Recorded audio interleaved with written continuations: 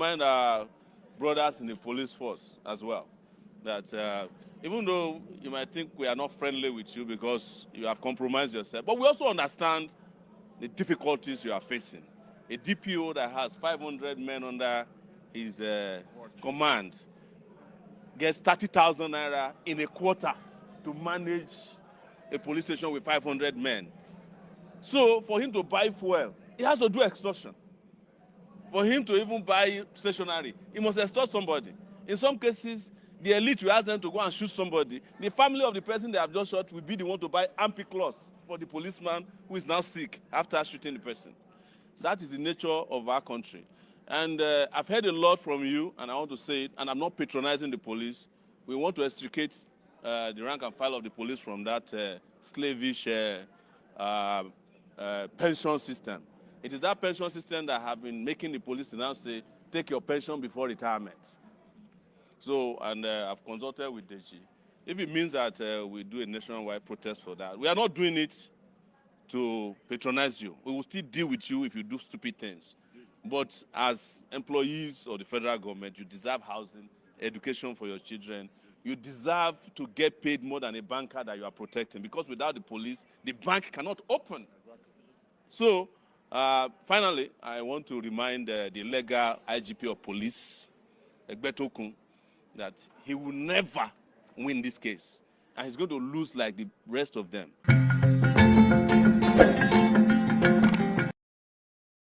I'd like to request a moment of silence for the victims and their families, please.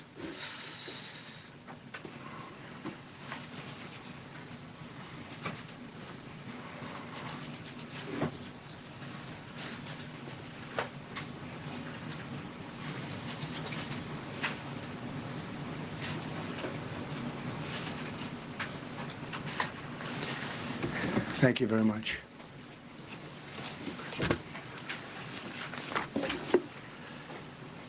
I speak to you this morning in an hour of anguish for a nation. Just before 9 p.m. last night, an American Airlines regional jet carrying 60 passengers and 4 crew collided with an Army Black Hawk helicopter carrying 3 military service members over the Potomac River in Washington, D.C., while on final approach to Reagan National Airport. Both aircraft crashed instantly and were immediately submerged into the icy waters of the Potomac. Real tragedy.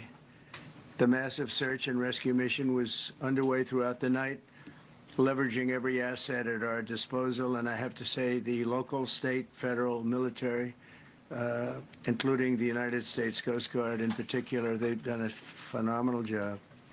So quick, so fast, it was mobilized immediately.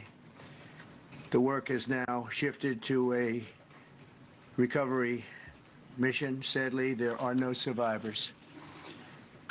This was a dark and excruciating night in our nation's capital and in our nation's history, and a tragedy of terrible proportions. As one nation, we grieve for every precious soul that has been taken from us so suddenly, and we are a country of really, we are in mourning.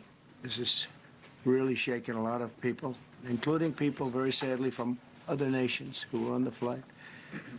For the family members back in Wichita, Kansas, here in Washington, D.C., and throughout the United States and in Russia, we have a Russia contingent, some very talented people. Unfortunately, were on that plane. Why they actually don't support M23 themselves, including AFP, you as a journalist. Why don't you support M23? Or why is the question, you support M23 or you don't support M23? First of all, what is M23? M23 is an organization born in and out of Congo. That's number one. Number two, these are Congolese. And you will hear even Congo admit it now. Why do they exist? Why are they fighting? Why do they have arms? Is another question. It is also a simple question. They exist because they have been denied their rights as citizens of that country. They are called Tutsis of Rwanda. Fine. But then you need to be educated also a little bit about history. We have Rwandan communities in Congo who are Congolese, and by the way, these are not just Tutsis, it is the same social structure of a country that is also there in Congo. Like, in fact, we have other neighboring countries. Of former Governor Rotimi Amechi up. Your Excellency, distinguished ladies and gentlemen, please, whatever I say, put the blame on Tambua, because we had together prayed Islam prayer that we should not talk here at all. And it looks as if his prayer didn't work. That's why I'm talking. Exactly. Says my name Ibrahim. I was going to respond to you. You see, all we hear here is typical Nigeria. Typical Nigeria, and you are clapping. That's why politicians get away with anything. They get away with murder because you have short memory. Short memory. None of you here seated can defend the votes. If you have complained, Nigerians have been clapping for you. The only way Shekarau became governor, do you know what? Do you know how? Because people lined up. When they ask how many people are there, they say over 500,000. No, I won't give 500,000. Announce Shekarau. It happened in Ghana. Before the election of the last president. 2 days, a lot of us were called to intervene. But why did they do that? The people were ready to die. You are talking, abusing everybody. Nobody has power and will give it to you. Nobody, not even me. If you want a pastor as president, can get one. The politician is there in Nigeria to steal, to maim, to kill, to remain in power. If you think Tinubu will give it to you, you are wasting your time. So when we speak, we forget history. Unfortunately for me, poverty has made me to be part of the political system from when I left university. I left university in 1987, and I've been part of the process till today. You can't wish me away in the formation of APC. You certainly can't wish me away. You can't wish me away in how APC won election. You can't. But the truth is that if some of us did not stick at our neck, say, PDP, good luck, we want to die with you. When they saw that we were ready to die, what did they do? They gave up power. So we have sweet mouth, we'll talk about it, we'll repeat these things every day. Tomorrow they will call you in Lagos, you will go. Somebody told me in Lagos, said, look, Mr. Mechi, I said, sir, you see these people that gathered here? I say, yes. We called them all. Transport, this, they came. If tomorrow Tinubu comes with the same transport, they will also come. And the final example is when we are pursuing, the APC was registered, and I was scared that, look, they may rig us out. So I got the party to agree that we will carry out a demonstration. They agreed that we will carry out a demonstration. We assembled at, what is that parade ground? Eagle Square. We released some money to go and bring women and all that. I walked in. One time about me, I must go early to know what is going on before people will come. See the women gathered. Guess what they are wearing? Jonathan for president. God bless you.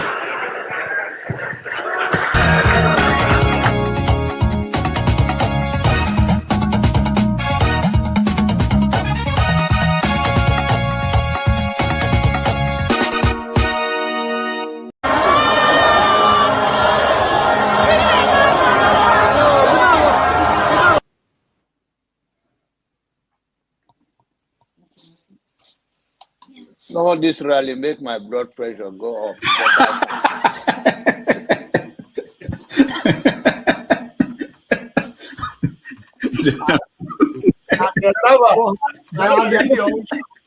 And the people are a platform for him who are supporting him.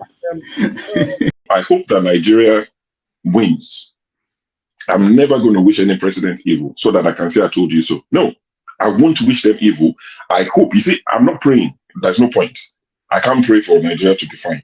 I only hope that Nigeria wins and Nigerians win. Because if you choose a dodgy doctor who has a dodgy record, who has, all sort of accusations leveled against him, to say this doctor, we think he's done this, or this doctor, this surgeon, yes, he's a senior surgeon, he's the most whatever surgeon, but there are a lot of accusations leveled against him. If you choose him to operate on you, and you tell me to pray for you that it doesn't kill you surgery, what's the point? I can't pray. You might make it, you might not make it.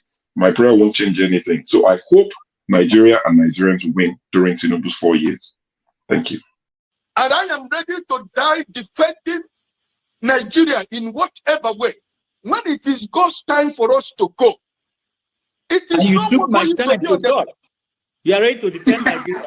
I gave you No, I'm coming. I'm coming. Alexi, hold on. You already started. What I'm saying, defending Nigerians is this. I gave him my time and he's using it to defend Nigeria. No, sorry. Alexi. I'm sorry. There is Alexi.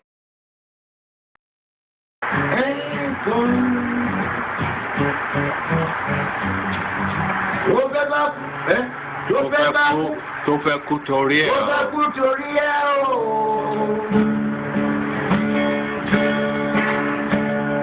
Ọwọ́ ẹni ló ti ṣàánú kọ́.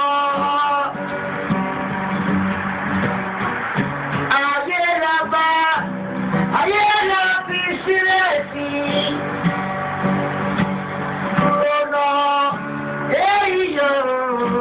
Don't forget, that state is now an oil producing state.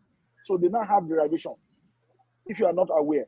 So if you want to speak for anybody, please do not defend a character like Yabelo. Please do not. Okay, let me respond to him. One second. Do not defend a character like Yabelo. Do not. All right, thank you, Mohammed. The people of that state. Can I respond to him? No. Then go to hell. Rudolph, go to hell. All right.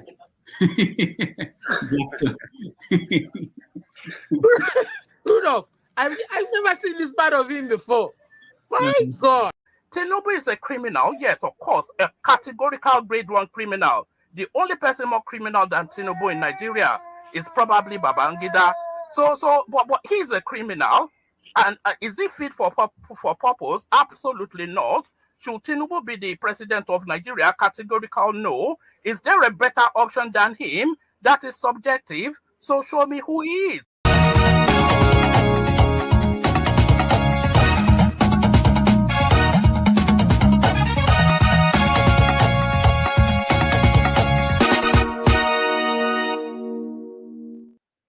All right, welcome to the show. My name is Rudolph Okonkwo. Thank you so much for joining us. Today is Saturday, February the 1st, 2025, and we're coming to you live from New York City.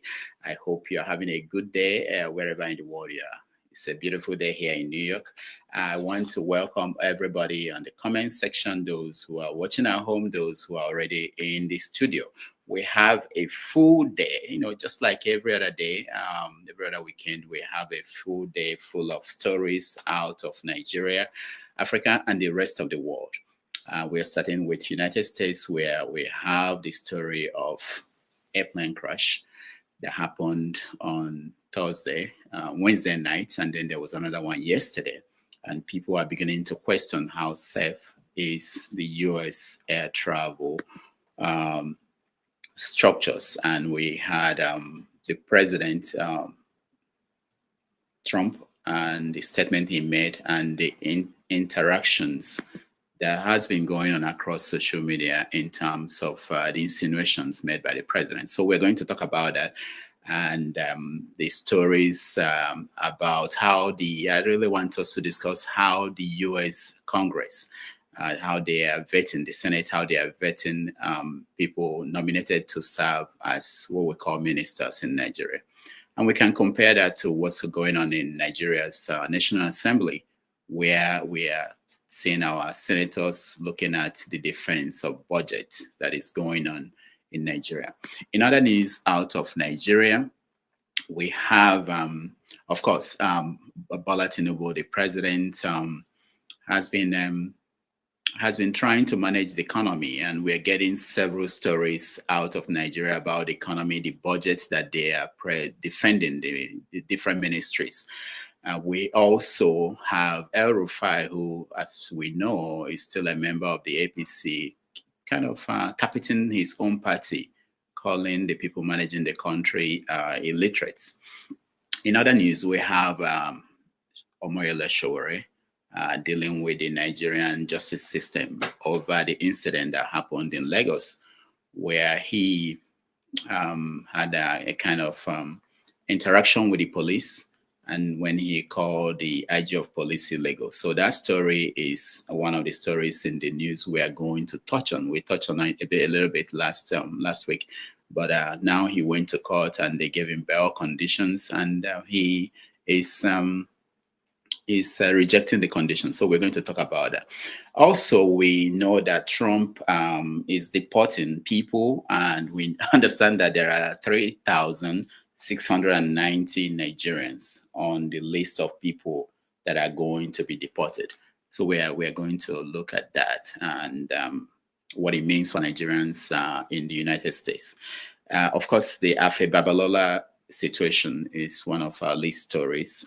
He withdrew the charges against Dele Farotimi.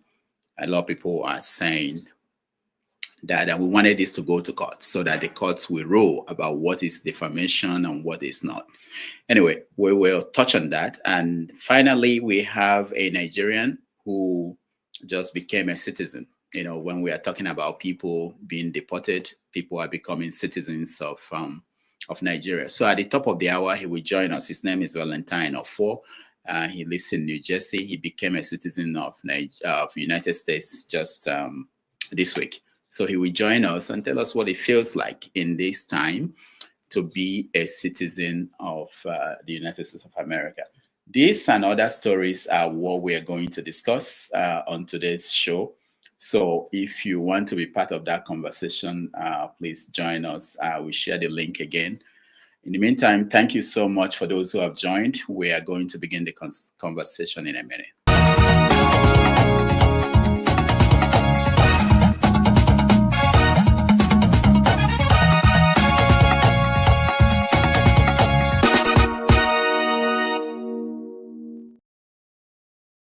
Welcome back.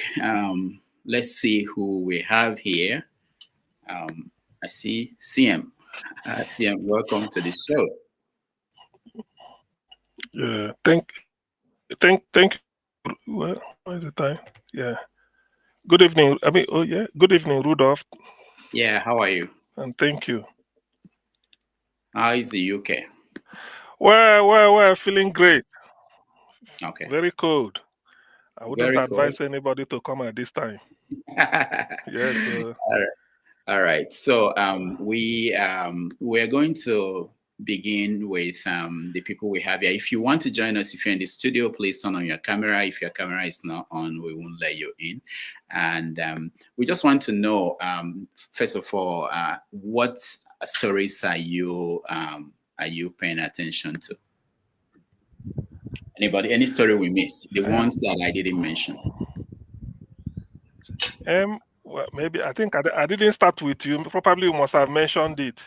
You know this crazy government we are having. They said IPOB. They are affirming IPOB as a yes. Of Biafra, as a terror organization, terrorist organization. Nigeria can never change. It's just a waste of space. So that thing really make me. How do they say it? It made me to. I laughed heartily, in a country where you have Lakurawa not banned, Mieti Ala Hotankore, nothing to say about it. Boko Haram till today in Nigeria, they are not designated terror organization.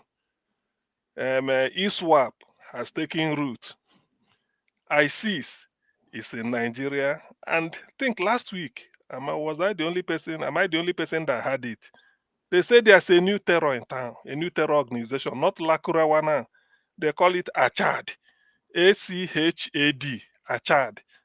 Those ones those are the ones that we implemented Sharia in the Southwest. That's what I heard. So when I hear all this type of nonsense and they still have time to even discuss IPOB, I know Nigeria is a joke anyway. So there's nothing anyway. Nothing spoils. They can't go. If they lie, let them go to their Supreme Court in the midnight and declare it and say, "Hey, the court has declared them." Is it not court that said Nnamdi Kanu should be set free? Is that not that same court that said Nnamdi Kanu should be set free and pay compensation for infringing on his right? He was enjoying his bail. They invaded. The Supreme Court even said till today it has not been implemented. Supreme Court even said he should go and enforce his right for, for invasion of his house apart from everything. All these things we can't continue going over and over. Nigeria is just a very big joke. Already Afeni Fere is telling Nigeria releasing Nnamdi Kanu, let him go. He did nothing. Ohaneze Ndigbo they've said it till Iwanyanwu died. So what are we talking about? Why are we making ourselves a laughing stock every day? People feel that they know more than even God. They love Nigeria more than Lord Lugard. That's what they are talking about. There's something Oshomole said. Maybe you forgot that news. For the first time, I don't usually agree with Oshomole. Do you know why? Because Oshomole was one of the people that discredited Ngozi Okonjo-Iweala when she was about to build the economy with Jonathan. Oshomole was governor. So since then, I look at whatever Oshomole says as if the man is just prancing. But last week, or really this week, he said that on camera, not allegedly, that the retired generals are mining the gold in Zamfara and selling it and making billions, not millions, billions of dollars. So for my own analysis, I will say just a 2 billion. Because when you say billions, we are talking plural. So let's just say 2 billions. Oshomole said, why is it that when there is oil bunkering by maybe the people of Niger Delta, be it Urobo, Joy, Chekiri, or any other people, they will use JTF comprising the army, the navy, the air force, the SSS, the police to invade and massacre these people. But they left that of Zamfara. Give them free. Sim, thank you. We have that video. We'll play that later. Thank you so much. Okay. Let's just touch on the subtopics we may have missed and then go into the conversations. Paul, welcome to the show. Yeah, thank you and good morning. Yeah, I think CM just take it off my mind. The Oshomole thing. That's exactly what brought me to the show. But if I want to tell you, it's just laughable. It's shenanigan. It's just nonsense what Oshomole is saying because I'm a worry boy, you understand? So I know these things and we see these things. And Oshomole himself also said these things. Doctor, I know you're a journalist, you're a seasoned journalist. So I want to challenge you to go back to your archive. Back in the days, you'll see they kidnap people, Edwin Clark will go release them, James Ibori, when he was governor, will go release the white people and everything. It is just business. It is the soldier themselves who arrange all those things. Those things has been there for a very long time. They put people, but you never hear that they take one person down. You understand and everything. So it's just plan, it's just business. So that thing that Oshomole is saying, he's part of it. If you can't make mention of name, don't say it. All of us, we all know all those things. Don't say it. So Oshomole is just talking rubbish. Oshomole is talking for them to bring him into that league. Remember, Oshomole have good relationship with Tinubu. Oshomole is Tinubu's candidate. And Tinubu also planned his own general, Alake, you understand, as Minister of Solid Minerals and everything. So Oshomole want to enter that league to also make his own money. So if you make noise, they tell you, okay, calm down, we'll create one farm for you. He's not doing it for the love of the country. If he's doing it for the love of the country, let him make mention of name. He's not doing it. He just want to enter the new big boy league. Doctor, remember, Buhari close airspace in Zamfara that has no airport because of this same thing. It's so funny. You close airspace in a state that don't have airport because people from Dubai, they fly all these aircraft, they give this guy weapons and they carry all these solid minerals and everything. They do it. And it's been there. So all the big allergy, they are doing it. So when Tinubu planned Dele Alake there, when we talk about Tinubu, 5 main cabinet is solid minister. Dele Alake is supposed to be one. But now the question that I want to ask, is Dele Alake performing? The answer is no. Doctor, they go chop, clean out. Oshomole is just fighting for them to introduce him into the league. He's not doing it for the love of the country. All right, thank you, Paul. Before we go to Ike, I want you guys to pause and take a look at this. This is on a Saturday morning on the hill, the beautiful island of Bonaire.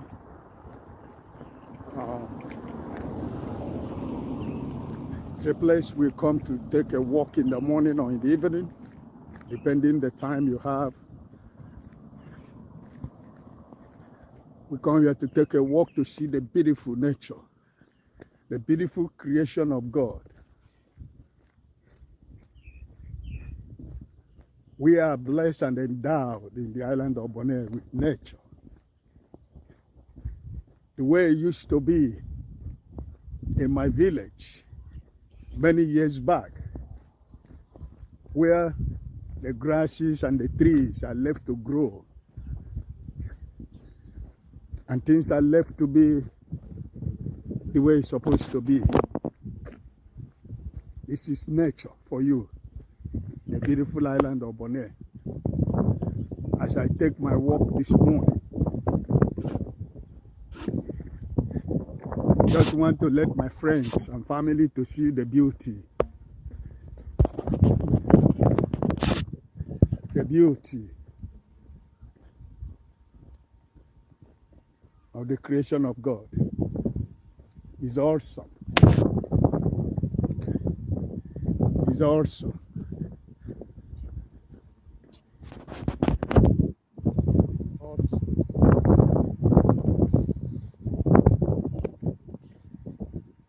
Yes, friends and family, is a bit. All right. That's our Ike taking his morning walk. So when my kid, when he was very young, if you show him this and you're saying this is beautiful, he'll be wondering, well, yucky, what is what is this? Ike, welcome to the show. Thank you, my brother. God bless you. Blessings to CM Paul and my sister Luke. Happy New Year, Sister Luke. Long time. Happy to see you. Yeah. You're muted, Ike. No, I'm not muted. Unless you mute me, I'm not muted. Not me. Can you hear me now? Now we can hear you. Go ahead. Okay. Now, all the news you relayed, I think what I think we are missing is your grandfather, former governor of Oshu State, Akande, who said that Obedient was behind the NSA movement. I think you know, we have a lot of old grandfathers who are confused with the realities of life or trying to make news on the news, you know. So I think it's an important discussion we have to have. Yeah. So I think that is one thing I think we miss. BC Akande, yeah, the former governor of Oshu State. All right, I got that video. Thank you. Yeah.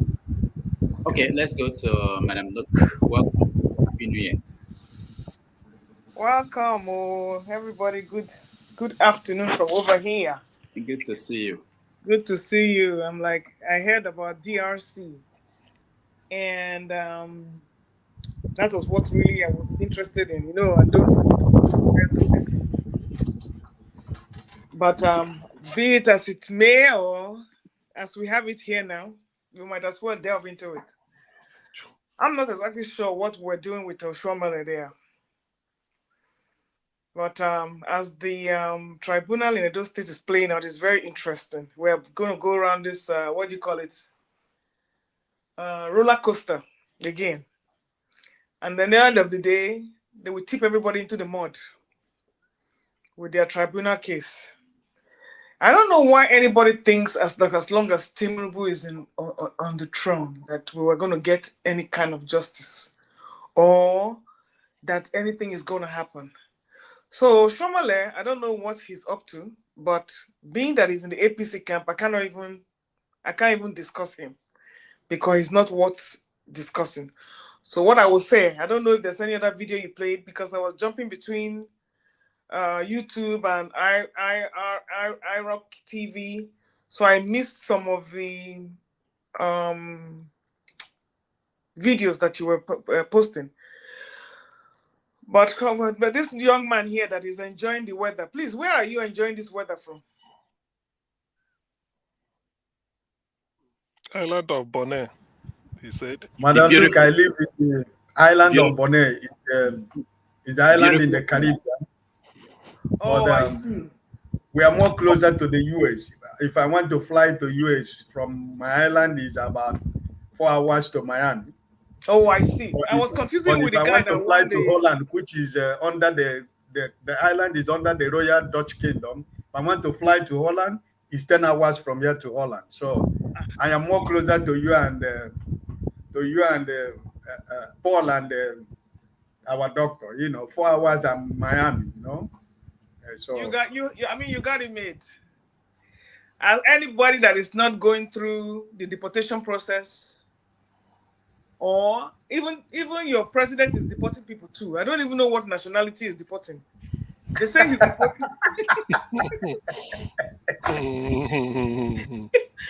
So if anything, so everything is trending, he just jumps in there and start doing his thing.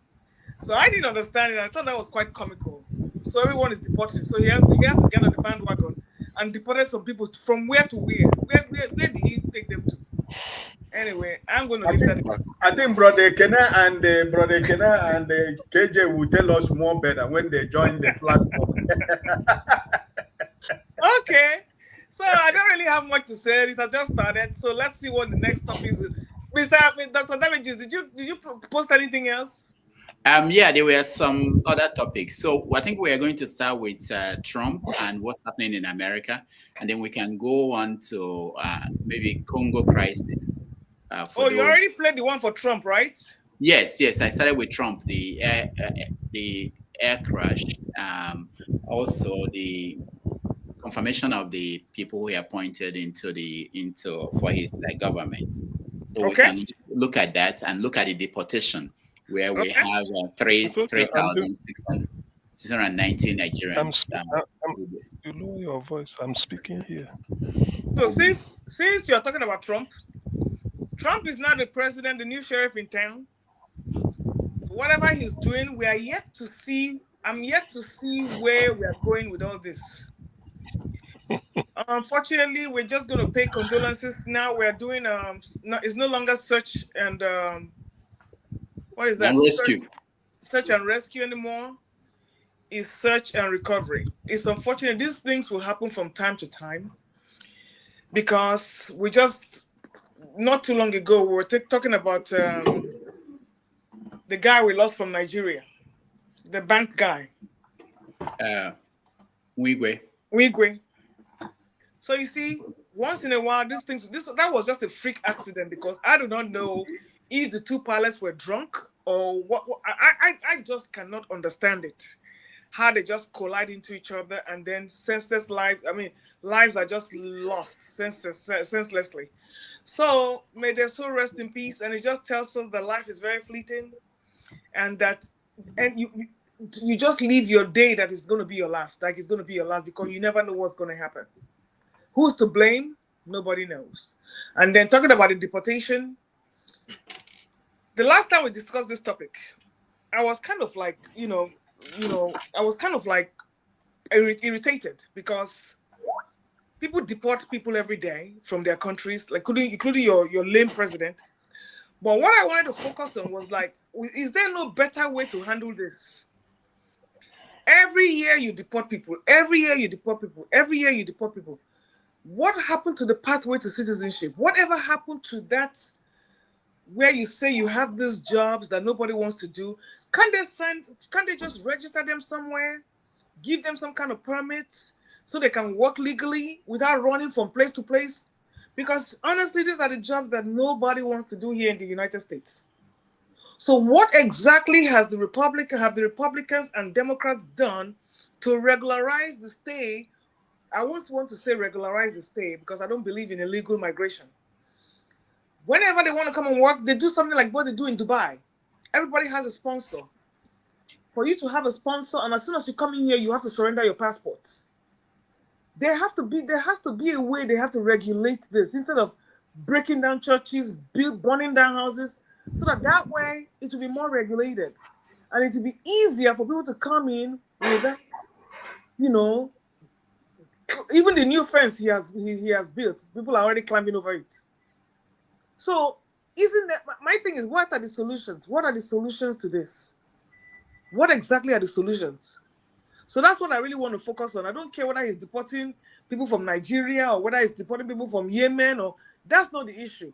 How do we combat immigration? How do we get immigration reform in the United States so that way people are free to come and work? And then the benefits they get will be tantamount to what they are doing here, that it doesn't encroach on the citizens. I'm overburdening the citizens for taking care of them. Because you can't come here and tell me you're working for $5 an hour.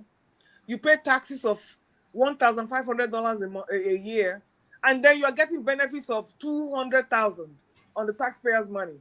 It has. Where is the equity? Is my problem. Where is the equity? You need to put in whatever you put in here is what you get, but you can't get more than what you're putting in. That's my problem. Thank you. All right. Thank you so much. CM, I know you don't live in America, but everything that is happening here somehow impacts everybody around the world. So there are a few things going on here. We are dealing with an increase in air crashes. We're dealing with the issue of deportation and immigration. We're dealing with the issue of tariffs. Today, Trump, unless he changes his mind, will impose tariff on Canada, on Mexico, and then China. People have talked about what it will mean for a typical American who lives here, because people here will pay the tariff. But Trump is insisting that it's not the people here, that is the country that he's imposing the tariff on. So you can look at it from many of those angles. And of course, the confirmation of an appointees of Trump is something that I also want anybody who has seen some of the videos to maybe weigh in on. Stian, before I come to you, let me just show a little bit of a confirmation hearing that happened in DC. I think that's something that even if you don't live in America, I think you can connect to that in terms of what our lawmakers typically do when we have a confirmation of ministers. And I quote, "We should not be giving Black people the same vaccine schedule that's given to whites because their immune system is better than ours." Can you please explain what you meant? There's a series of studies, I think most of them by Poland, that show that to particular antigens that Blacks have a much stronger reaction. There's differences in reaction to different products by different races. So I have 17 seconds left. Let me just ask you then. So what different vaccine schedule would you say I should have received?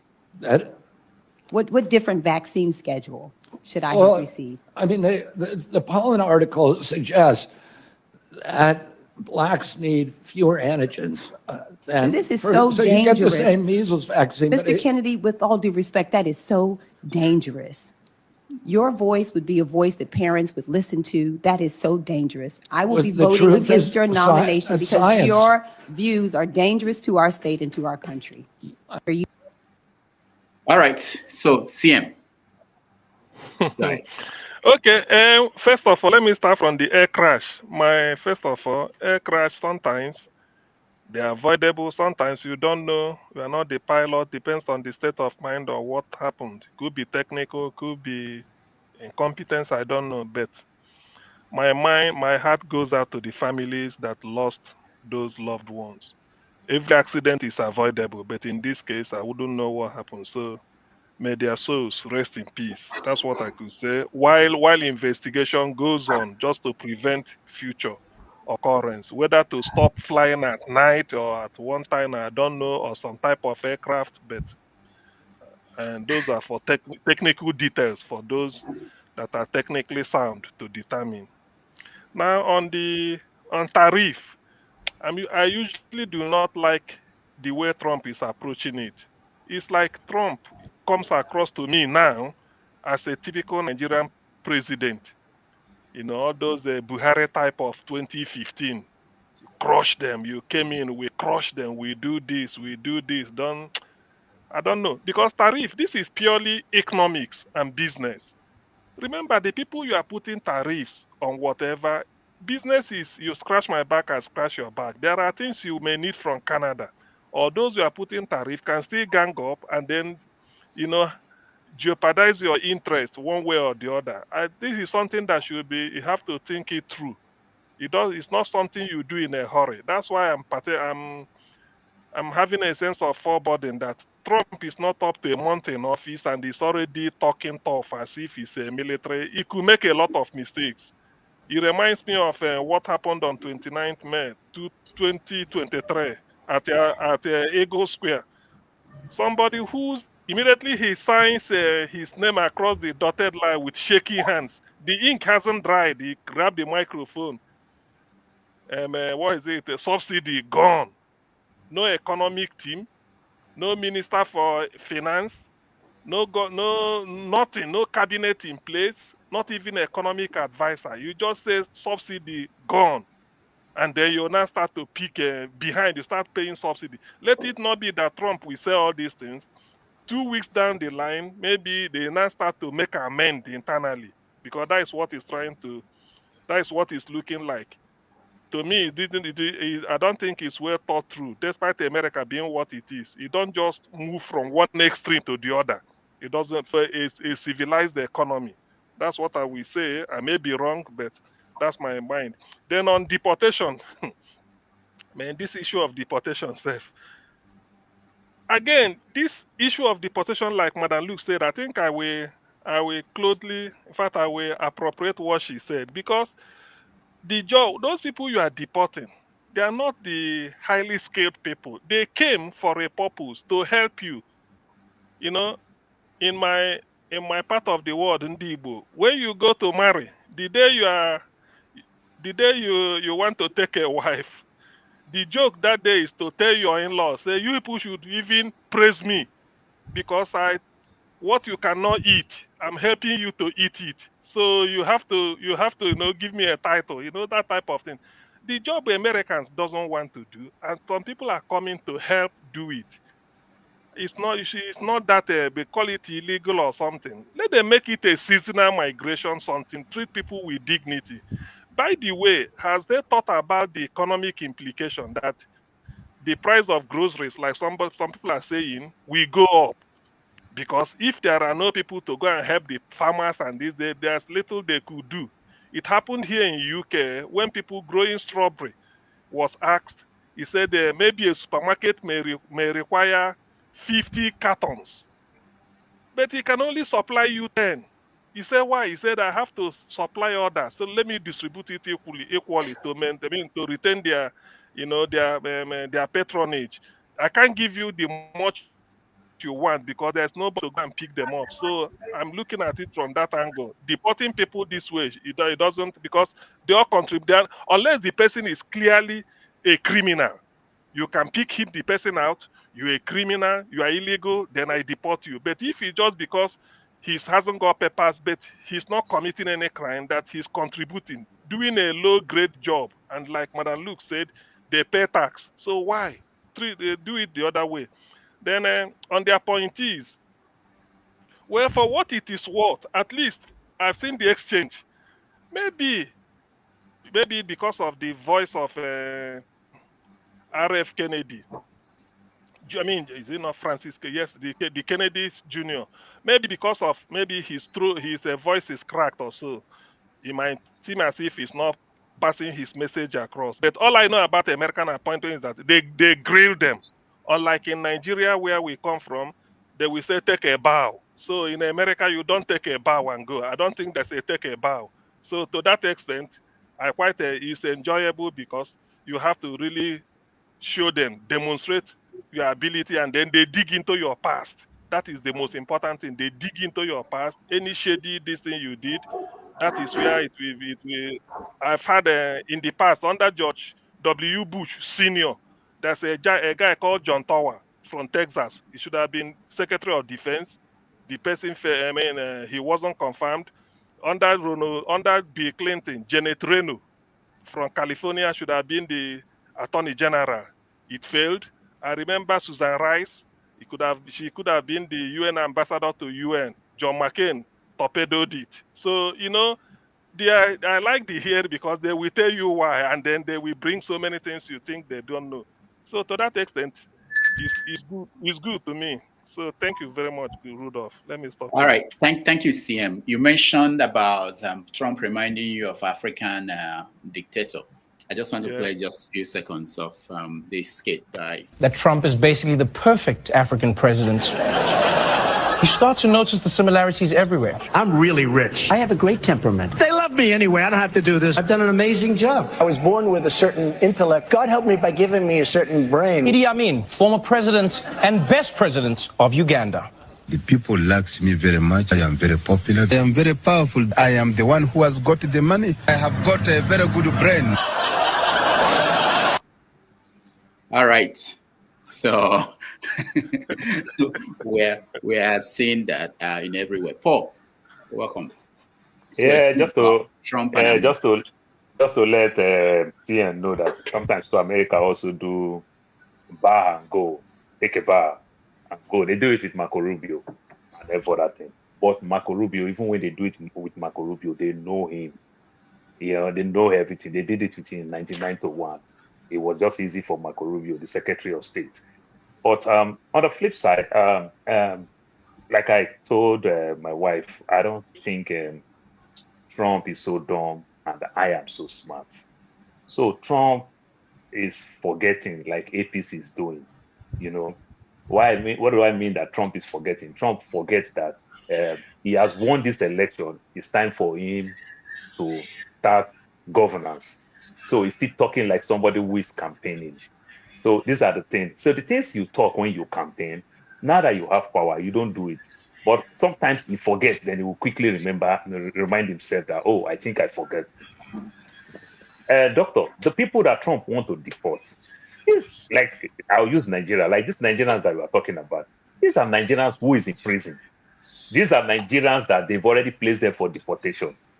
But Trump is talking it like politics, not like they go pick somebody in Target or Walmart, or they go pick them in workplace, they gather around and they just ransack people and every other thing. That is one side. And it goes three ways. Three ways in the sense that another way around, doctor, you have to remember that prison in America, many of the prisons in America is being run by private-owned businesses and every other thing. So they pay per head. Many of these people also sponsor Donald Trump campaign. If you deport and you release all those people in prison, you deport them, those prisoners is losing money. That's another aspect of it. The third aspect of it, so many people who are not in America don't really understand this thing. The third aspect of it, you see they put channel prison to some extent in white area, and they count all the people in prison as residents in that area. That's how you see one small area that don't have community. You see a black community area that have like 2 million people who have like 10 school districts, like 10 schools, say 10 high school. I'm just saying it in this way now. Then you see one small white area that have population like less than 100,000. And they have decent schools. They have all the libraries. They have all the districts. Do you know why? They count all the old people who is in prison that they put around that area as residents in that area to give them facilities, to give them all those things. So those people in prison, it is not everybody that will go. You understand? They'll still keep it for the purpose of business. America love money. You understand? So Trump forget himself. Oh, we're going to deport. We're going to deport. If you start deporting, those people will still go back and report. Okay, President, the MTO. How are we making money from this thing? That's another aspect of it. Then talking about these guys who work and everything. Doctor, let me tell you, I live in a border state. I live in Arizona where these things happen. It happened in Arizona and it happened in Texas, where we see all those things. There's a city called the city of Tucson. Tucson is like Badagry. It's an ancient city. They pay people to keep their house old. And when you go to Tucson, you don't see Mexicans there. In quote, I am so sorry the way we generalize all these people from that zone as Mexicans, the Guatemalas, Honduras, El Salvador, and the like. We generally just call them Mexicans. You don't see them there because by the border, you don't want to jump fence and come into the US and stay close to the border. ICE can pick you up. So do you know how important these people can be? They went to South Sudan and bring 5,000 South Sudanese. South Sudanese is the one who are doing this dirty job, this unskilled and skilled job in Tucson. That's to tell you how these guys are important.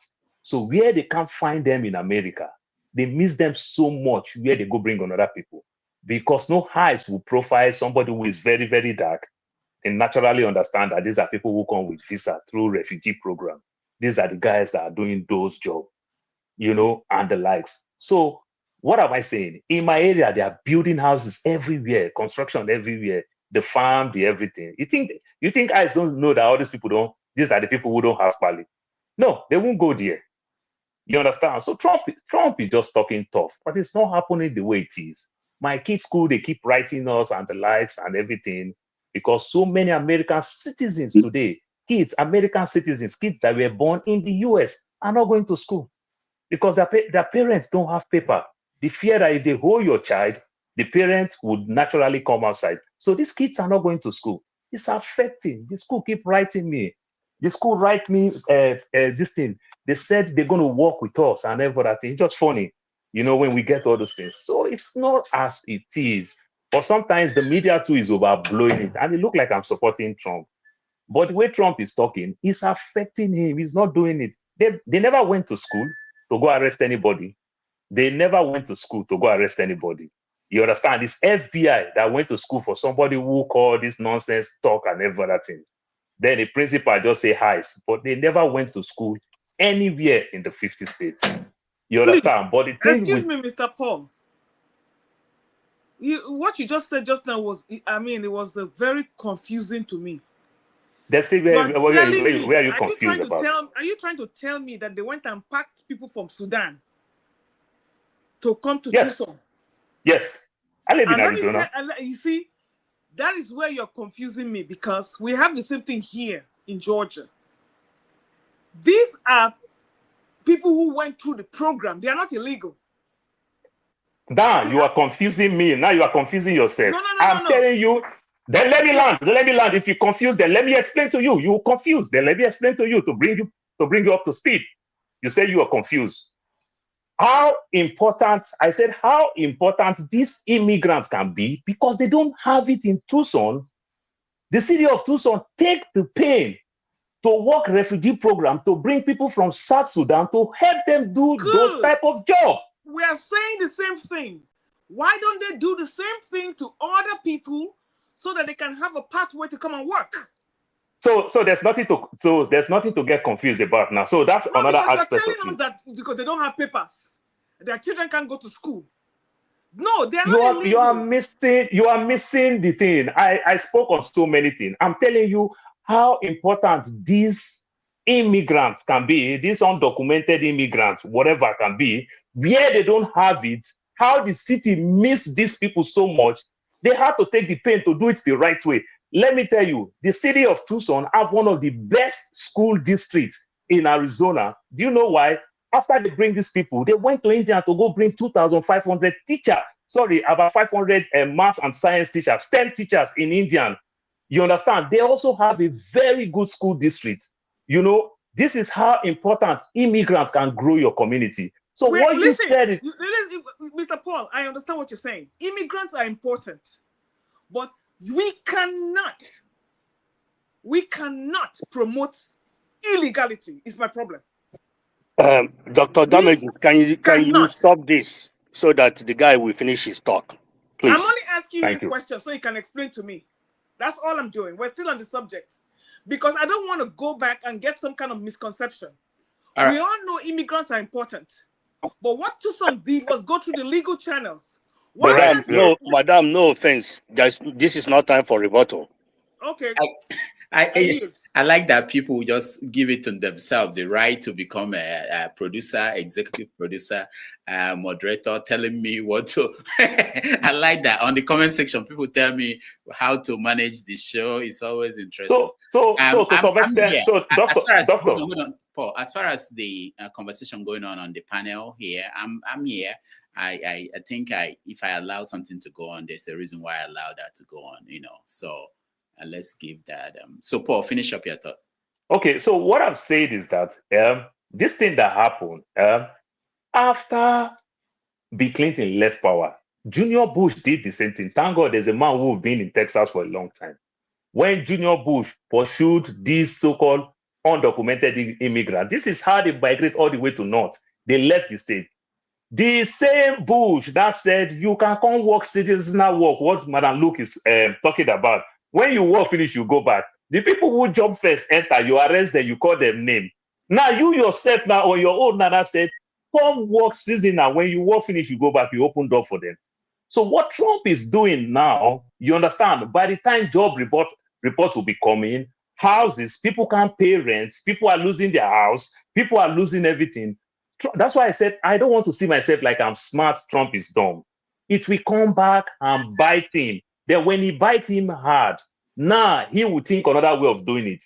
They never went to all the places that none of us that stayed legal, all the jobs that we are doing, they never went to anywhere. If there's anywhere they did that, it's in New Jersey.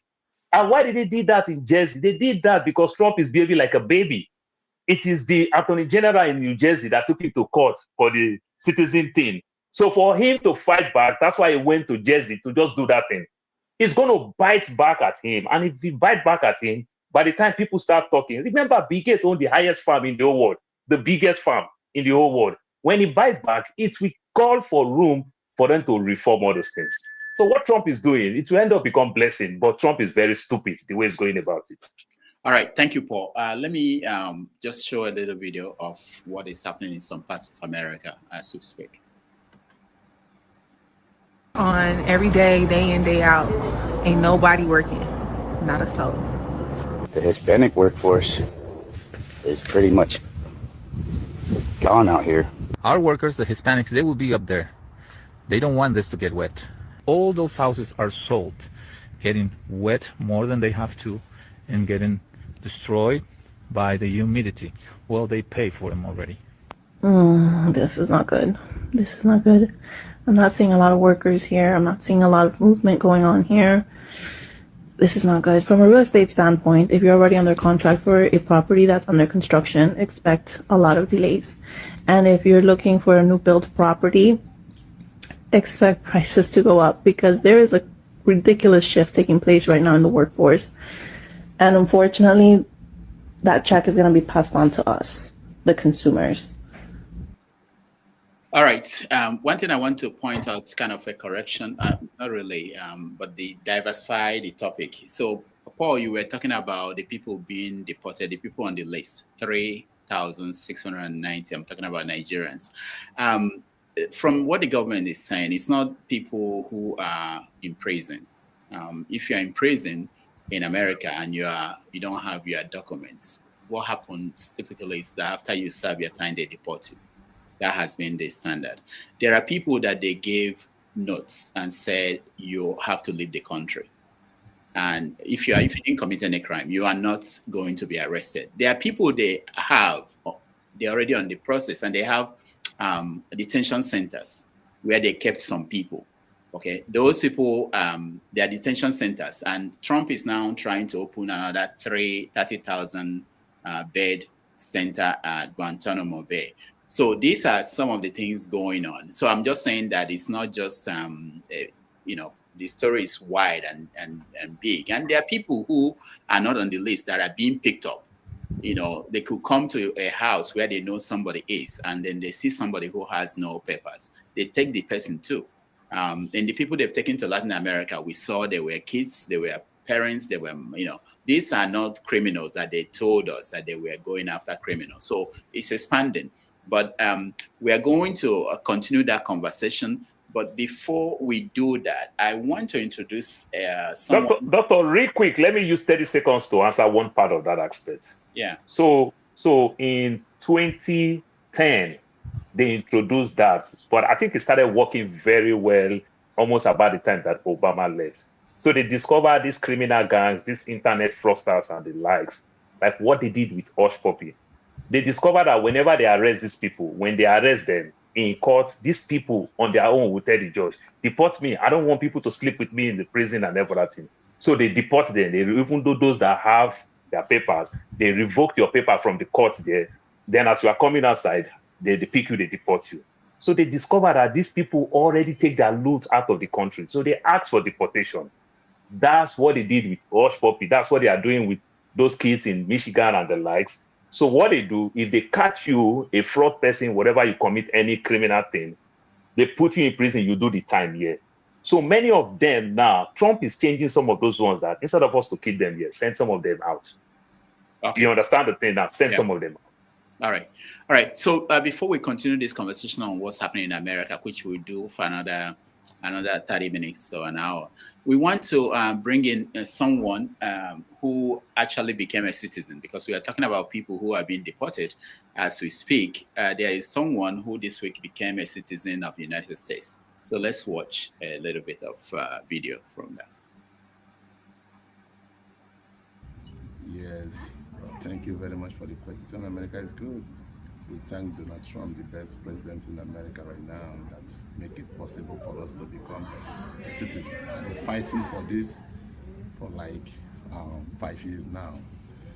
But just in a week of Donald Trump in office, he granted my citizenship. Today I'm an American, all the way from Africa, from Biafra land. People say that Donald Trump is deporting everybody. No, it's not deporting. You have to do what is right. It's politics. You have to protect America. You're here to protect America. You protect America first, then you can protect outside. Charity begins at Trump. Trump is a good president. We've seen him before. We know what he can do. So now he's back. He's going to do better. It's all about America. Think America first. We want to make America great. That's what it's all about. All right. Let's welcome to the show. He's here already with us. Valentine Offor. Valentine, welcome to the show. Yes, Mr. Boss.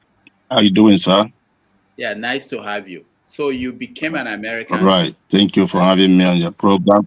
Yeah, thank you so much. So we are talking about people being deported, and you are moving in the other direction. You became a citizen, so you are safe. How does it feel like to be an American citizen at this point? Yeah, it feels very good. Before I go ahead, I want to say my heart to those who just died in the plane crash between this period last month and this month, because it's all about feeling for each other. That's what this America is all about. So my heart goes to them, to their families. Mm-hmm. Right. In that video you played, it showed you saying that it took you 5 years. What do you mean by it took you 5 years to become an American citizen? What happened? You know, this is a process. We started this process 5 years ago. In fact, I was denied twice, but I keep on pressuring until this last minute that Trump came in the power. Actually, I'm a member of the Trump campaign, like, as you know, in New Jersey right here. So, and also I'm one of those that dedicated to go to New York, at inauguration. As Igbo man, we are the one that texting and asking government to leave Nnamdi Kanu or release him. So we went there to make our voice heard on behalf of Nnamdi Kanu, while we have interaction with some other, a delegate they sent to us and the representatives. At cost of everything, because of I was so strong in campaigning for Trump, this kind of a right question, what happened? I hope you all got votes very well and all that. I'm like, no, I didn't. It's like, what's going on? You know, I'm like, I didn't become citizen at this time. So they kind of say some certain things that they gotta see what they gotta do. They're gonna look into my documents and paper and see what they can happen, possibly what is holding, you know. So they have some delegates, some people, they hold me later and say, okay, they see what they're gonna do if everything is fine. So I received a call and the email that my paper had been brought off as the next day, because that was happened on, I think it's on Monday, that inauguration happened on 20th. So before you know it, everything is fine. I went on the next week, Monday. So find out that it was just a delay.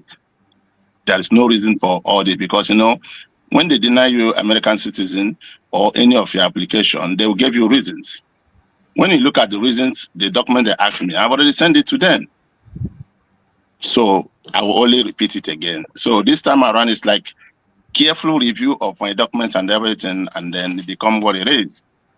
So that's why, that's why I put that it takes 5 years before now, and it's less than 1 month, one week of Trump in the office, he grants me my, you know, my citizenship. That's why I made that statement. All right, congratulations. Let's see. Well, if anybody has a question for him, let's ask him a few questions before we move on to other things. Yeah, go ahead, Madam Luke. Congratulations, but I want to let you know that Trump did not grant you your citizenship. You were already in the process, and you were already. Hold on, I do have a question. No, hold on now, man of Presi. Somebody is speaking. Madam Luke is speaking. Go ahead, Madam Luke. Congratulations, Trump did not grant you your citizenship. But I know you went through several processes, so maybe you went to congressman or whatever that is, but you were already in the process before Trump came to power. Is that a fact? Yes, I agree with you, but if I'm deported today, who will you say that deported me? No, you're not deported. I'm just saying. I'm asking you the same question you're asking me. If I was deported today, will you say Trump deported me, or? It's going to be Trump, but what I'm saying. So what is the difference? Okay. I'm going to say the credit goes to Biden, because it was your Biden process that got you where you are today. So Trump is not who gave you your citizenship. So congratulations. All right, thank you, Madam Luke. Thank you. Prestige. Yeah, thank you very much. Congratulations, Valentine Offor. Your story thank you, just ended here. I think it's not right for you to come here and say Trump granted you the image, granted you your. I mean, I know how the process works. So it's not possible for Trump to grant you your citizenship in a week. So I mean, you may be a Trump, person or whatever support, but don't come here and paint, pander to Trump, because what you just said doesn't make sense. So I can bet you on that. The process of you getting a citizen has already started a long time ago. It could have happened without Trump coming in the office. As a matter of fact, Trump people has never started processing people to begin with, because they're going to make a lot of changes. If you look at a lot of changes they do, it's not going to just come here and grant you because you're a mega or whatever you're going to be. I mean, with due respect, okay? What you just said here doesn't make any sense. I mean, we're in America, so we know how it happened. All right, thank you, man of Prestige. Okay. First of all, congratulations for being a citizen. Okay, if they pass me like this, they give every other person opportunity. I raise my hand before my. Hold on, you can ask San Antonio. Go ahead. Okay, I also raise my hand. Go ahead.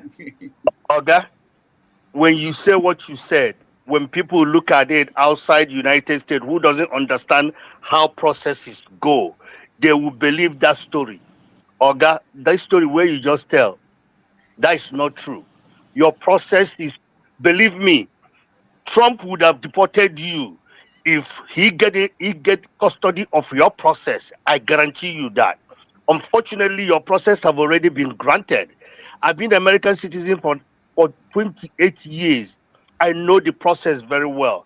Your process wasn't Trump making. Your process went through the proper channel. They deny you. You keep on reappealing until they grant it. But what you miss, there's a fundamental reason when they deny you the process. And that fundamental reason have everything to do with your background check coming back from FBI. Go and write it in the wall. I'm telling you that your citizen does not have anything to do with Trump process. If you wait for Trump process to take into effect, bro, you will be in Igbo land today. I'm sorry to tell you that. All right, thank you, Ikena San Antonio. Can I respond? Okay. Hold on. Let's get all the questions. Just take all of us. Ikena, you make me laugh, but I think you went too far. So let's balance it. He's already a permanent resident, so they can't even take him back. You just be denied not to have citizen. See, my brother, if you do B1, B2, if they deny you, they give you section 214B. You understand that they will not give reasons. That is visiting visa.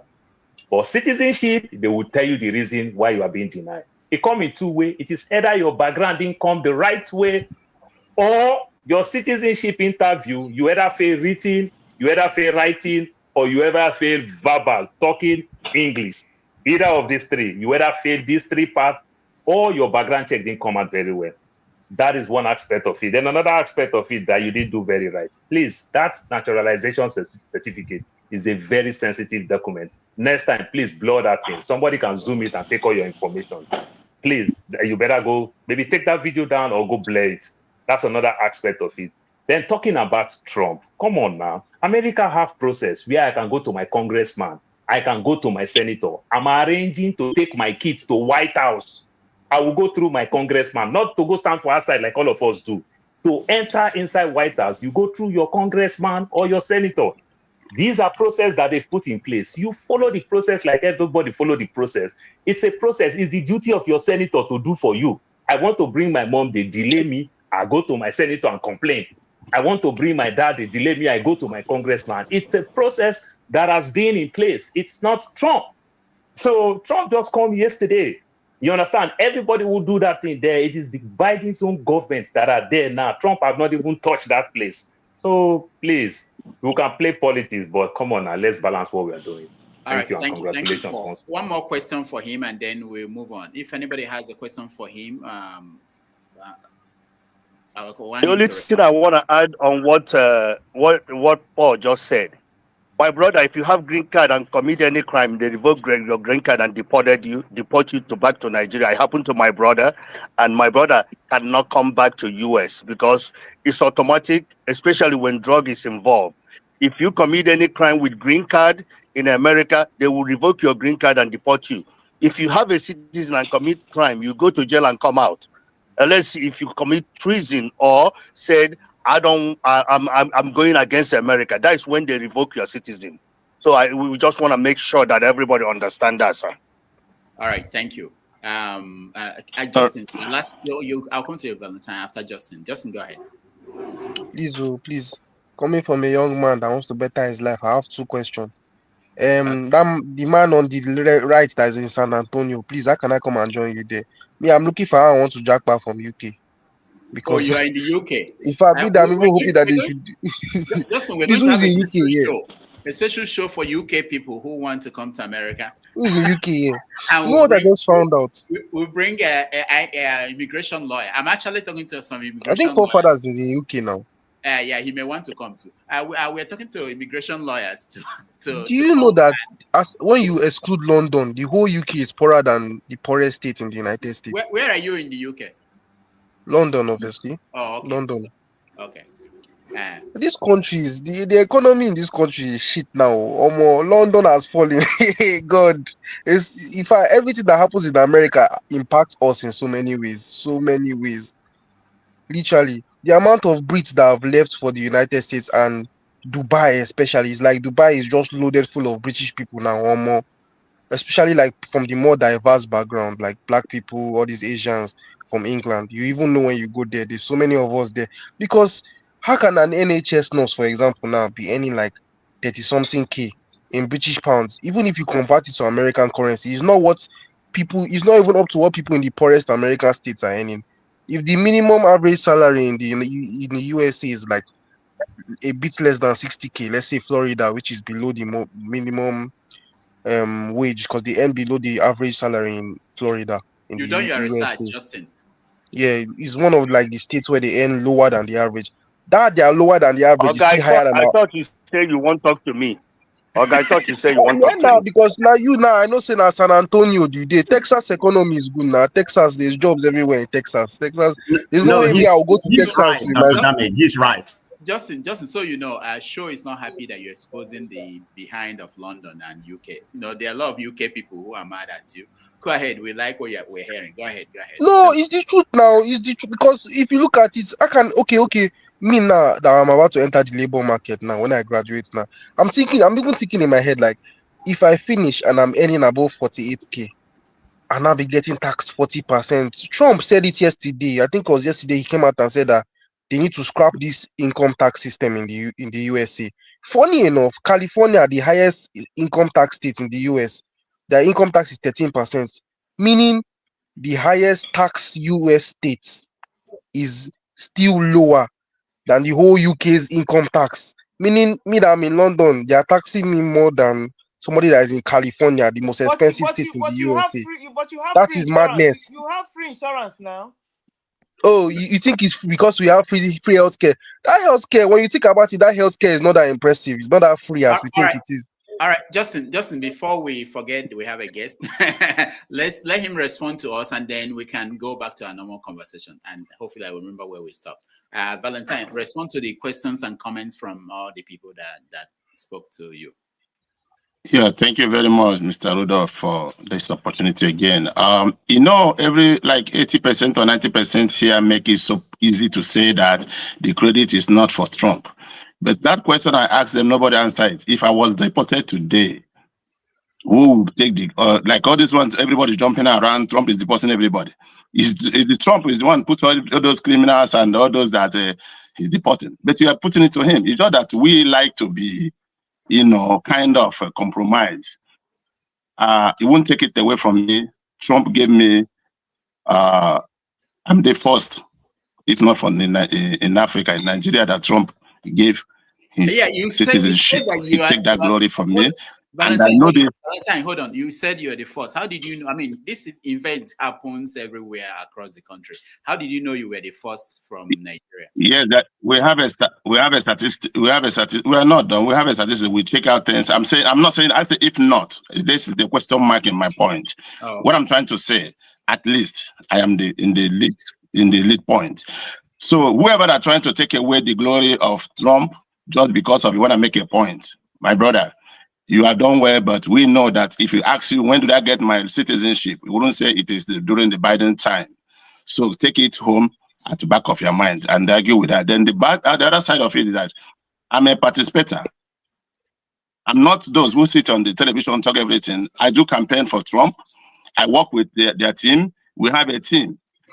Like the other guy said, if you need anything, you go through your counselor or your whatever. Yes, we know all those things that you're saying, but the channel you are working with also dedicated to help you out when you need something.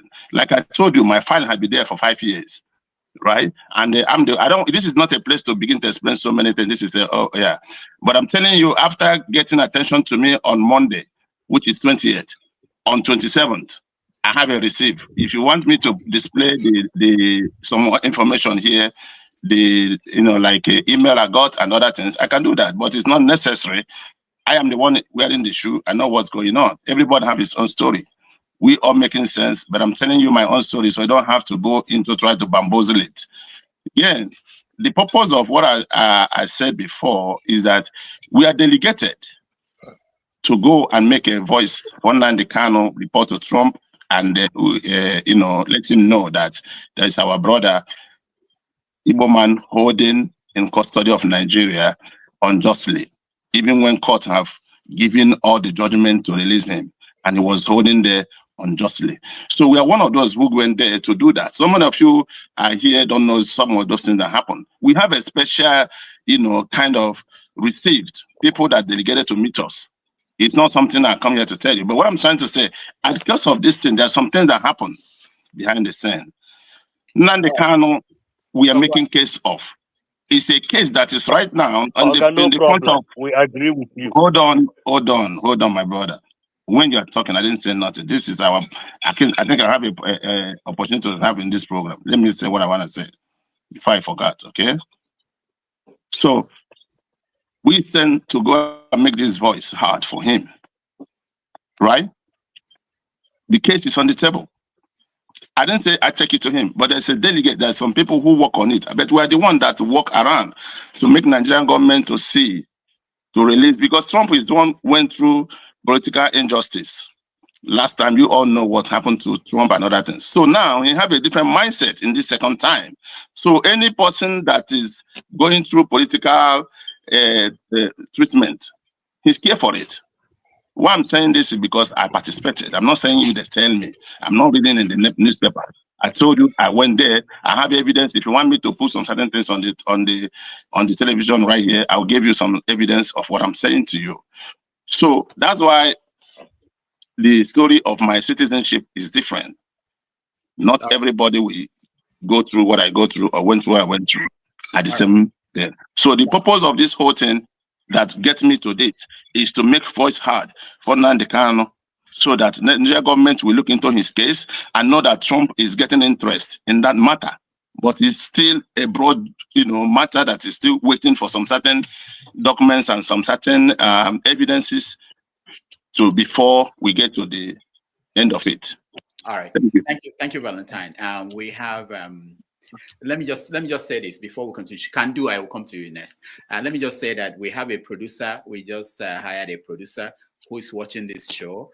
So I'm no longer the person in control. Sometimes somebody will tell me, okay, they cut it off, that we have to move. So we are trying to make it more professional, and we are going to roll in so many new things. So we really want to mention that and thank all those people who are supporting us. All right, Kandu, you have a comment before we let Valentine. He may join us, continue to join us as we discuss if he wants, or he can. Am I going to be allowed to say something? Oh, you raised your hand. I didn't know. I have to. I didn't know. No, for the purpose of this segment, we are going to go around. Obviously, yeah. Go ahead, Ken. My good doctor. How you doing? Who did this to us? I know. I know. I don't even know where to start, honestly. I have family members who have been in this country for more than 20 years, and without going through the marital route and what have you, when their parents died in Nigeria, their mama died, they couldn't go home. Their papa died, they couldn't go home. I was so happy when I saw your show, one of the shows last weekend, and you played that Reagan piece. It was really a masterpiece. As much as I don't support Reagan and never had, that really showed what it is to be an American. You can come from any place on the face of the planet and become just about anything in this country. I came to this country, I'm in the US, I came 36 or 37 years ago, I don't even remember. I don't even know where the American Embassy Day for Lagos, I don't know where it is. Because I was one of those fortunate people, that came with what do they call them? Diplomatic passport. And even when I got here and my diplomatic status expired, I didn't even want to become an American because I was making so much money. My plan was I was going to go back to Nigeria with $1 million cash. And I was on the verge of that. I had girlfriends who said they will marry me to become an American. I said, no, I don't want to be an American. I'm a Nigerian, and if I ever die, I will die in Nigeria. But unfortunately, I wasn't participating very well with the IRS, and they showed me shaggy. I say that to say this. This is the greatest thing moving anywhere. You can go to Germany. You can go, like Reagan said in that piece, you can go to China. You can go to Saudi Arabia. You will never be what you can be in this country. And like we said before the adverts of Bola Ahmed Tinubu, that he had nothing for you. I've had this conversation on this particular panel and on one man, that where were these people when Trump was running this country for 4 years? He's a chaotic human being, and all he's going to bring you is chaos. Thankfully, so for somebody like me, I don't care what he does. It doesn't affect my bottom line. I don't care if he fights Canada, take over Greenland or Iceland or wherever else he takes over. He will show you. And let me tell you something. If you go back and look at the treaty from 18 or 19, whatever, between America and Mexico, 5 or 6 states were supposed to be reverted back to Mexico after 100 and something years. Arizona, Texas, I forgot the other ones. But like I've always, that's why on Cinco de Nevada, Mayo, California, and New Mexico. Nevada, California, and New Mexico. Thank you. Like I've always told my Mexican friends when I used to live in California, it will never happen. I don't care what the treaty said back then. It will never happen. But I lived in California for like 17 years or so.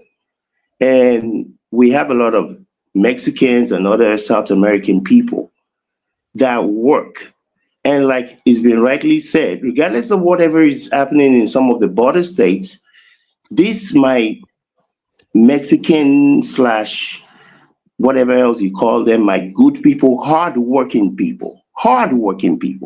If you want to go back to 1986, when Reagan gave them the, allowed so many people to become citizens. And that's what it's going to end up being. You're not going to deport 11 million, quote unquote, illegal immigrants. And from all of the numbers I have ran, I think there are about 2 million Nigerians and children of Nigerians in this country. Even if you have 20,000 of them being deported, based on the numbers, is insignificant. It's so insignificant. But we are here. We're in this country.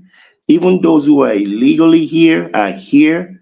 This is the best thing moving. They're going to be the best Americans that have ever been. It's not about pulling away the ladder when you have made it up. That is what makes us the greatest and will ever be the greatest country in the world, because we bring everybody in. It's an inclusiveness. Not, who came here? Even Donald Trump and his wife and their family came here illegally. How dare you talk about anybody being illegal? We love everybody here. Even those who came here illegally, their children are going to be the somebody of tomorrow. It's not about where you have been. It is about where you're going. And no, Trump did not sponsor your paper.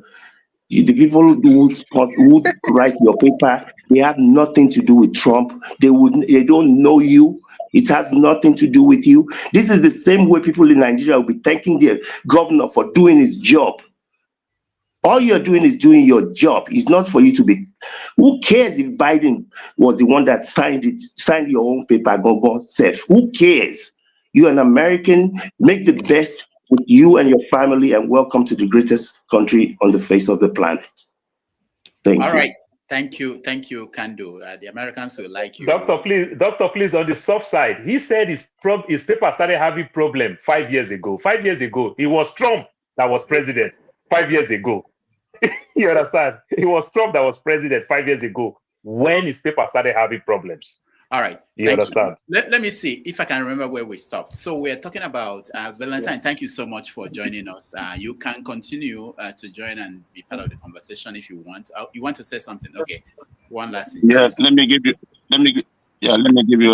There's the misconception. Certainly, when I say 5 years ago, that's when I filed the tax. I mean, I filed the paper. That's starting beginning anyway. What I'm trying to say, that question I asked, everybody take it home, answer it. If I'm deported today, who deported me? Nobody answer me this question. Nobody deported you. You were deported by immigration, not Trump, not Biden, not So anybody. why are you It's the saying, department, if not that is any the case, president. I agree with you there. Why This are you is a saying bad Trump mind is to have. This is a listed? bad mind to have. No, Your okay, listen, thinking, you talk your for 5 thinking needs minutes, to we be let you talk. rearranged. It's not the president that deported you. Listen, you talk It's for the 5 people minutes, who we were in let you the talk. department, not the president. All right. Stop You this talk for nonsense. 5 minutes, Oga. We let you talk. We don't Mr. talk for you and Valentine, talk for me. All I'm trying to say, the police deported, they accidentally deported some Native Americans, and they accidentally arrested Native Americans, and even some legal yes, Mexican immigrants, thinking that these people were illegal. Something like that, an action like that was done by the ICE police. But that does not mean it was Trump's intent to have that happen, because Trump is the only one not directly deporting these people. The police deciding to accidentally arrest legal American citizens is not still Trump's fault, even though he's the one that spearheaded it with his policy. anyway, the reason why we are here, let me tell you what I want to say. The reason why I'm here is for those who think it's all about deportation. Let everybody also, we want here to encourage some other those who are doing with their papers to know that you are not going to be deported because of you're in America. The only way you are deported, if you find you know, first of all, what is the meaning of illegal in America? You came to America, you have no traces, or you commit any crime. These are the two people that I know that are deporting. Because some people, they don't analyze this thing very well because of political interest or because of who they hate. Nobody deports anybody if you don't commit a crime or if you have traces. Those who came from Nigeria, 90.9% of all of you came to America through, document. So you're not illegal. There's a difference between illegal and immigrant and those who walk into America without no documentary. Or you stay here beyond the time. So what we are here to encourage those who are still in the process to know that if you do what is right, push your documents and everything, it doesn't matter who is the president or who is not, you will get what you want. But you can't take away the glory of the man that is in his regime that I got this thing. That's two things I want to put to you guys, whoever that cares to understand what I'm saying.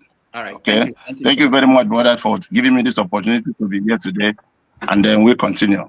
All right. Thank you, Valentine. We appreciate you. Okay. So we want to get everybody to weigh in on all the issues about what's going on in America before we go back to Nigeria on the topics from home. So part of the issues we mentioned are things like deportation, which we've been talking about, things like the plane crash that happened yesterday and the one that happened on Wednesday. And then, of course, the process in the Senate in terms of confirming people that will work with Trump. We're trying to compare that process with what we see in Nigeria when we do have such confirmation hearings. And also even the debate about budget. If you compare how serious the people in the Senate and Congress, how serious they are with the figures and what they discuss compared to our own people. All right, I lost track of where I stopped. I know that Paul spoke. Madam Luke. Forefathers is waiting. Okay, No. Let's start with forefathers. Okay. It's supposed to be me, Rudolph, not forefathers. You have no word about America. No. It was after it was supposed to be. How can forefathers speak? We haven't speak. Mr. Ike hasn't speak. Okay. All right. Let's start with now. Is this disorganized? Let me start with Ike. If I'll get to everybody, just trust me. 3 minutes for everybody. I'll get to you. Ike, you can start. Okay. Thank you for Mr. Ike. Sorry, Justin, check the private chat, the inbox. Just check it. Go ahead. I go ahead. Let me start with the confirmation of the secretary of the secretaries that are going to work with the new administration in the U.S.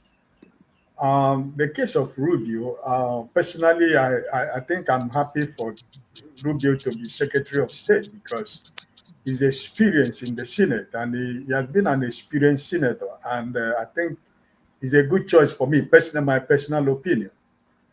For RF Kennedy and the other lady, for the lady from what is her name? The former Democrat who became a MAGA member. I don't know her name. The one going to the intelligence. Yes.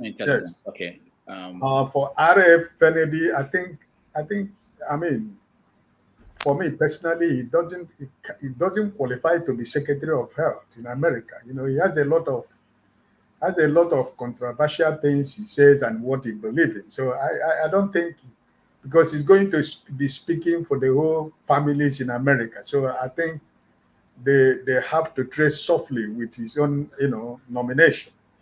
And the guy that they want to make FBI director, Patel, is that? Yeah, the guy Patel. That is another MAGA in the worst of all the whole MAGAs in America. So, I mean, I don't live in America, and I think American citizens, I think this should go beyond politics. But I think what the Republicans in the Senate is doing is they have taken a bow, in this confirmation, because I've been following. All of them now is queuing up with Trump, whether the candidate is good or is not good. You can only get the three senators. Madawaski from Arizona, is that the lady from one of those states? All those three ladies, they are the only three people in Republicans who always say, no, I'm not going to vote. So I think personally that RF and that lady and Patel, I don't think they're going to confirm their ministerial position. But if they do, all good to America. On the issue of tariff, I think this is what America voted for, because like Paul said, after election, governance coming. So I think the tariff at the end of the day is the common people in the US will pay for whatever tariff the man is trying to put on China or put on Canada or put on Mexico, whatever he wants to do. So for me, I think at the end of the day, I think it's the common citizens in America that are going to pay. Right now, he talked about the issue of high cost of living in America when it was part of his campaign. In the first day, I'm going to bring the prices down. Everything will go down smoothly once. So it's just politics. He's supposed to, lead. Now he's governing. He's supposed to govern. For the people that lost their life in the air crash, I think sympathy to the family. Is unfortunate that it happens. We hope Mr. Paul is in that field. Maybe at the end of the day, when we have to go back, maybe we'll have to enlighten us a little bit about what actually is happening in America with constant, air crash and, colliding of aircraft in America. We don't know what's really going on. So at the end of the day, congratulations to our brother who became an American citizen. And I think that my brothers and sisters who are there with him, who have been there for a long time, have tried to put him straight on how to do it. I give an example where I live, because I said I'm not good in languages, and I said I'm not going to study Dutch for me to become an European citizen. And that means that I have to live here 16 years. If I live 16 years, then I can get my citizenship, which I've lived over, right? So right now, I'm qualified to be an European citizen where I live, because I didn't go for exam. I didn't take the lessons, because Dutch is too a difficult language for somebody to do, So I decided not to do it. And because I love my green passport, but finally I'm going to take it because marriage, my wife is from here. 5 years, I was supposed to become a citizen, but I refused not to take it. But I think now I have to, just take it, just take the passport, and that's it. So everything has process, like my brothers were trying to explain to Valentine. The process for me here is that if I'm not going to go lesson, if I'm not going to take exam, even though you are married to the citizen, you have to wait for 16 years. And that's it. Without any crime, without making sure that the renewal of your permanent residence here, there is no gap, because if there is 1 month gap, you're going to start afresh. So those are the processes, like my brothers are trying to lecture our brother. That's the process I went through. I never had any gap in my renewal of my, my permanent residency here. So, and I have no crime record anywhere. So now I am ready to, I'm only waiting for the date the governor of the island will say, I have my email that today is your day that you go and say, so God help me, so help me God, So everything has a process. Thank you, my brother. All right. Thank you, Ike. I think man of prestige, is that a sequence, and then forefathers? Man of Prestige.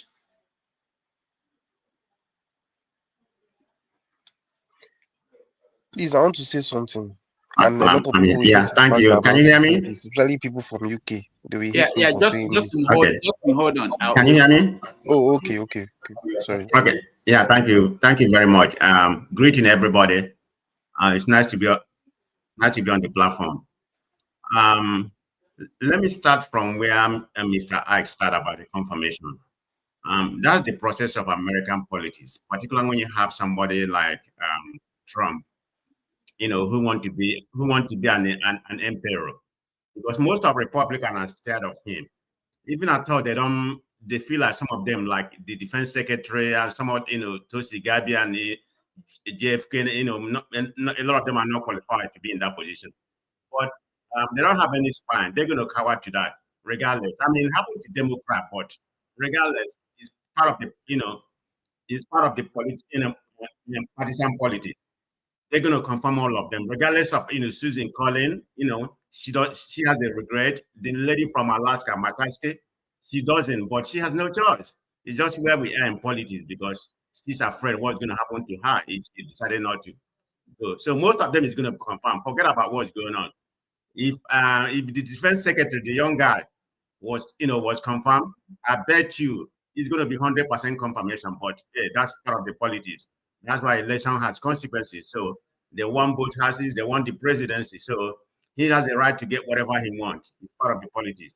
So let me come to the deportation and what's going on. So when we come to speak, we need to put this in context. Because what's really happening right now, the people they are deporting, is illegal immigrant or somebody, but that's what they call collateral, because if they went to your house and decided to deport you, you commit a crime or you're illegal. If somebody there is illegal, they're going to deport him, because I saw a lot of pictures in Boston. So that really happened. But people are not missing it. All this deportation, I think to my own understanding, there are about 11 million illegal immigrants. That's according to the Pew Research. I don't know how factual that is, but they can't deport everybody. So let's be factual about that. And let me give you a record. I just pull out this information here. What people are talking. We know about Trump. He's a very transactional person. He wants to put everything on video where people will see. You have people in podcasts, everything, people immigration or something like that. I'm for it for someone what he's doing. There's nothing wrong about it. This is his presidency and his prerogative. He can do it, in a humane way. But Trump is not the kind of person, he can go, has to do something very humanely. So having said that, he can do it, whichever way he chooses. Let me give you all these statistics, because people are worried that Trump is going to deport, he's deport more than Obama. During Obama 2 term, the first time he deported about 2 million. During the second term of Obama, he deported about 3 million. So that's the highest so far.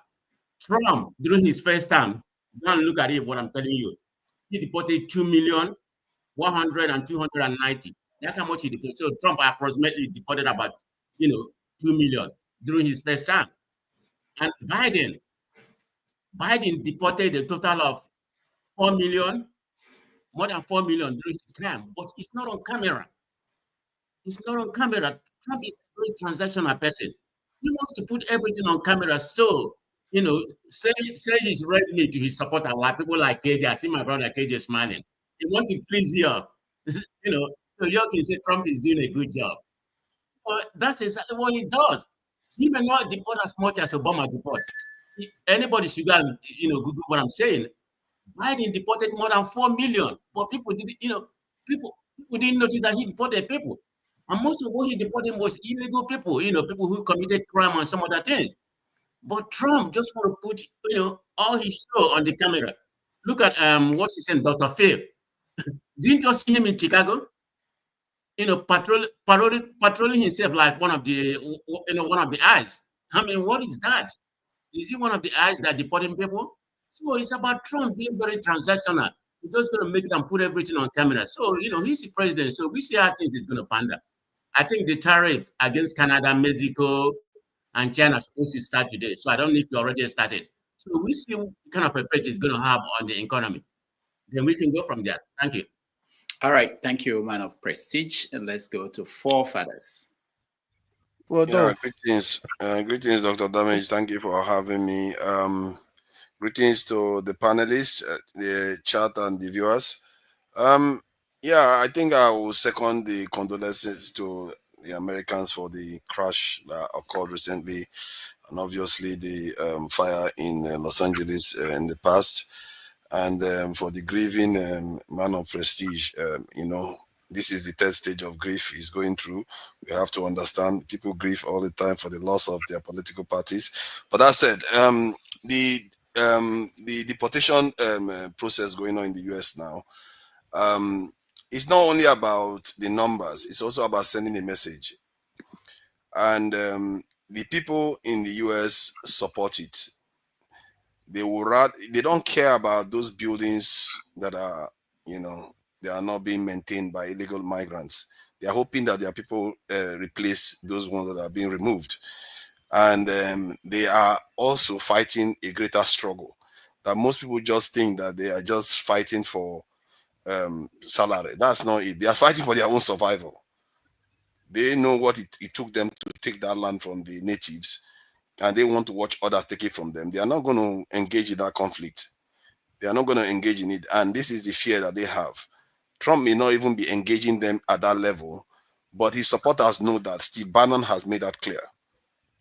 They know what they're talking about. I even just finished a conversation with somebody that was in a conversation with white supremacists talking about they want to create a world dictatorship. Because if they see that they will lose power, they would rather have that than have anything else. I have been in conversation. No, I have not been in conversation. I've watched it after they've had it, where they were talking about breaking up the US. And these people are not joking. The data is there. Go and check the polls in America. What they are saying that some of them are talking about breaking up the country. Nigeria, if you talk about breaking Nigeria up, if you give them polls, you will get less number that want to break Nigeria up than the ones that want to break the US. You'll be shocked. And the reason why that is because some of these people fear that they are losing their country. Maybe they know, because they know what they did to other people to get that land too. So the idea that they are going to be checking the numbers, man of praise, don't see it like that. They are seeing it from the point of view that they are scaring anybody that wants to come there. If you want to come there now, you will think twice. When you look at how Trump is behaving and the mood of the border guards, and now they put even sometimes military in some positions, the mood, they are not in a good mood right now. And I don't blame them. The idea that this is unexpected, I've been saying this for years, that I've never seen another nation where a majority becomes a minority peacefully. It never did happen. And, this the speaker that came earlier on about that was a, American citizen and all that. It's all good that he's a citizen, but he seems to be giving out this Badenoch Chalabi energy that is very, very eager to sell out. And I really don't understand our people. He's even felt the need to condole the Americans and their death. But when it comes to Nigeria, they don't have any mercy for their country and their people at all. And they will be willing to do anything. And that part makes me a little bit, whenever I see people that do those things, I just feel bad that these people they might be our biggest threat. If we want to do anything in Nigeria, if you are lucky, you get one good leader in Nigeria, those people will come back. And you think you are enjoying them now, opposing these governments, but those people will be the instruments of our destruction sooner or later, because they will be very happy to sell. They are all too happy. So that's how I look at that aspect. And Justin, what is this now? You're just badmouthing the UK left and right. It is what it is. Why are you badmouthing the UK? See, the Americans, what I just checked while you were talking, the average salary in America is higher than that of the UK. But if you factor in health insurance, another bullet. Calm down. You have to think clearly. You have to look at these things. If you factor in health insurance and you factor out all those things, the UK actually offers more than the US. You really just said that. Don't go and say that in outside. Don't go and say that. It's over $5,000 on average health insurance in the US, an individual. not the entire family, an individual. But do you know how much these people are earning? Jesus. See, let me tell you how healthcare really I works. check average. I don't worry too much about individual earnings. Let me tell you how healthcare really works. You UK people, hold on. Don't. Why are you making it look like UK is the bottom of the barrel? We are No, all at the bottom of the barrel. forefathers. As a Londoner, for the UK people to path to citizenship in America. We have a Canadian who is already on the path to coming to join us in America. Really? But I think he's who has not said anything. I think can do. And wait, so if I'm British now, is it easier for me to come to America? Justin, you talk to us, talk to our producers. We set you up on make una link me. We set you up special show for this purpose. But let's hear from. I know the Can Do has not talked in general on this topic, but let me go to who did I mention? Can we go to Chim first? I mean, I know this reason why I'm saying that. Absolutely. Yeah. We need to get him over here. So let's hear him. Get him over here. Let's see if we can get him from Canada. Chim, you're next. Hi, can you hear me? Yes. Okay, so compliments to everybody. I guess the conversation is on the deportation events going on. Am I correct? Not just deportation, all the things going on in America. The plane crash. The what is that other thing? The in Congress where they are trying to confirm. Okay. So let me start from the most contentious because when I read and listen to people, sometimes I don't understand if something can both be right and wrong at the same time. We can empathize with people who are being deported, but at the same time, we can also look at what is appropriate and correct to do. I don't think any of us, first and foremost, we're all Nigerians before whatever nationality we have taken as a secondary one, whether it's British, American, or Canadian, or Irish, or German, or whatever it is, irrespective of where you are. I do know that at some point, as Nigerians, we used to lampoon our leadership back home for the porous nature of our northern border. Anybody here who has never complained that the northern border, the Nigerian northern border, was a source of concern to them, then I need to re-verify if you are really a Nigerian. Within the last 8, 9, 10 years, all the atrocious activities, killings, first and foremost in the Benue Plateau area, and then going down south, the ones that happened in most of Yoruba land in Ondo State, and some point even in some parts of the east, we accused a certain ethnic group within us who have appendages outside of the country, people who flow from the Futajalon area. We accused them. And we said our president at the time and most of our military or security personnel who were responsible for securing our borders were compromised because they were showing affinity to these people. I'm being careful not to mention names. A certain governor even went as far as to pay money to that group of people to please not come and kill Nigerians. But every sensible Nigerian was asking, why is it difficult for the leadership to secure the border so that what we termed illegal headers will not come into the country? So let's begin to do a rethink and consider it from the American angle. Yes, we may read racial issues into this. I understand that sentiment. I've even argued with somebody to say, okay, you know what? It is not only Black people or Latinos that are illegal in the US. There are people who are also Caucasian who are illegal in the US. Maybe they are coming from Eastern Europe and all those places. Why don't these advocacy groups who are pushing this ask the government to say, can we see the list? Can you make it public, the list that you have given to ICE of people you want to go and let's see the split. The list is public. Chim is public. It's very public. It's public. Yeah. So the list is public. Hold on now. Hello. Sorry. I don't want my time. I have very short time, please. So the list is public and that list comprises of everybody, irrespective of your color. Yes. Okay. So are they picking up those ones who are of a lighter complexion? Yes. They are picking them. Okay, so Yes. if they are picking them up, what is the sentiment that some of us are making it look like there is an ethnic cleansing or racial cleansing that is going on? Because we are the ones that run away from our country more. Those are the Okay, minorities. hold on, madam. I hear you. I don't want to share my time with you. So we are the ones who run away from our country more. Okay, so if we have to run away from our country more, why don't you run away in the right way? Why don't you run and be legally a runner? You've run, but run in legally, so that when they are doing this thing, you will not be picked up. Why is some people shaking their head? Why don't Are you you be going? like me? Sorry, let's bring it down to, if I go to Paul's house, I jump the fence into Paul's house, enter Paul's house, and Paul has a garden, and I start picking Paul's garden. Will Paul find it funny with me? I bet not.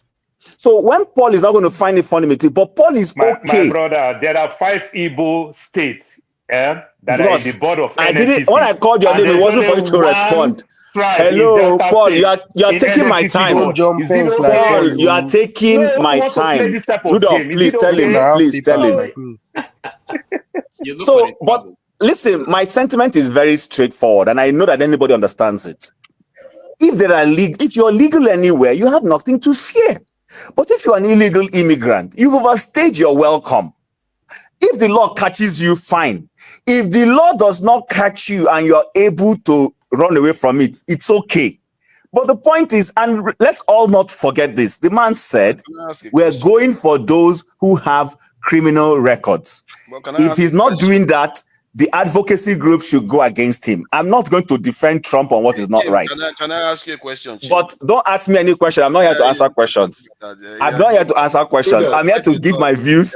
When I finish giving my views, you can respond. But illegal immigration is a criminal. So please, so that on the last issue, on the issue of those being on the nominees for appointments, I think it's strange to me when I listen to people like these Democrats talk. I thought the Democrats were pro diversity, weren't they? So how diverse can it come that you have a Patel who is of Indian origin and you don't want him to become the next FBI agent director?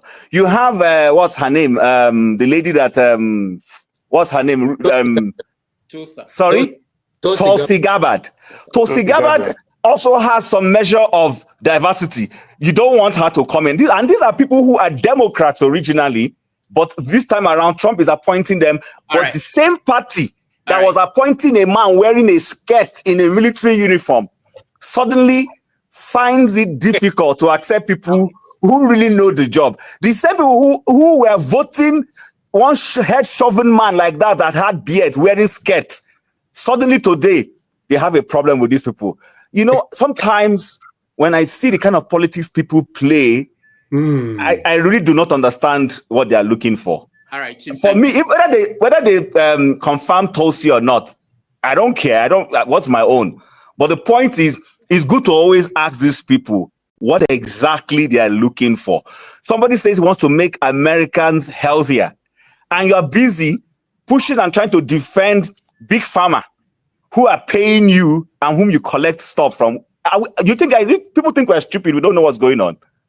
Okay, Okay, thank you. okay, Hold on, KJ. Kochi, hold on. Chim spent 7 minutes, so I just want to make sure it's not the standard. We are not going to let everybody spend 7 minutes, so otherwise we are not going to go away from it. But let me just, before we go to KJ, I just want to say because people were interjecting, you call their names now. We don't call anybody's name. But Chim, I wanted to plead with our friend Valentine to talk to Trump so that we can make you a citizen. But this thing you said now, I'm not going to sign that paper anymore. No, but Tim, there's something you said here. I'm happy being a Canadian. Trust me. We need to clear something. You know, when people say that we want diversity, they are not saying we want just anybody because they fit into that. You have to still be competent. I hope you know. I don't think there are people. But honestly, I think. But Rudy, how competent was that big woman that was wearing skirt? She's not even a woman. That the other people are not competent, but don't say that that's what the people. No, but no. Let's see. I'm not going far. I'm just saying you have brought competence. How competent was that woman? That woman, man, that was skirt. Except who is a major to Lloyd Austin, who is a general. You understand? And it is still diversity, but they give a general compared to a picked exet who is a major that didn't really do much and everything. Look, diversity does not really mean that you must be less competent. They just want to pick you. So, Diversity Paul, are you simply saying means that, Paul, if you end your career, as a specialist today, you didn't become a GM, and Rudolph becomes president, and Rudolph should not appoint you because you ended your career as a specialist? Austin is a general. So No. I'm asking you a question, Paul. If you end your career as an officer, but you are skilled enough and you understand the job, are you saying that if you ended at that mid-level, the person who ended at high level only should be appointed? You try to condemn one, and I'm giving you another example. I'm not condemning one. I'm only making. I'm responding based on what people are saying. You just did with the sketch team. You understand? America, what we enjoy the grill. What Republicans do to Democrats, that's exactly what Democrats is doing. And so fair is fair now. So fair is fair. We don't need to complain. We like the grill than bar and go. Okay. All right. Thank you, Chim. Thank you, Paul. Let's go to AJ. Go ahead. All right. Can you hear me, Rudolph? Yeah. Thank you so much. Chim, well done. I salute you. As you have done very well. And I want to start from where he finished. This is the same party who appointed a woman to the Supreme Court who could not define what a woman is.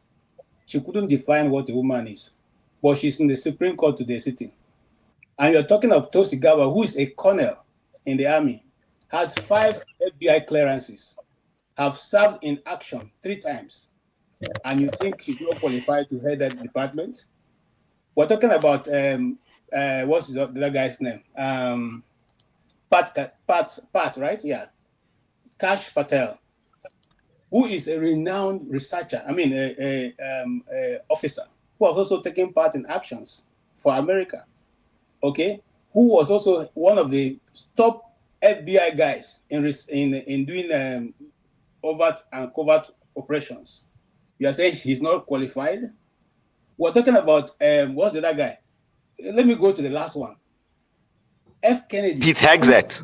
Let's not even go there, because I'm biased towards Pete Hegseth because he's a journalist and that's been a kind of reporter. Whether you like it or not, I'll be biased towards that. But when Obama put Kennedy in one of his nominations, Democrats held him. They called him superstar. He's still there. I'm reading from what I saw in the internet. They call him a superstar, a well-bred, a researcher, and this and that. All that praises. The same person today, they say he's not worthy to handle that position. Because why? He's against some of the food we're eating that is so poisonous to our system. I will not concern that he gave a statistic that Americans are one of the most unhealthy people on earth today. I will not concern about that. I will not concern that most of the people in America today live on prescription drugs month to month. In fact, you when you get to a certain age, you make a particular reservation on how to be collecting those things. I will not supposed to concern about that. The truth still remains. These are all politics. If you could say that woman who is he taking over from? The lady who just leaving the office. Who between Kennedy and that woman, who is more qualified? Who's more qualified? So look, where somebody has done good, let's give the person an applause, whether we like him or not. We say, this person, you have tried. For me, one of the things I've always said on this channel is, I will not support anybody who comes into another man's country and go and start to buy people or rape women. I will never be in that support because it doesn't make sense. Okay? If you are a visitor in another man's country, behave yourself, put yourself together. Not that you go and be committing all kinds of, atrocity and you expect that they will keep quiet about it. Whether they attend, even if you don't worry, some people's argument that it's not only illegal immigrants that are committing those crimes. It's okay. Even if there are 2 people that are committing it, they will still term you as illegal. So what is our concern here? Our concern here is that we should advise our government to put their country in order. If you put your country in order, your people will not be, become illegal anywhere because they'll be content living in their own country. But what I'm going to end up with is this. Whether we like it or not, when there's a new sheriff in town, parade will change. Okay? Parade must change. if new commander, new parade, okay. I don't know any of you who, if you have a, as a chimist, Tony is not here, he will have told us. But anytime you can have a new GOC, parade changes, and there's nothing you can do about that. That is the situation we have found ourselves. Let's enjoy the moment and pray that we will not be found culpable in any which way. Whether he is doing it for the right reasons or not, the truth remains. It is their country. He will do what they think is better for them. You and I, if we love we don't like it, let's go.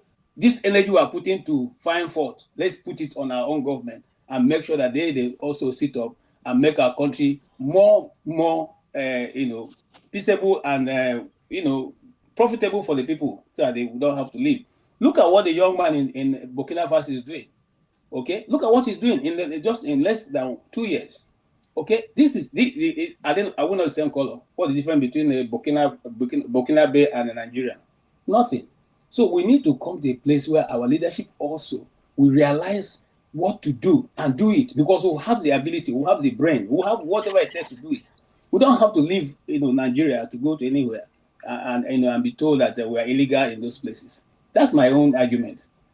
But I came in purposely because I want to come and talk about Nnamdi Kanu. Rudolph, I'm logging off, but I just want to say, for those who keep talking about this, some people stole land or not, listen, I'm not here to talk about that. You ask yourself, whose civilization are you living? Whose civilization? Is it your grandfather's civilization that you're living? See you later. All right, Chim, thank you. Yeah, Chim took one of my minutes. Let me just complete it. You see? Come back. Those people who are now saying, those people who are now saying that America took land. We have been crying. IPOB, Biafran people have been crying. People took our land. We want to go back. They're not allowing us to go back. And you're talking about Mexico. No, don't bring that argument here now. Don't bring it. When you let Biafra go, then you can bring it. As long as Biafra have not gone, please don't bring it. Let's leave it there. Thank you. All right, thank you. So, Doctor, I think it's my turn. I've not said anything. I mistakenly. No. Hearing your voice all day. Let's go to Kandu. No, I mistakenly look. I have not said anything. Anyway, go ahead. Kandu and then CM and Kandu, go ahead. We have to round up on this topic so that we can go to. Fortunately or unfortunately, like I've said about 2 years ago here, there is no hope for Nigeria. Maybe when people like me are dead and gone, maybe 50 years from now, maybe the new breed. Because if you separate Nigeria, this is just a quick aside. If you separate Nigeria, even within the Yoruba people, Ondo man we say is better than Ogbomoso man. Akure man we say those Ijebu people, watch out for them.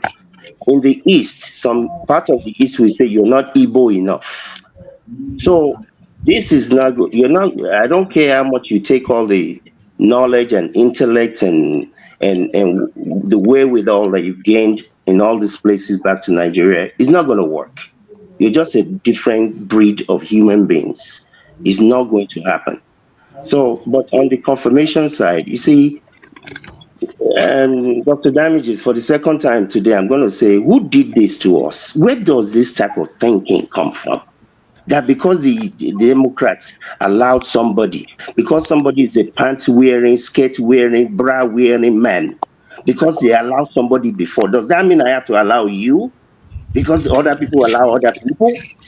I don't understand this type of thinking. I don't even understand that people with this type of thing, if you have this type of thinking, you should not be allowed to procreate. You should not be allowed to have children. Because how can you be saying that because your own person steal, so it's okay for my own person to steal? I don't care, like somebody tried to express, just because somebody have intellect, this and that. I saw a piece, I think this morning or last night, they were talking to one of these appointee people, and I guess it was being appointed for health ministry or something like that. And he said, well, black people have some gene in them that makes them not as susceptible to white people. And one of the Congress people that was interviewing this moron said, so if we're going to be taking vaccine, what percentage of the dosage of vaccine should black people take compared to white people? I mean, just because you have a position or you went to school doesn't mean you have common sense. Some people don't even deserve to be running anything. Go and be running whatever you're running. In terms of the plane crashes, Why do you allow him to unfortunately, keep talking, Rudo? Why? unfortunately, KJ, I don't know unfortunately, what's happening. unfortunately, Let him finish. unfortunately, these crashes tend to happen in series. We've seen them happen over time. They tend to happen in series, one after the other. You know, it's unfortunate, but like I always say, at any given minute in America, there are over 4,000 planes in the air every given minute in the United States. So the fact that we don't even have more of these crashes, I mean, crashes that are happening, is a miracle. Is a miracle. So fortunately, this is not some kangaroo country. MTSB will come in. They will go and find every piece of those planes that they can find. The data boxes are there to listen to what happened. They will find out what happened. So I mean, I don't know. This, if you I've said this here before. If Trump was my father, I would have disowned him since I became of age. Because just because you can make me money or you can make me have a position, money is not everything. Money is good, but it is not everything. It is not what defines you as a human being. I don't care how intelligent, how competent Trump is. If you don't have character, you are useless to me. Totally useless. And all of them that voted for this guy will be here. Fortunately, none of his policies has anything to do with me. So I'll be watching this movie. Thank you. All right, thank you so much. Can I respond? Hold on. I'm going to let KJ respond, but before KJ, you calm down a little bit because I know we respond. But let me play this video. There's something that Kandu said that I want to redirect our attention to. Just this video a little bit. KJ, you prepare your response. Following, and I quote, "We should not be giving Black people the same vaccine schedule that's given to whites because their immune system is better than ours." Can you please explain what you meant? There's a series of studies, I think most of them by Poland, that show that to particular antigens that Blacks have a much stronger reaction. There's differences in reaction to different products by different races. So I have 17 seconds left. Let me just ask you then. So what different vaccine schedule would you say I should have received? What different vaccine schedule should I have received? I mean, the Poland article suggests that Blacks need fewer antigens than this is so dangerous. You get the same measles vaccine. Mr. Kennedy, with all due respect, that is so dangerous. Your voice would be a voice that parents would listen to. That is so dangerous. I will be voting against your nomination because your views are dangerous to our state and to our country. All right. Before KJ, Dr. Damages, real quickly, please, I beg. I don't care if this Kennedy guy is a member of the Kennedy family. I don't care if he has been a Democrat from the beginning of planet Earth. These are dangerous people, dangerous to society. All right, thank you. Let me just say this. So when I watch things in America happening, I don't forget. I don't watch it without remembering that I'm Black. Sometimes we forget that.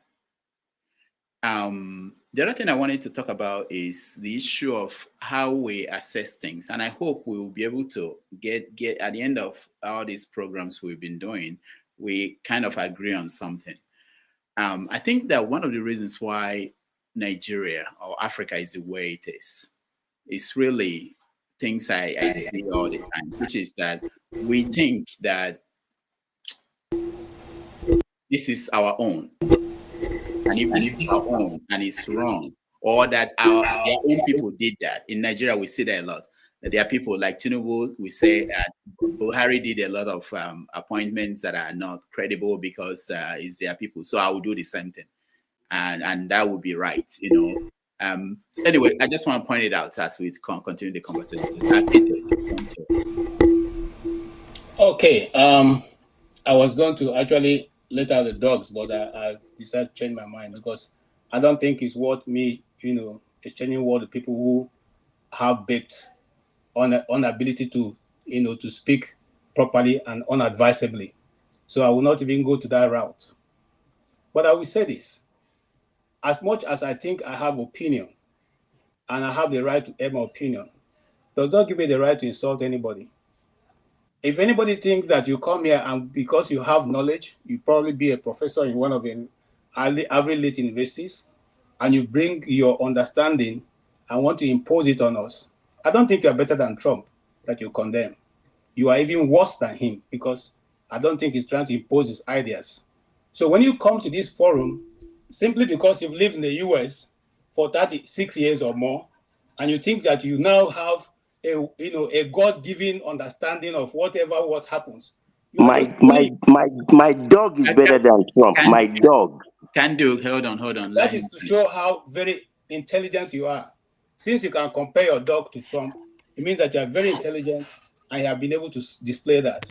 But I won't go that route with you because I'm not from the gutter, so I won't go down with you. Now, simple, I'm saying this, and I say this again.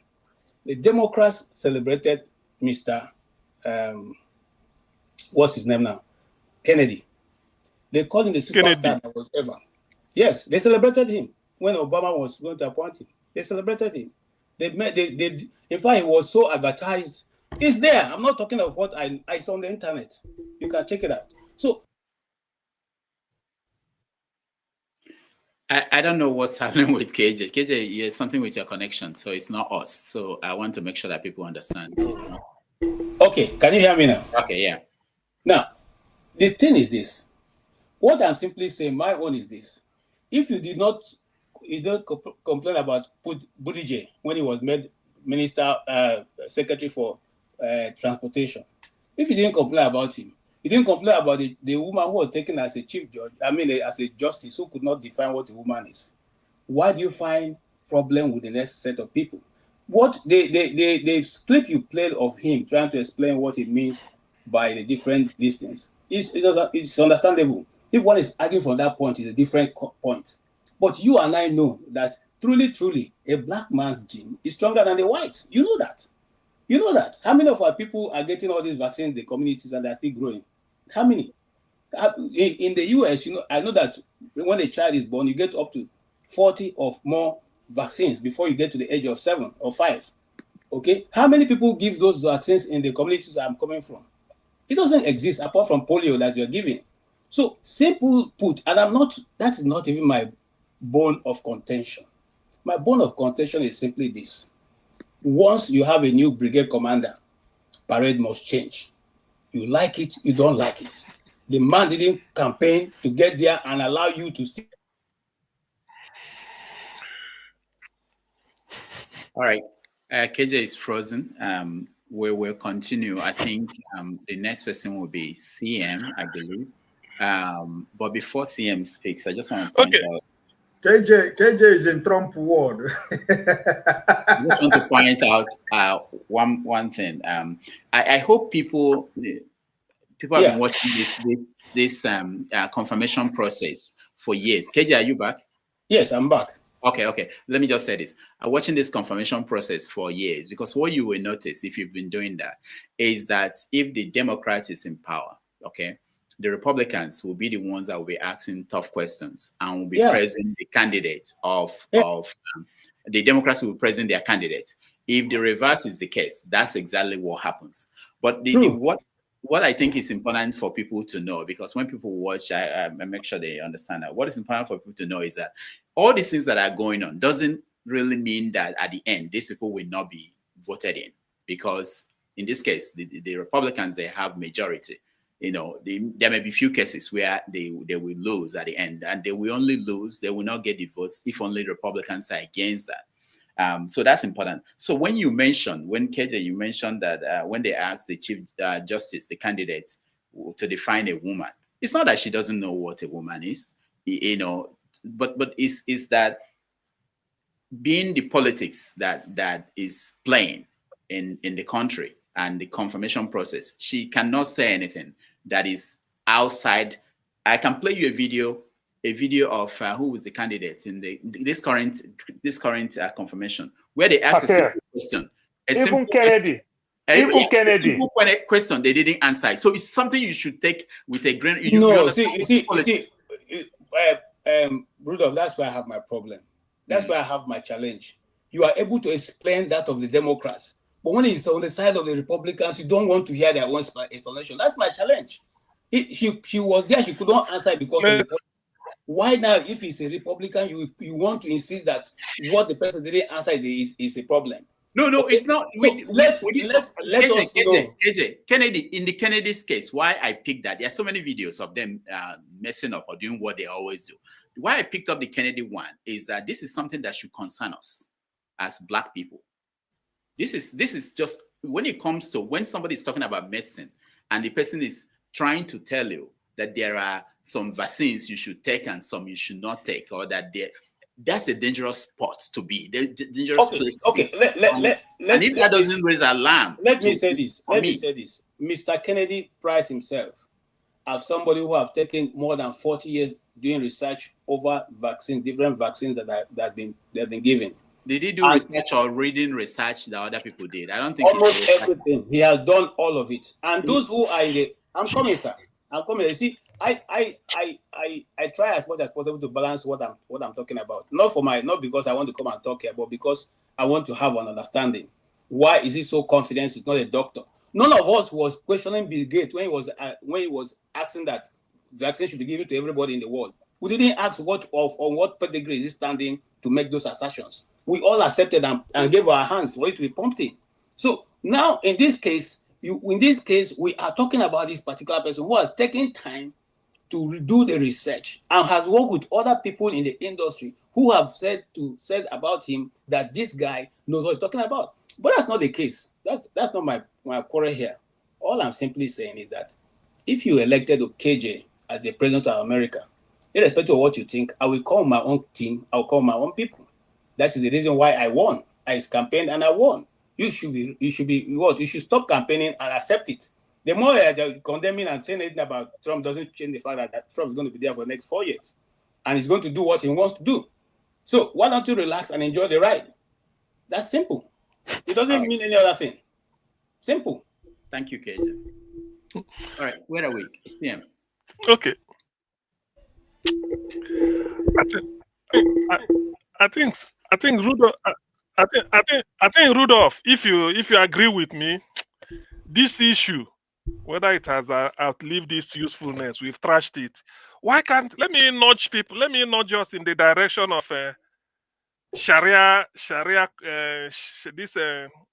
controversy in southwest Nigeria? That will be more interesting because they say it's still want to spread and people are kicking against it. Why can't we look at?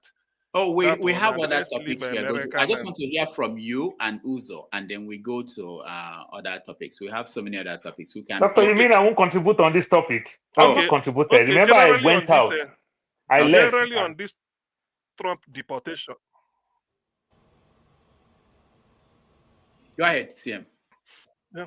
Generally, from what we gathered, in America, it's a policy that if you're a criminal, you are in prison. When you finish, they deport you. That's a fact. That should be good so that you don't commit crime. But this idea of deporting low migrant workers, they contribute to the economy because of the job they do, the little job they come and maybe they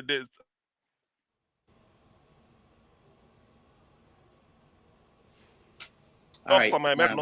Trump wise are true because they are contributing to the economy. They are helping the farmer for the way. Oh my! Maybe my connection is not good. All right, let's move to Paul. We'll figure it out. Please. Yeah, London London Bridge has fallen. Just to get some Bridge is falling down. All right, go ahead, Paul.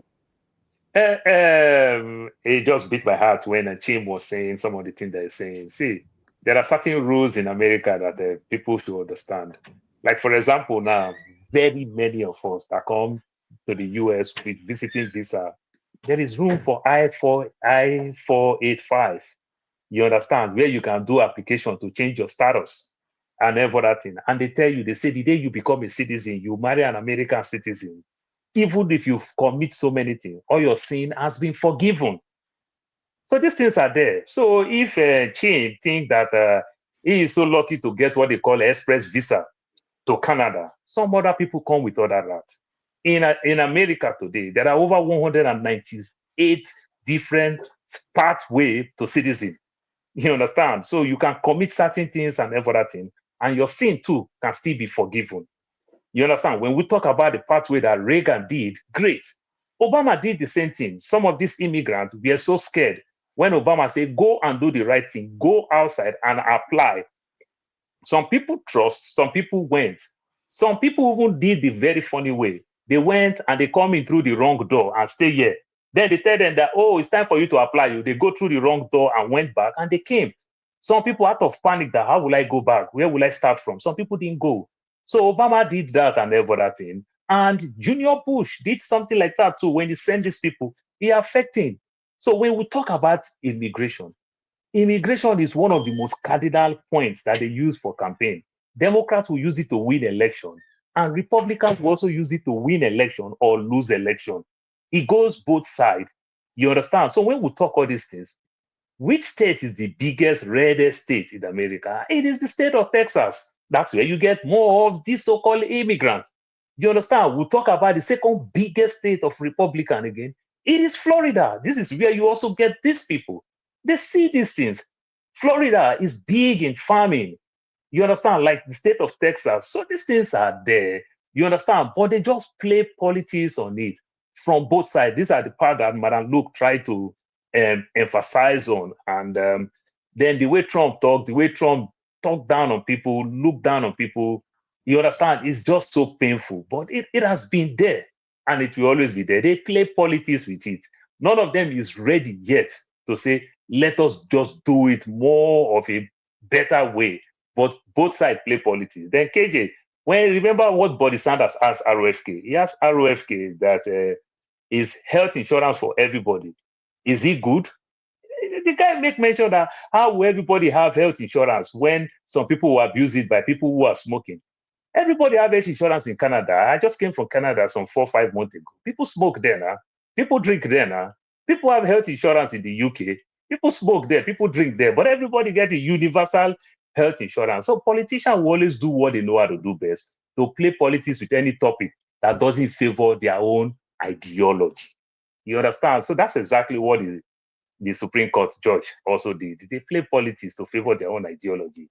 You don't expect Tinubu's guys to come talk down on Tinubu. You understand? It's when you are leaving the door like Amechi and Rufai, that's when you start saying all those things. That's what I would say for now.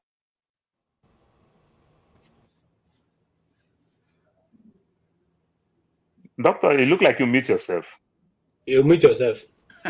Somebody did. Uzo, welcome. Yeah, doctor. Good morning. Paulo, what's up? Man, look when they look. You don't come out. Okay, I heard everybody. Dr. Mr. Ike from the island of I don't know that name. That last one that they had me. KJ. But I look when they look. Well done, man. Paul, you said, I let's support whatever you said. Sometimes you said whatever you want to hear, how it is, the reality of life. As if they used to say, they talk about Sowore, they pass bill. We are not aware of where they are passing bills. So we there and say, inside, so many bills they pass. As you said, the Kennedy of a guy, remember, Jesus told the criminal, you be in paradise from today. What did Trump told you when he went to campaign? From today, you be my head, what? We don't forget that when probably promised in that position. So there's no amount of screaming that will take him out. He told him that already, that from today, I make him my health minister. I make that for supporting me. So I would not expect anything better. But anything I want to say, when we come here sometime, let's not to start calling people's name, all right? Because I used to say, the way you see Tere, I may see Tere as W, and can turn Tere, I tell you W. That's the way I see it on my own. It doesn't matter if it's right or I'm wrong. So sometimes the way people see something, that's the same way somebody else see it. Democrat or Republican, yeah, what you think is right, somebody else think is wrong. What you think is wrong, somebody else sees is right. So let's try to balance and stop calling like call somebody dog, my dog better than this. That's very, very as a mature, as a father. I know that's very, very wrong to say that. No matter how the person is, no matter how stupid that person is, we should always be all human beings. We should not refer somebody as a dog. We all know how dog is, not American dog. When we talk about dog, we talk about Igbo dog who bingo, that eat shit and that go early in the morning to the bushway to eat shit and that what we know as dog. All this one in America, they are pets. They call them pets. They have medical hospitals. They have hotels, have everything. So, on my own immigration stuff, I'm going to say, as I said the other day, who know who they have, who they have listed. If you know someone that are listed from Nigeria that's about the port, nobody know it yet. On my own saying, Paul said it. People that they are, I think they are hunting people that have case at hand. Yeah, there'll be a collateral damage. There's no how we'll write that out. There'll be collateral damage along the line. Not that they are going from Home Depot to Lowe's to Walmart to look for people. The people are scared. Like I said, when I go to look for some laborers in Home Depot, and nobody disappeared. You can't see before in the morning by 7. You see about 100, 200 people running back to you. You need help. But I went there. I didn't see anybody. Everybody have disappeared. Everybody disappeared. That's the effect of it. You know, we know that it's going to affect the America and whatever we talk. Like I tell you, I've been calling the guy that caught my loads for like 3-4 days now. He's not more picking call. I don't know if the guy he's scared to come out. Now, if I want to cut my grass now, I have to call John Moore. John Moore is 150 per cut. John Moore is 150 per cut. You know, if I do it twice a week, 300. Then if I call the base gang guy, it's $25. That is different. That's what you are talking. Uzo, I can do it for $20. Just hey, I don't brag it. Uzo, te pasa. I'm all qualified. 5 minutes now. It's going to affect everybody, both white, black. It's not. P2P said, where do you buy bread cheap? It doesn't matter. Trump is for himself. Even the white guy he's talking about, he doesn't care for them. He cares for himself and for the big guys. Which he said that was the kid. Doesn't care for when you put all the tariff now, they are already crying. A carton of Brooklyn would have keys. But I go to market. He went to market yesterday. He told me I should be going to market. It's time I should be going to market because the whole money. What happened? He said no. You go to market. Tell me in the next 2 months this will continue like this. It's going to be difficult though because we're here. So my own point is that then people should not be scared. They are not hunting anybody that commit no crime. I mean, those Nigeria, they have shortlisted. And I tell you, if you watch 50% of those names have been there for like 20, 30 years. People that come early 80s, 90s, most of them have no party now. They are like still working. We all see them, all right? But then the rest of those guys, you put out like 2 years ago, 3 years ago, you know, the amount of Nigeria commit internet fraud. Those guys are still in jail. They should be deported, but they're still in jail. And at least some, they release them to street to walk around, do their job, do many things, but they know where they are. So that's the end. They're not knocking on anybody's door or going to Walmart or do this thing to like hunt people down. And secondly, we don't say Trump not show of force, not show of power. Yeah, all this one not show of power. We were here 4 years go. Now this is what we don't talk about all the way. Nobody even. No policy will be implemented. 4 years now, deport, until they go finish. That's my scare, that whole thing. Thank you. All right. Dr. Damages, can you please give me 20 seconds, please? Just 20 seconds. Okay. Can do. Go ahead. Okay, just for clarification, Mr. Uzo, when I talk, I speak in absolutes. I don't know what an African dog is, Nigerian dog is. I talk in terms of dog. And what I meant was that Trump, regardless of his intellect, regardless of his money, those are not the things that govern someone like me. It is about what type of a human being are you? And the person that made the statement was making a statement about Trump being a better person. And that's why I had to interject and say, he's not better than me. He cannot even be better than my dog. So that was the point of that statement. I'm not better than anybody. The way my parents raised us is that nobody's better than you, and you are not better than anybody. So I treat each person as a human being. Thank you. But can I ask this? Can I just no, let me ask you this. I have to ask this, all right? I have to ask this. we all know that minus God on this planet of earth now, Trump is his next command. If you take God out of what he made Jesus Christ now, Trump And maybe no, it's not best. You see, in the world that I live in, Trump doesn't even exist. I live in America. He's the president of America, but he doesn't have anything to do with me. None of his policies affect me.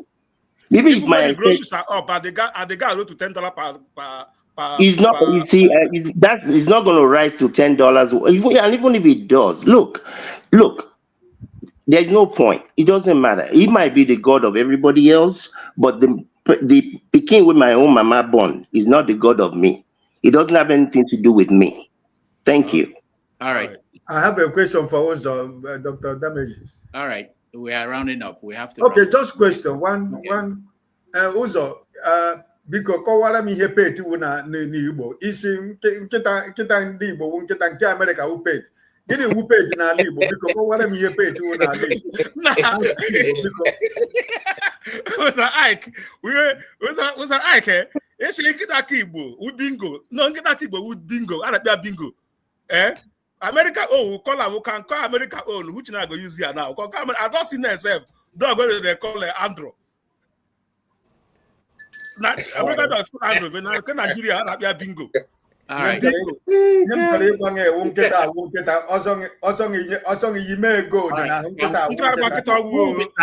this, you guys are saying. Don't be dog who. Huh? Translating this that you are saying now to other people. All right, thank you so much. Let's go to Ovie will be the last person on this topic. We're going to Congo next. We want to discuss what's going on in Congo. We have about 30 minutes for the next stream to begin. So, Ovie, you have 3 minutes. Yes, where are we? What are we talking about? Oh, if you don't know what we're discussing, then we move on to the next person.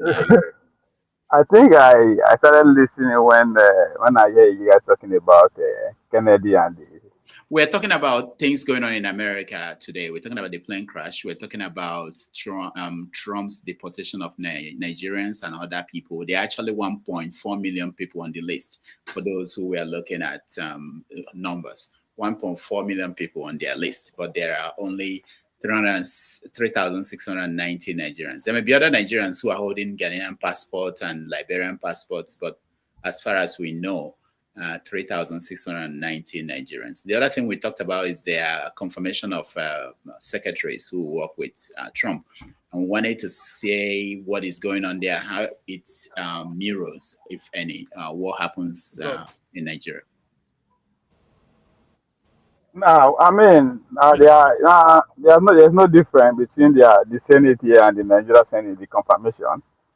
It's just the one a 3D blockbuster, the 3D is on 3D show.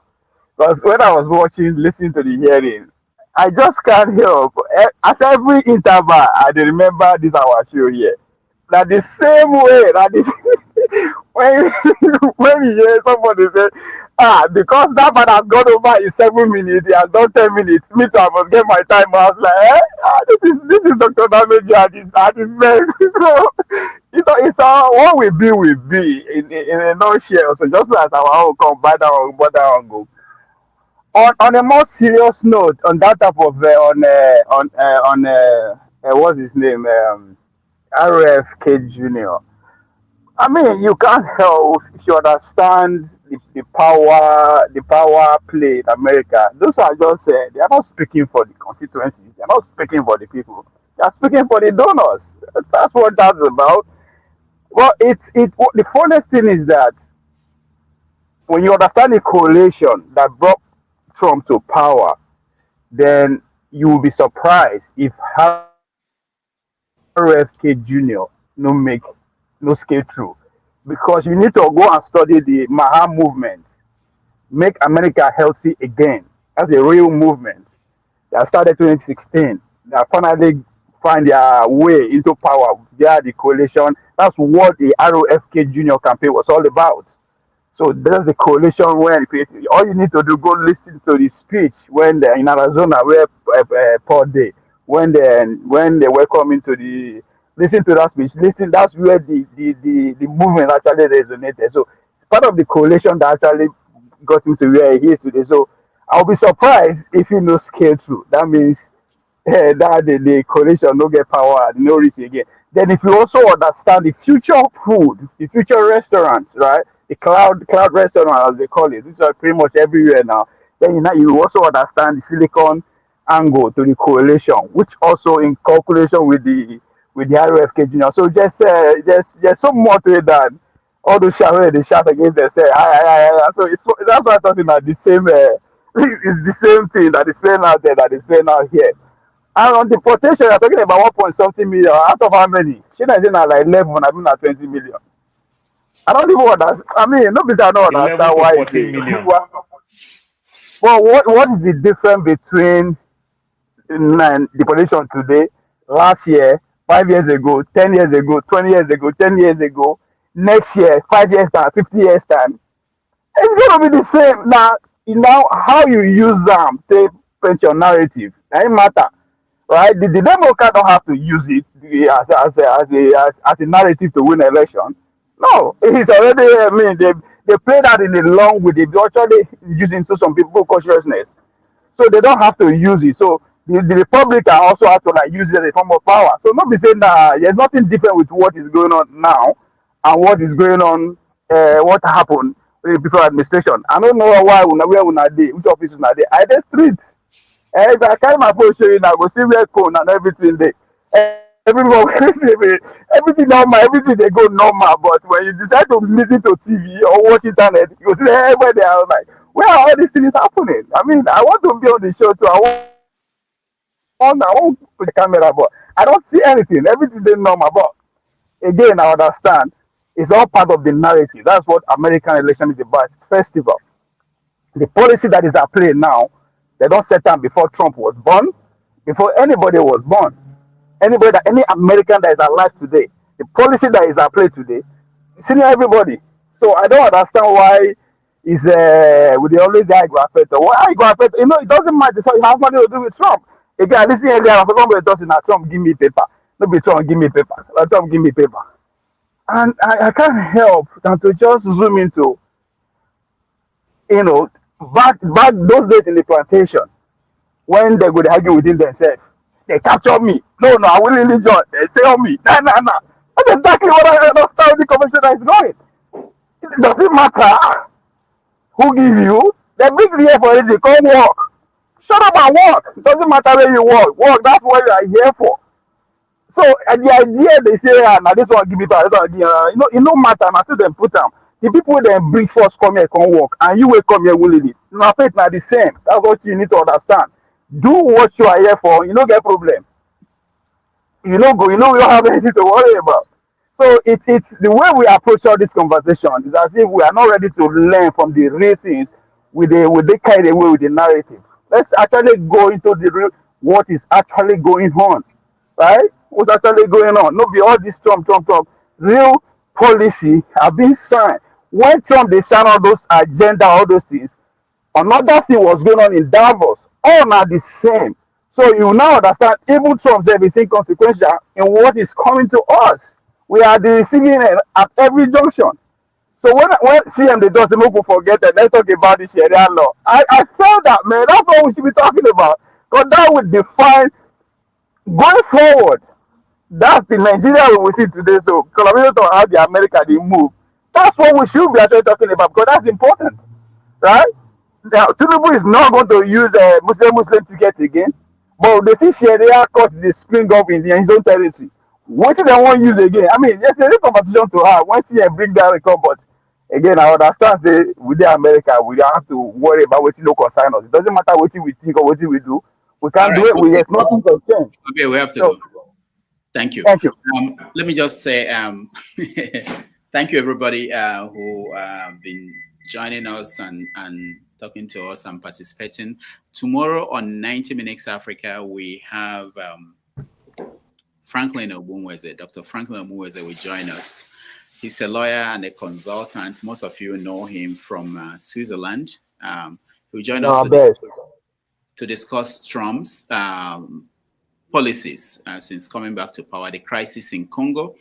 Ibrahim Babangida, he wrote a he wrote a autobiography, and it's coming out this month. So he will talk about that and the situation in the Southeast, where we have a lot of ghost towns as a result of the crisis going on there. So if you can join us tomorrow at 12:30 p.m. New York time and 6:30 in Nigeria, he will join us. We're going to talk about Congo, but before we do that, we are going to take a break. Doctor, I thought that Dr. Franklin lives in Germany. Is this Switzerland? Yeah, he works in Switzerland. He's on the border, so sometimes he's in Switzerland. I don't know which, but understand. He's there, and he will join us tomorrow at 12:30. I also want to mention that we hired a producer who will begin by next week. You'll see some changes on the show. One of the changes that most people may not like is that the show will be properly broken down into different segments.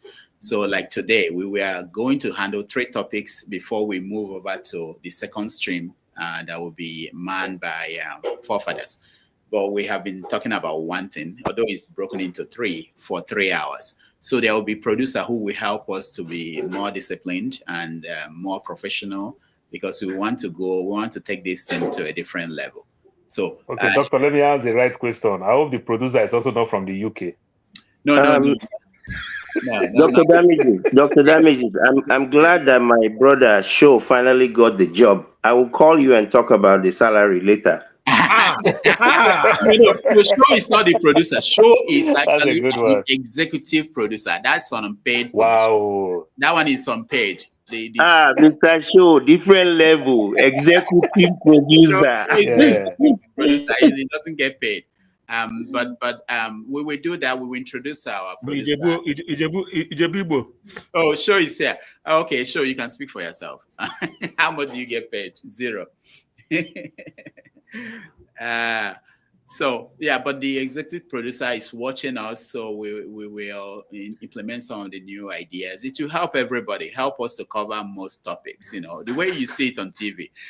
We have spent almost 3 hours. We've just been talking about one thing, and if this is CNN, they've finished everything about America, about Nigeria, about Africa. So we will do that. We will learn and we will improve. Sure, do you want to say something, or should I move on? You are muted. We can't hear you, Show. Is this how you executive produce the show? We can't hear you. Without network, we want to produce show. not network. Unfortunately, we can't fire him. He's the one that fires people. Sure. We can forgive him, Zanijebu man. Zanijebu man. It comes with Tinubu's profit. Now, when you get Tinubu as president, you get people like Show, so it's okay. Okay, Show, go ahead. I beg your pardon. It's this new that I just got. I said I came up just because I had Kandu was going to discuss my salary. So I said my salary is going to discuss in public. You are spending too much time with these people. Any amount from 0 is an improvement. See, if you see Ijebu man hanging around the Igbo people. You see, actually, there should be a relationship, maybe 10,000 years ago, but we'll get possibly. Ijebu man, Igbo man, you mention money and they appear 10,000 years ago. All right, so let's take. I just came to say hello to you guys. I've got nothing to add. Okay, all right. Wonderful show. I've been enjoying it. Thank you. All right, we take a break. We come back. We talk about crisis in Congo, and then hand it over to forefathers.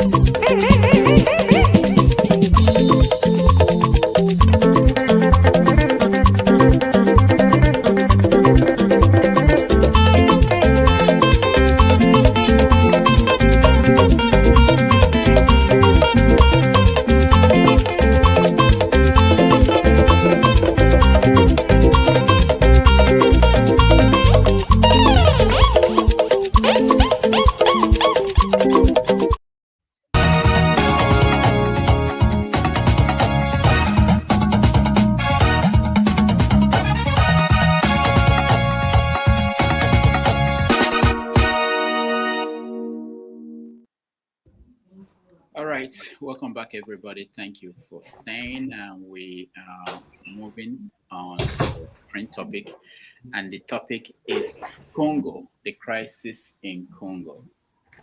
Most of you must have known that M23 are fighting in Congo, but they've taken over Goma, which is in the eastern part of the country. Now, what are the implications and why are they doing what they are doing? The Americans is something that it has become more serious than we thought. The Americans are interested, the Russians are interested, South Africa is interested, and Rwanda is actually threatening to, because everybody's pointing at Paul Kagame as the person who is fueling this. Let me play for you guys what Paul Kagame said at a press conference. I played a little bit of that at the beginning of the show, so let's see the concluding part, and then we go into the conversation. Citizens of those countries. We have 100,000 people originating from this community, 100,000 who have been living here in Rwanda in refugee camps for the last 2 decades. Why? Because they are being uprooted from their ancestral homes, persecuted, and sent across. In fact, there are more in Uganda. There are 300, there's 100,000 here, there are hundreds of thousands there in Uganda, more numbers. So M23 is born out of that situation. That's why I asked the question. I said, well, why wouldn't anybody else, why are we being accused as Rwanda of supporting M23? And I'm saying even those who accuse us, actually I should accuse them of not supporting M23 because it is as if they agree with the injustice that is being done to this community. Otherwise, if you didn't agree with that injustice, you would be actually raising questions. Why these people of M23 being treated like this? Why are we having 100,000 refugees here in Rwanda? That's where you would start from. Not start from asking Rwanda, are you supporting M23 or not? Are you still denying it? Because you are asking the wrong question. The issue is not whether anybody supports M23 or not. The issue is, what is actually the problem of M23? That's the question you should have asked, in fact. What is the problem? What is this thing called M23? Are they human beings? Are they this? Are they Rwandans? Are they Congolese? Are they that? Why? Why do they exist? Why do they even have arms and are fighting in their own country? This is the right question that I should be asked. So whether Rwanda supports or associated in any way is actually immaterial. It is relevant to the question. Or even you, if you want to educate yourself or educate the public, the question should have been simple. Ask me, by the way, what do you understand the M23 to be? What is it? That's a fair question. That's the one I would wish to be associated with rather than whether I support or not support. All right, that's the president of Rwanda, Paul Kagame. Most of you know him, trying to put the crisis in context. You can take it back all the way to the Berlin Conference of 1884 and how Africa was broken down. And you can actually connect it to what's happening in parts of Africa, other parts of Africa, even in Nigeria. So let's begin the conversation. We'll start with you, KJ. Okay, thank you so much, Dr. Rudolph. And I thank you for also bringing other African countries of concern, because not only Nigerians are on this platform.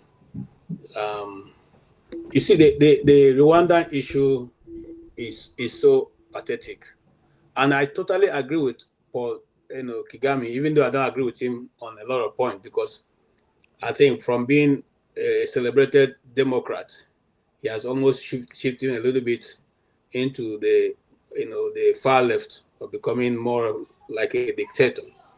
Because if in a country of that magnitude, it's only one man who can lead it, becomes almost impossible to move forward after that man is gone. The reason why China is what it is today was because there was a man of vision, and he made sure that when he was leaving, he had brought up other leaders who could continue from where he left it. The reason why the Chinese celebrate Xi today is because his thinking and understanding is what every Chinese wants. Everybody, right from your young age to your youth, you are able to use your hand, use your leg, use everything that God has given you to be able to make your country and yourself great. The reason why the guy in Singapore was celebrated was because in that time that he took control of the country, was also able to put laws in place and raise people who could hold on to the horns of that leadership when he was gone. The problem with Africa is that we have leaders who make themselves strong men, and they believe that they are the only ones who can lead. And consequently, even when they don't have ideas, that barrage of ideas, they keep remaining there. In this case now, in this case, I've been able to put it in context. And that's what we Africans should always ask. What's the reason for the rise of the separatist group in Cameroon? Okay, the Ambazonian people. What is their qualms? Okay, what's the reason for the rise of the IPOB in Nigeria? What's the reason for the rise of other dissident groups in Africa? And why always coming back to the same thing, circling back? And why is the world not really ready to discuss the reason for these things? Instead, what they look for is how to keep the people together so that they will keep getting what they are getting. Now, in the case of Rwanda, we all know that that part of the world has the richest minerals and more blessed than every other part. But why is that they've not been able to have peace even till this time going forward? That's what we see. You see, my biggest challenge with Africa is that we wait for our neighbors to come and resolve our problem.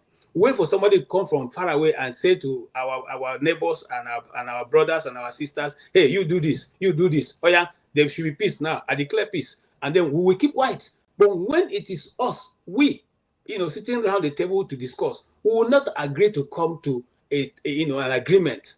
We will not even say, okay, because me and you are from the same lineage, let us just swallow our pride and leave it that way. We will wait until somebody from Europe, America, or somewhere in far Asia comes and gives us an ultimatum. If you don't do this now, we will do this to you. Then we'll quickly round up. So in other words, he has been able to call a spade a spade. What's the reason for the rise? And can that thing be treated and let the issue be resolved, rather than pushing it aside for another day, another time, and another season? Thank you. All right, thank you. In having this conversation, it's important to remember that Congo is larger than United States. Just think about that. It's larger than all of Western Europe.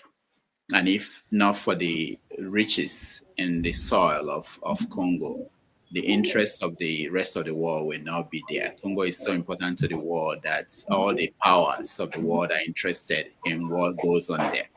All right. So let me go to, I want to go to Madam Luke because, I think she came back from work. So we want to hear from her before we go to other people. Madam She has been looking. Yeah. Madam Luke. Please pardon me. I know I'm a night shift person. This is my day to sleep. Anyway, I have been waiting to discuss this Rwandan matter. I have gone and done a lot of research. And I think that president of Congo is a bloody weakling. He is such a weakling that he's not fit to rule. If you were ever able to label a leader a puppet leader, he's number one. Not only is he a puppet leader, he's a puppet on strings. Can you imagine that somebody with this kind of country cannot control it? Somebody with this type of, I mean, this is a man. It's supposed to be a sovereign country, and everybody is just coming there, taking a little chip. In fact, they keep digging in there and digging in there and digging in there until it's going to be no more. And as for that Kagame, he is the architect of all the problem in that Congo. That Kagame is the... First of all, there were no Tutsis originally in Congo. I don't care if Berlin decided to divide Congo into whatever. Just like we never had Fulanis in Nigeria. There were never Tutsis in Congo. But after that war or genocide, half of those rebels fled into Congo. And when they left, Kagame pursued them into that place. Now he is trying to use that M23 to secure land in Congo. What is M23 doing in Congo? What is M23 doing in Congo? And you have a president. And not to add insult to injury, they sent the Congolese soldiers there. They went there and surrendered to the M23. I mean, the whole place is sickening. Now you have the US there, you have China there, you have Russia there, you have... now, what is South Africa doing there? Uganda and Kagame are partners in crime. Now you have South Africa coming there to play Big Brother. Like I said, the fault lies in the Congolese president because he's a weakling. And he's also complicit in the plundering of Congo's resources. And that is why he's getting what he's getting. Can anybody try that in Uganda, in Kigali? Can anybody try that in Rwanda? So please, the fault lies with the Congolese government because they're not able to take care of, just like Tinubu, your so-called president, cannot take care of Boko Haram and the Fulani jihadists and terrorists. The same thing going on in Nigeria is what's going on in Congo. The Tutsis, now he's telling us that they're Congolese Tutsis. What does he mean by Congolese Tutsis? Are Tutsis indigenous to Congo? So who is he trying to deceive? I am praying that this is going to be his downfall. Because what he's doing, he's an alliance with the US and the Western world to take the resources of Congo with Uganda. And that is why when they had that uprising there, they went ahead and burned down all those embassies. And then you have that weak puff of a president calling out to cry for international assistance. What a weakling. So I don't know where this is all going, but unfortunately, many people are suffering. There is no war, but it looks like it's worse than even the Rwandan genocide. So if anybody differs from all this, please educate us. Thank you. All right. Thank you so much, Madam Luke. So from the perspective of the history of Congo, Congo has never been controlled by one man from the beginning. What we mean by that is that from independence, after they killed Patrice Lumumba, the country has been losing control of the center. Basically, the presidents or people who led that country only stay in Kinshasa. They never had control of the whole country, especially the eastern parts. If you remember in the 60s, the Katanga crisis was the first time that the UN had to come into a new African country to help keep the peace. So let's go to the next person. Ike, I think you are next. Oh, no, Uzo. Uzo, you are next. You go ahead. Okay. I don't know much about what is going on, but little I know is that as rich as Congo, as the land map and natural resources, I think that the Western world can allow them to stabilize and challenge them in the world. You know, I look at it this way: if Congo or those countries stabilize and use a natural resource to develop their country, what would the Western world do?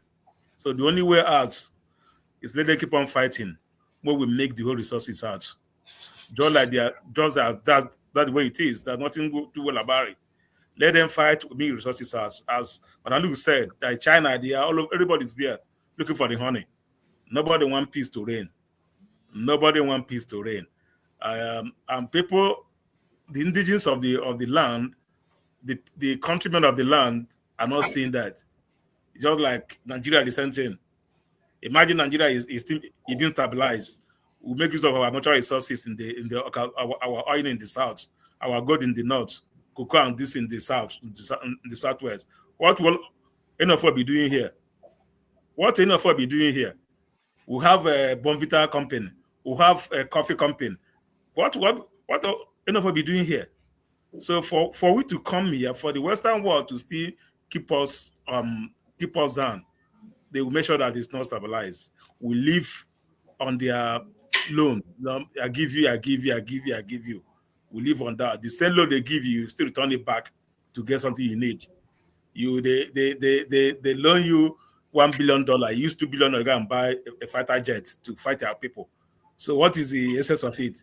So that's what we are seeing happening. They loan you the money. They will still say a gun that you are going to use to kill yourself. So we Africa are not getting it right. As Kagame said, how we a country like Belgium, like how is it the whole Congo? They like it's just part of a village. Or I don't know. It didn't put together. All right, I can't put that together. But at the end of the day, that's what it is. I don't know much about that. When we talk about what's going in Nigeria, we can speak more. But on that one, I don't know. All right, thank you, Uzo. Let me correct something I said a few minutes ago about the size of Congo and the United States.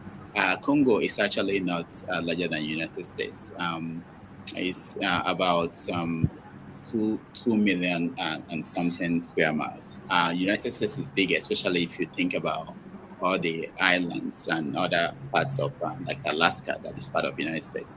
But Western Europe as a whole can fit into Congo. I just wanted to correct that. And I also want to announce that at this point, I will have to hand over to KJ to continue moderating the conversation. I'm sorry I have to leave, but I thank all the people that joined us. And hopefully tomorrow, if you can join me with Dr. Franklin Obunweze at 12:30 New York and 6:30 Nigeria. We are going to expand on this conversation on what's going on in Congo and America and the rest of Africa. I want to thank those that on the comment sections that supported us, Alexander Gomez, Kulata, Superman, Oriako, Tope, and everybody. We appreciate you.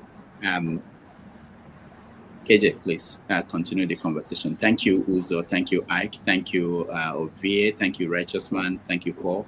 Kandu. Thank you so much, Madam Luke. Thank you, Man of Prestige. Thank you, and everybody else that joined. I thank all of you. KJ, please get Righteous Man. I don't even think he said anything today. I saw him once and he left, and so you can get him to be part of that conversation. Okay, right. Thank you. Righteous, we can't even see your picture. Your phone is is it deliberate? Okay, let's no, it's not deliberate.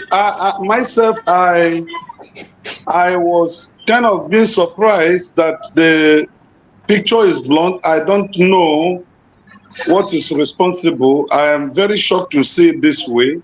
Have you cleaned the lens of the? Are you using Technophone or Infinix? Which are you using? Thank you. You can buy me Pro Max. You know, you are in America. You are loaded with dollars, so you should be your brother's keeper. Indigo, now they use Indigo. Okay, all right. Let's move the conversation forward. For those of us who do not know, M23 is actually March 23 movement. It's the group was formed in 2012 by the former soldier who defected from DRC Congo army. They have been involved in conflicts with the government of Congo, and yeah, they've been there, and they've done a lot of damage to that country. The leader of the M23 group is a bit complex. There's no really known leader. There's no real known leader. But the guy who is there now is one guy who has a name like a thief name, Naga, the leader of the Alliance for Congolese Federation, AFF. So there are many of them, but what we are discussing here is, and I'll come to you, Uzo. Why is it difficult if Congo is so? Oh no, Uzo has spoken. I'm coming to Ike. Why is it difficult for we Black people, Africans, to sit on a round table and have a conversation that will not end in conflict? Why is it difficult? Well, my brother KJ, I think one of the reasons is that the people that are sitting on the round table, somebody is also sitting on their head, telling them what they have to discuss on the round table, right? I don't think that there is any of them who are sitting on that round table that somebody is not somewhere pressing the button to say what they want to say. So that's why we can always end in conflict, so that their influence and their greed will continue to expand in the continent of Africa. Even if it calls for killing your brothers and sisters, it doesn't necessarily matter. What matters is their influence, right? So I think the issue of Congo, the problem of Congo is bigger than Africa as a whole. Africa has nothing they can do in Congo. It's a matter of the world powers playing their power games in Congo, using the citizens, who has become refugees in their own country, right? And they will compensate you by taking about 500 to go to America, take 1,000, go to Germany, take 250, go to France, take as a kind of, they say, safe haven. They want to give them refugee status. That's the compensation. And they will sell you the weapons and the weapons of war, which you use to kill yourself. And while you are killing yourself, they also employ you to mine the mineral resources for them on their behalf, even in the midst of the war, right? So it's funny, it's unfortunate, right? So for Kagame and Uganda, they are supposed to be big brothers, but they are the evil incarnate. They are part of the thing. They are fighting for control. They are fighting for political control of Congo. Like somebody was saying, Congo that is almost larger than the whole of Europe, right? And because of God-given gift, the world want to kill themselves over there. At the end of the day, who will remain in Congo? Because Congo is almost empty, right? If you go to France, you see the Congolese citizens roaming about in France without no job, only to talk about the Makossa music. There are so many of them everywhere. This is a country that is so blessed by God. This is a country that, if things work well, none of the citizens of Congo is supposed to be suffering, or they're supposed to go to school from primary to university education free, and when you finish, there is job waiting for you already. This is the kind of blessing they have, just like our country called Nigeria, right? So, but it is what it is, KJ. There is nowhere when they say we sit at the round table. The round table they are sitting is all about interest. So I don't think that what is going on now, or Kagame is trying to present himself as a good person, but he's one of the most dangerous human being Africa has ever produced, right? But at the end of the day, it is what it is. American interest is in Congo. Russia interest is in Congo. China interest is in Congo. Belgium interest is in Congo. France interest is in Congo. Almost the whole countries of the world. Germany interest is in Congo. Now South Africa interest is in Congo. So Who is going to lead that peace talk? Which table are they going to sit? Who will present? Who will bring the table that they will see? America or European Union or Kagame or Museveni of Uganda, or who's going to bring the table? And they see this is why they will continue to, they will continue to supply arms and they continue to kill themselves.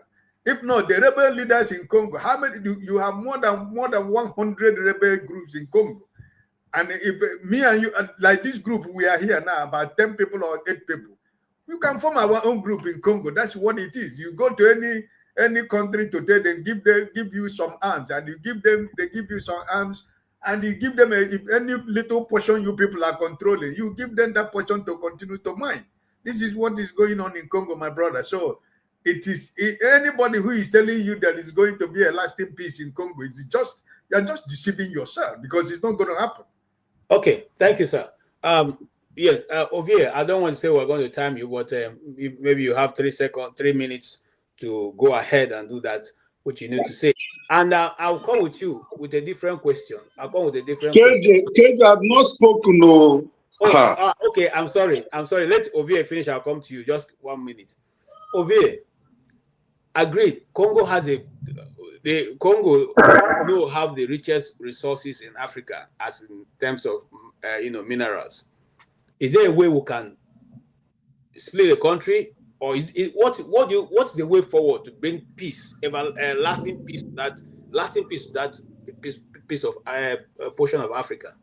Is it by making sure that Kagame goes away with some part and the other part goes to another country, or what? How do we ensure that there can be peace in Congo and Congolese can go back and live a happy life with what God has put in their resources? How do we go about trying to achieve that? Thank you very much. And special greetings to Eda Ike. May your days be long. Because the way you answer that question is everything. And pretty much that's how the world works. KJ, your question is the same question you go ask in Nigerians. Are we ever going to achieve that peace? Because not the same thing. Now, for you to actually appreciate what is happening, just what Papa is trying to say, you need to understand the Cold War in the 60s. What happened to us? What happened to pretty much all around the world? If you understand, that's exactly what is happening. They gained their independence in 1962, if I'm not mistaken, and 2 factions broke up: the nationalists and those that are veering towards the Soviet Union, which is the same thing in Nigerian Colonial, just about 3 parts. So now, if you understand that part, which of them was leaning towards the West and which is leaning towards the Soviet Union, and who end up winning, then you now come to the role of Kagame. Again, you also have to go back to the 60s and understand their own problem, right? Where America was in charge of supporting the Tutsi, which eventually turned to Kagame. The French and the rest of them were behind the Hutu, the other guys who were actually in charge of them. If you remember, now rebel leader Kagame be heavily supported by United States. At the end of the day, they become they take the mantle of leadership and they are minority. I'm saying that to say that's why he was able to do what from the M23 that you are talking about.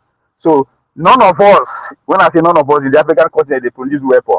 So the weapon has to come from that flow, which is what Baba was talking about. So if you now say, okay, now Kagame was the product of the Clinton administration, which is pretty much United States, then now they gave birth to M23, and who M23 they fight. Then you now understand that today the second Cold War is no longer about the Soviet Union, but about the BRICS, which is led by the Chinese. Covered pretty much now dominates the natural resources we are talking about in Congo, and is 80% controlled by the states, by state-owned facility, which is heavily invested by the Chinese people. If you want to, if you read meaning to what Trump is talking about Panama, Greenland, and Canada, then you understand the same thing. It's influence.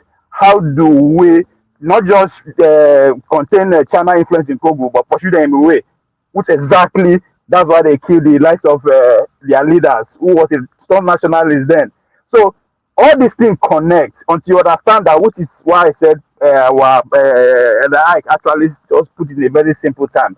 At every table, people sit down for their head. Right? So who are they? So that's exactly what is happening now. It is a fight between the proxy fight between the America trying to, make sure they take over control of their dream, they lay down the control of that resources again over China. And at the same time, anywhere you see kind of crisis, that's how you should approach it. The same thing as we talk in the Northeast, every day that they kill people, every day. But at the same time, all the international companies are rushing into the same place where they keep people, they establish their mining industry, right? We know that our that's because our government successfully contain our media. They don't talk about it. But anytime you go Nigerian news, all the foreign media, that's what they talk about. 20 people died today, 3 people they catch it today, they kill farmer, they do all this. Every day is going on. So again, it's all about influence. America are feeling threatened.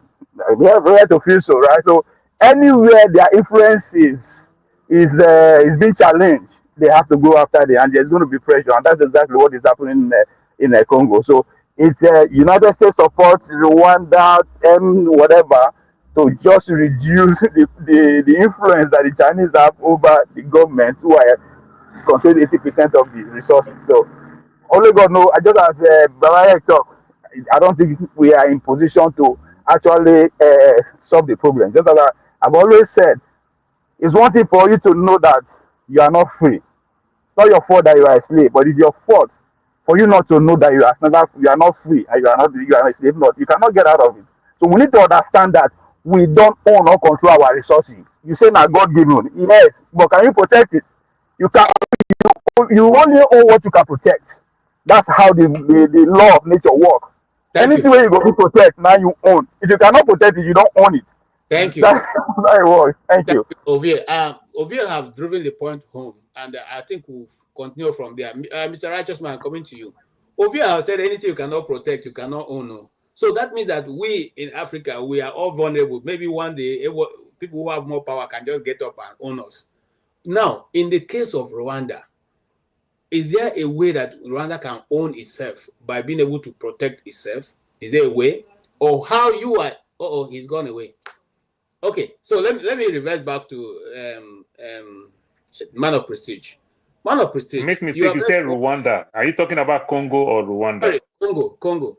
Now, the Rwanda guy is playing, what we call underhand, okay, with these issues. What is his interest beyond just protecting those he called refugees who ran from their business and now living? Do you think that, just like Madam Luke has said, that the man has an ulterior motive? Do you think that he has an ulterior motive and the role he's playing right now?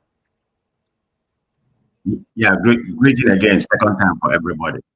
Madam Luke made some interesting point, and I totally agree with him when it comes to the president. That man has no spine, the way the voting is going. But let me begin, from stating from what I posted, whatever is going on in that part of the world, it's about mineral conflict or mineral activity. That's what is exactly going on. Without that mineral, like Dr. Dame said, the country is bigger than Western Europe, bigger than USA. Having said that, this is a country rich in mineral resources. Look at the mineral that you can get from there. They have tin, tungsten, platinum, and gold. This is a very rich, country, particularly in the eastern part of Congo, where we have Goma, which is the capital in the city over there. So they are very, very rich in mineral. Let me give you all these statistics. That's what people don't realize. It's just because this is happening in African continent, which is the least of the whole continent in the world, which the global doesn't care about. This is the deadliest conflict since the World War II. Go and find out what I'm saying. Since the World War II. You know how many people has died in the last 15 years? 5.6 5.4 million people had died in that area, but nobody's talking about it. We are talking about Ukraine and some of that. Go take these statistics that I'm giving you, and go and find out exactly 5.4 million people had died in the last 15 years in that part of the country. Nowhere in the world where you have that much population period. But people are not talking about it just because of the mineral. Yeah, all this mineral I just mentioned to you. This is the world depend on it. People like Apple, laptop, all these phones we are using, they are benefiting from it. That's why you have all the global interest because of their rich mineral, particularly when it comes to electronic part of it, which the world depend right now. Even trying to go to the we are transitioning to gas car right now. We are transitioning to not gas car. We are I'm trying to see what I'm trying to say. We are transitioned from gas, to envy, so everybody's going on that route, and that help the kind of mineral they control in that way. But having said that, that part of Eastern Congo is where the whole mineral is. They control the majority of the mineral that I just mentioned to you, and that's what's causing all this conflict. And this guy, the president of Rwanda, he is benefiting from that conflict. Go and find out, because the European people the AP has already confirmed most of those ammunition that is being sponsored, is sponsored by him, the British influence and everything. This M23, they have weapons, from Kigali. Everybody, can Google it and find out what I'm saying. So the guy, all those nonsense he's saying there, is because of the profit. Go and look. Their revenue have doubled in the last 2 years. He is benefiting from that part of whatever is happening in that part of the world. That's why he's supporting, that part, supporting that group. I mean, there's some tissue living there already. But the British, you remember during the war, some of them ran over there. He used it as a pretense in order to feed them out. But supporting the group, just to usurp the whole mineral going over there. So it's about mineral conflict. That's what's going over there, but nobody's just paying attention. We're not talking about Congo. All right. What people benefit is about interest. The whole world is benefiting, like I stated earlier. America, Western Europe, particularly, United Kingdom. United Kingdom don't have any resources. Like, forefather here, you all depend on America, you all depend on Congo to live. So you all don't have nothing in London, So it's it's about imperialism, you use other people in the world, to enrich yourself. Thank you. So that's what's going on over there. People need to pay attention. It's going to be a very catastrophic something going on there. Thank you. Madam, look. Yes, you raised an important question, and you just go relax as if nobody you caused the fire. Now tell us, you have lead this thing. Now, how do we bring about peace in that area of that region of Africa? What is the African? Yeah, that reminds me. What is the OAU doing? The AU Africa. What that reminds me. What is the what? The African Union, the Organization of African Unity. What are they doing? What should they do in this circumstance to stop the massacre that's going on there? Just like Man of Peace have said, over 5.something million people have gone. What should African Union be doing at this point? Brother KJ, what did they do in Sudan? Wow. When has African Union ever moved to solve any problem in Africa? Do you see what is going on in Sudan? That one is a whole different story entirely. The same resources, they have gold, is the same thing going on in Sudan. This one is that they're even killing themselves and they're backed by external forces. So where is your AU and where is your ECOWAS? And you're asking about Congo. See, AU is complicit in all these things going on. Just like when you had your electoral coup in Nigeria, they kept mute. So don't expect AU to be anything. Where you now ask yourself, where do we go from here? You go nowhere. Thank you. Okay, thank you so much, Madam Luke. You see, the problem is big, and I'm coming to you, Kando. The problem is big because, like she said, we are going nowhere. That means that there's no agreement today. There's no agreement tomorrow, according to Fela. Is that where we are?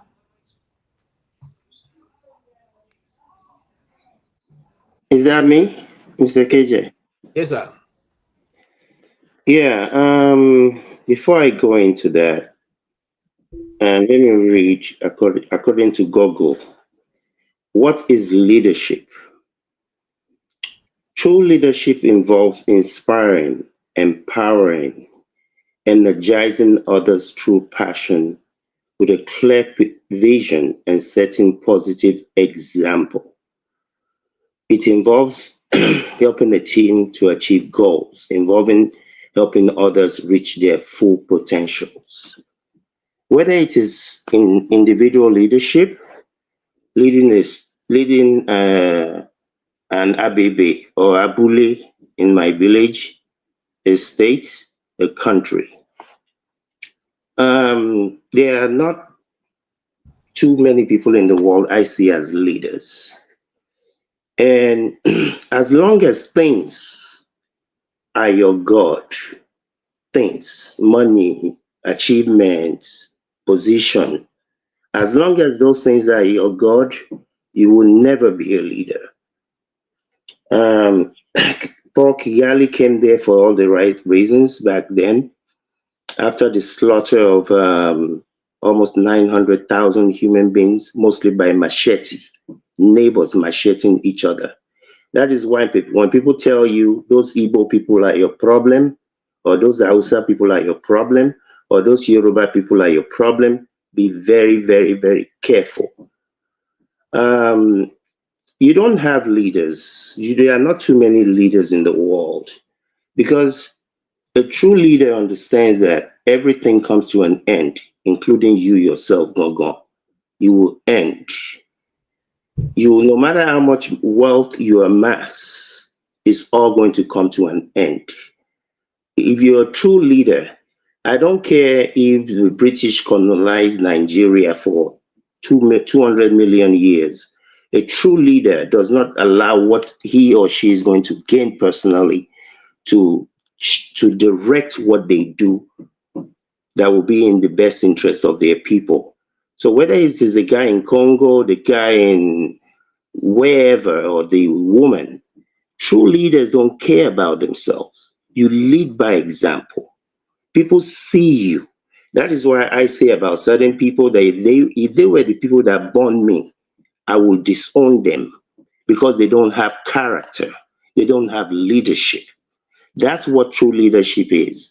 So these people, whether it's Kigali, most people, even if they come in as good people, if they stay long enough, there's a tendency for them to become dictators. That's usually what happens. So I don't really, my own belief is I don't really care who colonized you, how long ago, you should recognize how you got here. But I don't give excuses why you're still where you're at. I don't care if the US and Europe are pulling the trails of Tinubu and directing him. If you're a true leader, there won't be anything. Even if you find a video of me sleeping with a man, that will not be enough for me to be following and doing whatever you want me to do. That's what true leadership is. These people are not leaders. They're not my leader anyway. Thank you. Please, just 1 second. KJ, you mute yourself. Please, KJ, permit me 1 second.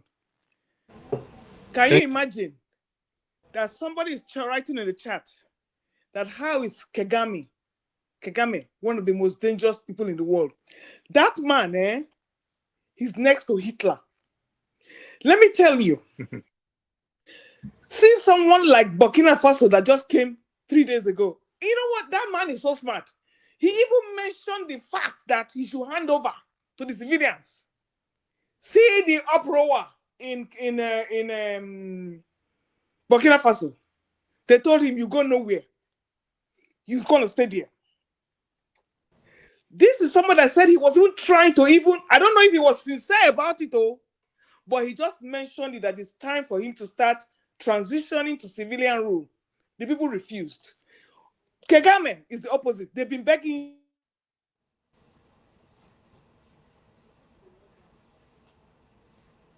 NEPA don't take light. Okay, what happened to Madam Loke? NEPA don't take light. Okay, why is her life to be restored? Paul, yes, your view. I think for me, I just want to apply common sense, something that this big African leaders is doing, this more or less like a monarchy system of government that has never helped us and it will not help us. Same thing we are going through in Nigeria, same thing they are going through in Sudan. This is the same thing. And in Congo, it has been there for ages. Why don't we practice what America is practicing? You understand? And put a very strong tax system. Let the people who come from that place manage their resources and tax them. Then you stay from far. Because this problem is there. You understand that you stay from far, that somebody just come into your place and make money and take the money to somewhere else with no development, with no nothing. If they make the people to go and run that thing, if this region felt it is the Russia who want to help us use Russia, all the center need to do, tax them. If the other region felt is the US, use the US. And if another region felt you want to open the market like America, lie, you understand? Open market and bring everybody, Autumn, Dick and Harry, bring. We have the Sam's Club, the Costco, and the Walmart in America. Bring everybody in. Then the center just tax them.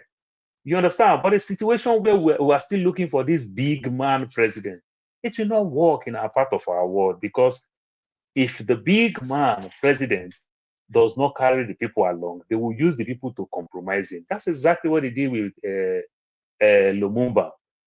You understand? Patrice Lumumba. And the same thing will happen. This same thing will happen is going on in Sudan. This same thing is going on in Nigeria, with everything that Tinubu have in his pockets.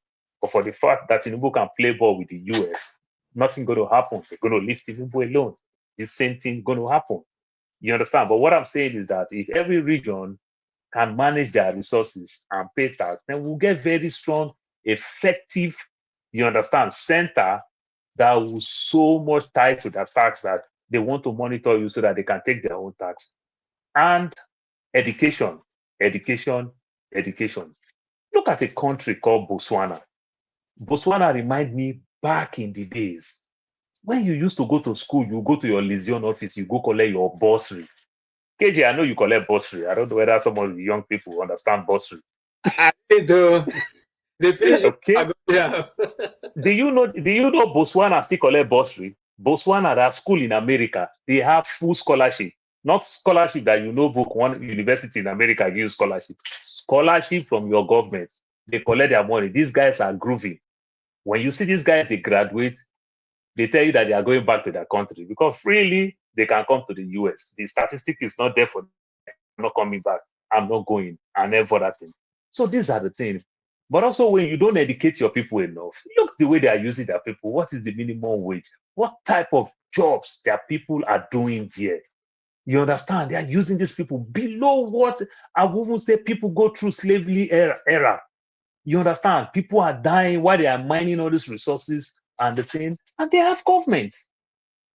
You understand? Yes. So it is easy for people to also recruit other people to fight against their government, and they will compromise because their government is there looking. No regulation, no nothing. That's the question for us as Africans to answer. And I'm coming to Madam Luke. Do you want to complete your take before I move to forefather? And I'm coming. Yes, please. Madam Luke, do you want to complete your? Yes, please. I was frozen. Go ahead. Can you hear me now?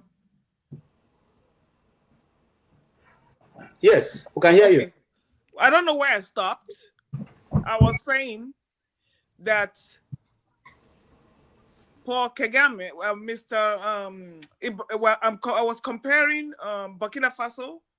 Yes, for what goes on. Yes. Yeah.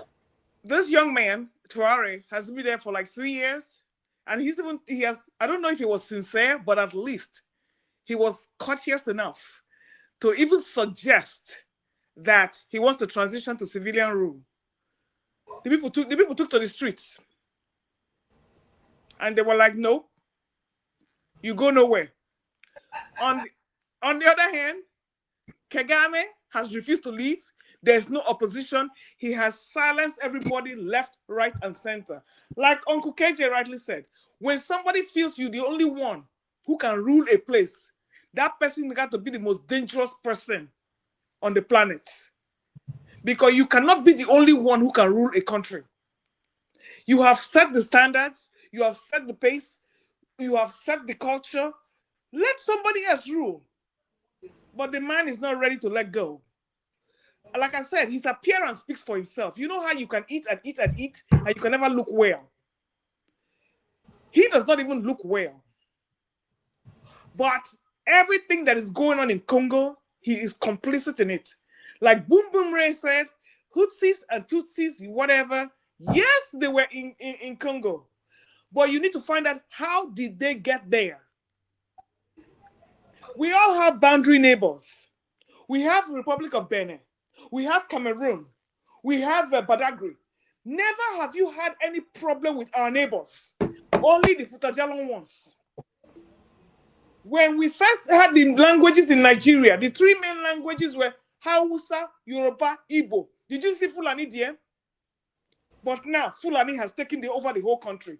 Tomorrow, you will tell me they are indigenous to Nigeria. These are the same things the Hutus and the Tutsis are doing in Rwanda. I mean, doing in Congo. They were never indigens. But 50 years down the road now, you will think they are indigens. They were never indigens. Thank you. Thank you so much, Madam Lu K. The truth is that, sometimes when these truths are told, people, they regionalize it immediately. They tell you that no, you are not, you are stroking. KJ, in a short response to Madam Luke, Kagame never leave because people will put on there never want him to leave. He's still being a good boy. And they are still looking for who will replace her when you play good role. So that's why he's still there. Don't worry, Madam Luke, don't respond. I'm going to fall further with that. Now, why is it that it's only African leaders that have monkeys on their shoulder? That's to you, forefather. Why is it that it is only the African leaders that have monkeys on their shoulders? Why does that not happen when they are European leaders? Okay. Sorry, Uncle KJ minus Sahel. I got my Burkina Faso passport. Okay. Now, why is it that it's only African leaders that have monkeys sitting on their shoulders? Welcome, Mr. Chukuma. I'll come to you very soon. Mr. Chukuma is joining us from Nigeria, and just give me 1 minute and we'll come to you. You have a lot to say on this. So, yes, Fofala, go ahead. Thank you for having me, KJ, and greetings to everyone on the panel and the chat, and especially to the viewers. Interesting to see Chukuma Okoro here. Thank you for joining us. Oh, well, I'll carry on with my conversations. So, this stuff, man, I was furious this morning when I checked the information about what was going on in DRC.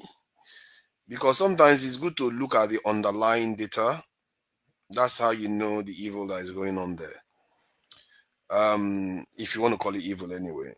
When I looked at the Eastern Congo, where they said they have a lot of resources, and I decided to say, because I saw Kagame, making a big fuss, like, oh, why are they talking about M23? That is M23. What people should be arguing is, why are you not supporting M23? Because M23 is fighting for his people, because Congo is treating them as if they are not citizens of Congo, and M23, you should support M23 for that reason. You know what I decided to check?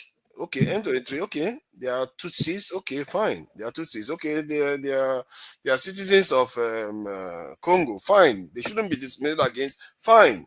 Then I checked, okay, where are they? They are in the Eastern Congo, okay. Are they the owners of the land? Oh, yeah.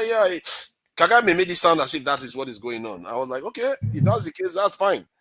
Then when I checked, the population of Tutsis in Eastern Congo, they were minorities. In northern Kivu, they were minorities there. Thank you. Like the Futajalons. In southern Kivu, they are minorities. The Tutsis make up less than 1% of the population of Congo. That is crazy.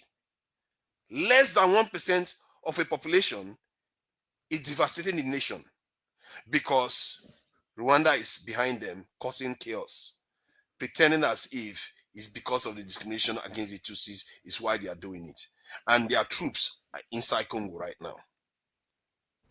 If that was the case, why have we never heard of Kagame making this case to the UN, to the African Union, to the East African organization, or even AU? I've never heard him make this case before. Suddenly, he's making the case now. He's sounding very much like somebody I know. We've been hearing about in the Middle East recently. He was sounding so arrogant because he knows he has been empowered. You know, when he talked about this monkey on shoulders, he has been empowered by forces. And you know, 4 or 5 years ago, I was on a platform with this lady. She kept playing this video where Americans were talking about how they work with their partners to manage events around the world. And in Africa, whenever they are talking about Africa, they are showing Kagame. And during that time, they are showing Kagame's forces. During that time, we were always praising Kagame. Remember, 4 or 6 years ago, people thought Kagame was a good guy. He was defending Africa. He stands up to the Europeans. They were always showing his soldiers. I was like, why is it that this lady keeps playing this as if it's a bad thing? But it's not necessarily a bad thing because everybody loves Kagame. Now I understand why. Because this guy has been empowered. He was literally trained by the Americans and brought back to Rwanda to head the organization, the fight against the Hutus. Even in Rwanda, the Tutsis are minorities. Unbelievable stuff. They make up 10% of the population of that country. What is the point of democracy anymore? This is why it's good to look at data sometimes. Don't look at the nonsense they are talking about. Even in Rwanda, they are 10% of the population. I think Nigerians will lose it if they were subject to this nonsense. Nigerians will completely lose it. And yet, they govern those Hutus in Rwanda as if the Hutus shouldn't have a voice. Yeah, the Congo is causing more trouble. I have a lot of questions for you, Forefather, but Mr. Chukwuma is coming in from Nigeria. Let's hear from him because his network is a bit unstable. We'll come back to you. I have a lot of questions for you. Yes, Mr. Chukwuma. It's not joined though. Is he here? Okay. Yes, he's here. Yes, please, Mr. Chukwuma. You have informed from the background. Yes, I'm here. I'm here. Please go ahead and tell us what's your view on all what I've been saying. Yes. Good evening, everyone. Thank you very much, KJ. Thank you, sir. Okay. Can you hear me now? Very clear. Hello, KJ. Can you hear me? Yes. KJ, can you hear me? Yes, we can hear you. Okay. Then thanks very much, everyone. I've listened to everyone, and sorry. Yes, I'm talking. Sorry, network is kind of bumpy here. You see, I've listened to everyone, their takes and all of that. But I think away from the mineral war that is going on, it has to do with what we call the dialectics of history. The dialectics of history, I'm talking about the politics of identity that is sweeping the whole world now. Especially Africa, parts of Asia, and even South China. If you look at what happened, in Europe itself was a theater of war for over 100 years. And what were they trying to do? They were trying to establish boundaries for ethnicities.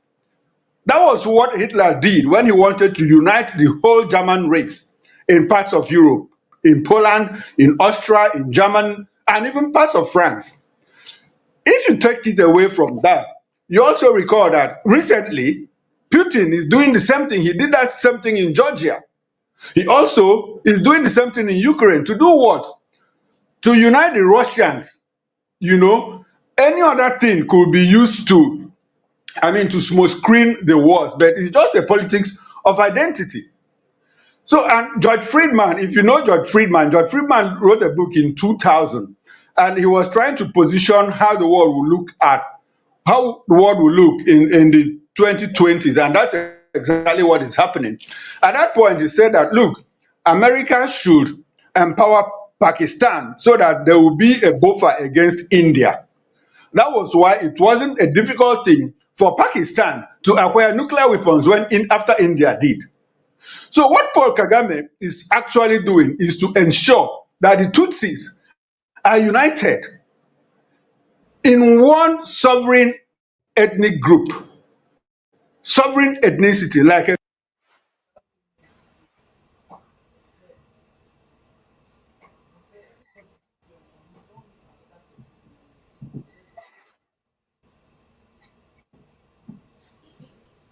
Did we lose him? Yeah, his network is gone off. Well, let me help him here. Okay. Let them go and reunite in Rwanda. They should get out of Congo. Okay. Okay, Mr. Chukwuba, did you hear that addition? Maybe you can equally, when you come back, when your network connects, you can come back to that.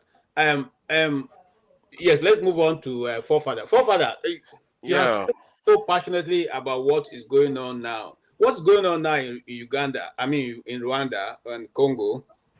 Is it different from what's going on in Nigeria and going on in part of Cameroon?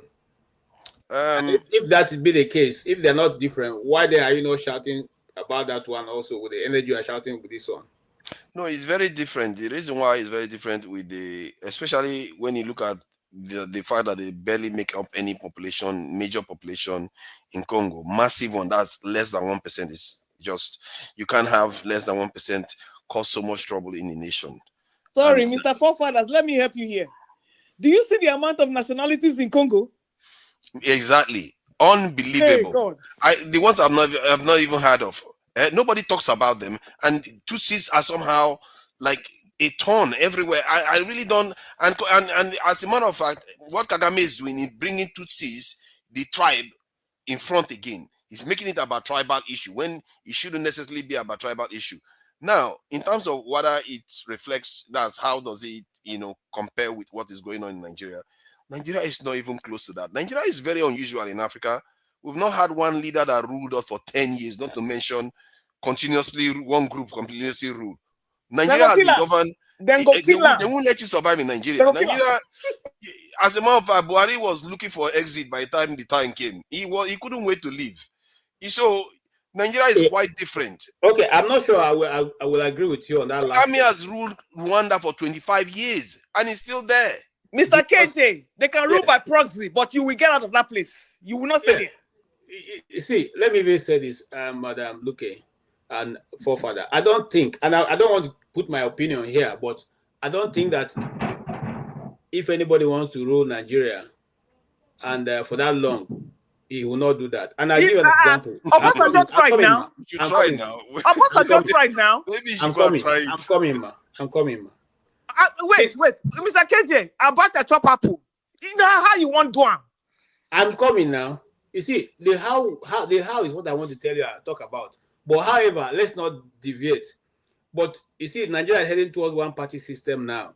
If this guy continuously the way he's going, at the end of the day, come 2027, there will not even be any credible opposition that will oppose him from returning, and that is where it starts from.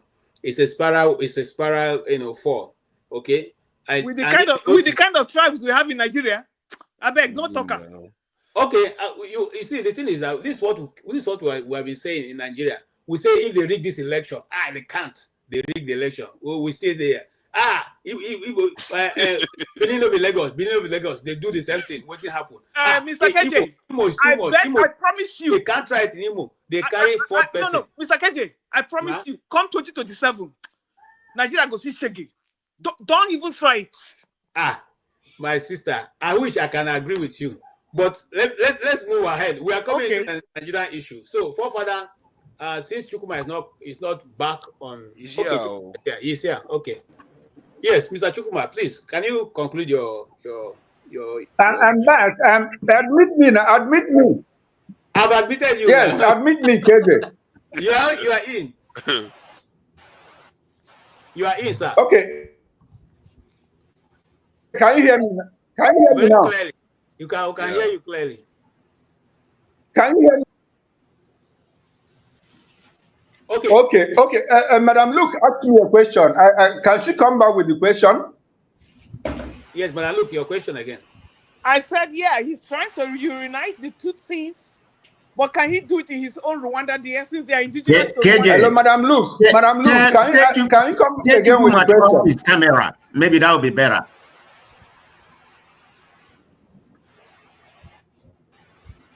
What did you say, Chukuma? Yeah, but Mr. Chukuma, can you hear me? No, when you say that, my camera is on. Okay, go ahead and speak. My camera is on. God, yeah. But Mr. Chukuma, you know you are in Nigeria. You can't use both audio and video at the same time. I can hear you. Okay, I think we're having what is happening there? That was exactly what happened during the Nigerian Civil War. I mean, the people wanted to be together, the Igbo people, as a result of marginalization. Now, the Tutsis, you find them in Rwanda, you find them in Burundi, and during the genocide, a lot of them also moved into Congo. And they stayed back there, the genocidaries that were driven into Congo. Not all of them have come back. A lot of them settled in Congo. So the effort now is to reunite all of them. And I gave the example of Somalia.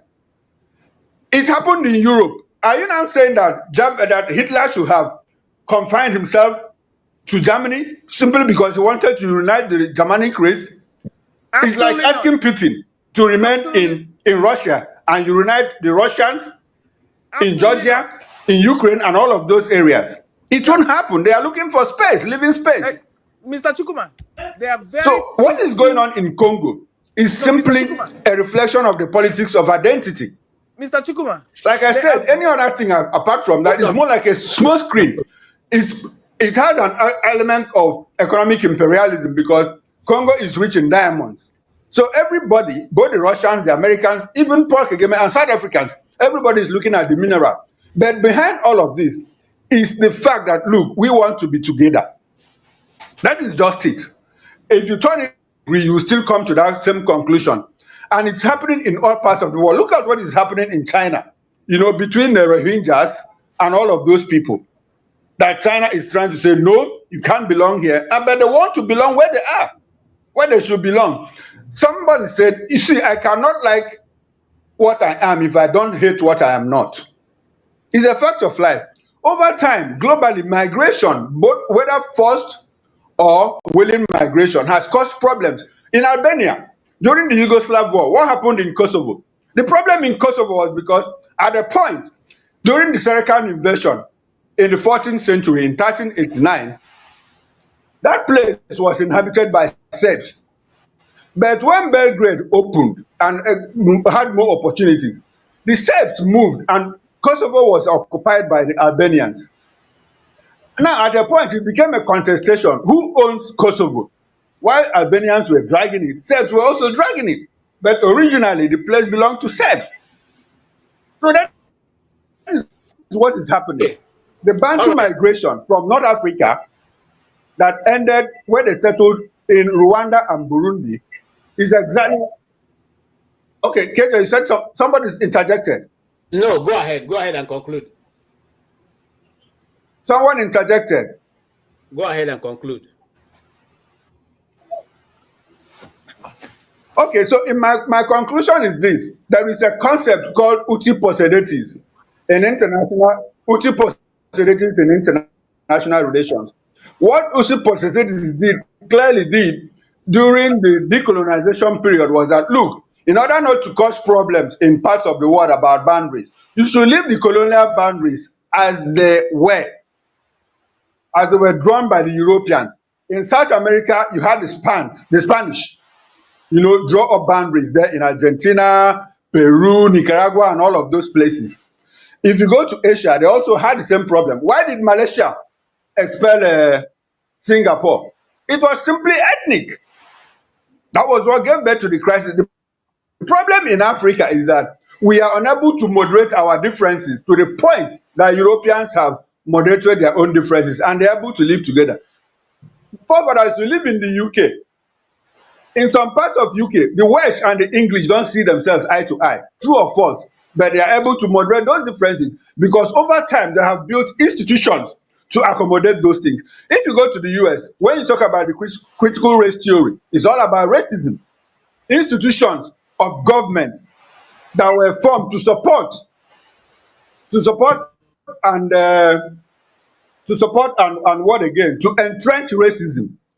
That is one of the executive orders that Trump signed, that you should stop the teaching of critical race theory, ethnicity. So that is exactly what is happening in Africa.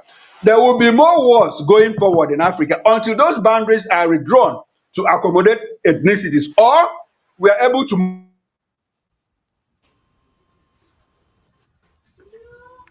Okay. Mr. Chukuma, boundaries do not make you love your neighbors. The problem with Africa is that we do not love ourselves. That is just the bottom line. We have no love and we no respect. So boundaries cannot give you that. Thank you. I think he's muted though. Okay, you are muted, Mr. Chukuma. You muted yourself. Unmute yourself. Unmute yourself, Mr. Chukuma. It's Hank. Unmute yourself if you can. He's having network problems. What network issues? Where is Hank? Hey, righteous man, you're also in Nigeria. Another network issue. Welcome. Righteous man lives next to MTN office. That's why he has good connection. Can we hear your take on this issue? He always has good connection. Okay. Righteous man. Chukuma, can you take 1 minute and round up? Okay, go ahead. Network is forefather, good evening. All my good brothers and friends, I greet all of you in the name of the Lord Jesus Christ. Even if some of you have rejected your creator because of westernization, there is no problem. But in as far as man cannot define his beginning, there is only one concept that is acceptable. There is a divine creator who is above all. So I am much concerned about where I am today. As much as you guys spent about 3 hours plus deliberating on the issues of America, because that is where you are. So, in the last 2 months, the Nigerian forces have extorted from the Easterners 21 billion naira. And within 2 months, 180 people have been taken away, killed. And there was a tanker explosion in Enugu as a result of bad road that claimed almost 120 lives. There was another tanker explosion in Niger State and in Nasarawa. Yesterday in Oka, 3-story building collapsed and a lot of people lost their lives. So I am much concerned about this country where I am. I'm much concerned about the welfare of the country where I am, the Nigerian people. You could see that I've been on and off because of electricity. The light is not there, and it is even, as they have told us, they have increased the fuel price, they have removed subsidy. It is also, let me inform the House that virtually within the area where I live, it is difficult for you to see a filling station that is selling. And those of you that thinks maybe I come to tell out propaganda or whatever. I think one of our members of this platform is in Nigeria now. You can visit me. 2 days ago, I was at Lost Choosing Prayer Granddad area. I went to visit a family brother. And while I was walking out from the office, one guy accosted me and said, "Please, excuse me, good afternoon, sir. Are you not Mr. Righteous? Dr. Damage's show?" I was shocked. Because I don't know whether it's Nigerian security agent or whatever. I said, "I don't understand what you are saying." He said, "But your face is the one I see in Dr. Damage's show. You are Mr. Righteous." I said, "Yes, I am." We exchange pleasantries and whatever we as humans and as Nigerians. So I am not a spirit. I'm a human being living in Lagos that feels the pain of Nigeria on daily basis. Okay. And I can tell you, Mr. hold on. Righteous man. KJ, hold on. I have Mr. Chukuma, who had a topic before we admitted you, but you are taking us away. Okay. Much as I don't want you to feel your topic is not important, and what you are saying is not important to us. It's very important to us. But let's conclude that we are coming to the issue of Nigeria. So if you may, just hold on. Let's just round up this. I will get to that issue of Nigeria, and we will go deep down, if you don't mind. Okay, go ahead. Right. KJ, can you let Righteous Man finish? He's giving us information about what's happening in Nigeria, please. Well, I think it's like why don't you just allow me to moderate it? Yeah? I have other topics I want to discuss that will come into Nigeria, but even Mr. Chukuma has gone away. So, but what I wanted us to dwell on was that angle that he was driving. Okay, sometimes we look at these things, and I appreciate Fofana on that. We don't look at the historical, journey that these people or these tribes have taken. So we just look at the where we see today. But however, I think he had done a good, giving us a good, background on how the issue of this case came to be today. Let's move ahead. We'll have plenty other issues to discuss. If you don't mind, let's move on. There's other things. So, should I conclude or I should break? Yes, go ahead. So you can conclude. Yeah. So the issue of Africa, which also affect Nigeria as a nation, is something that goes beyond our theoretical and historical analysis. Based on the information the white men have supplied to us, we schooled in their universities, we read their textbooks, and what they wrote there was the things they feel they need to put down. There were some other things in their theories and in their textbooks they are not written, which really happened. You see, I don't believe that any white man, I'm sorry, this is my opinion, I don't believe that any white man likes a black man. I don't believe that. I don't hold that opinion. Because the partitioning of Africa and the slavery of Africa were done by the whites. There is no white country that is exempted. Mr. Righteous. Hold on, let me finish. Do you love yourselves in Africa? Can I finish what I'm saying before you ask me that question? I'm ready to answer you. So the real owners of America that I read, they are no longer holding a political or industrial position today, or they are not holding a position that gives their voice, make their voice known all over the world. The Europeans took over what we have today as America, and then they changed it to their taste.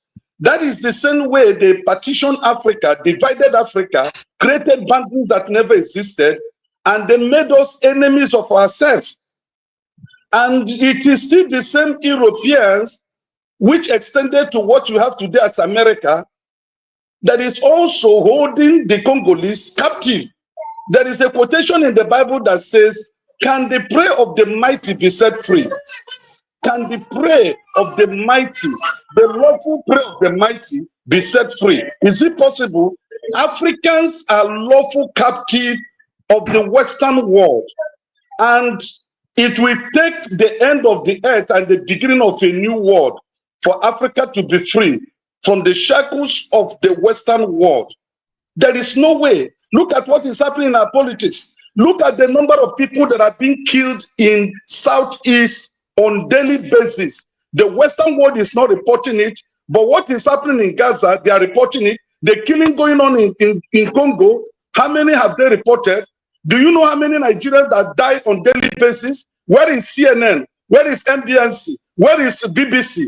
All of them, where is Sky News? They are not reporting it because it doesn't concern them. As long as they are concerned, it looks as if the people living in this part of the world are not humans. So I don't see any white man helping the black man. And as long as God has given us the natural, madam, excuse me, madam.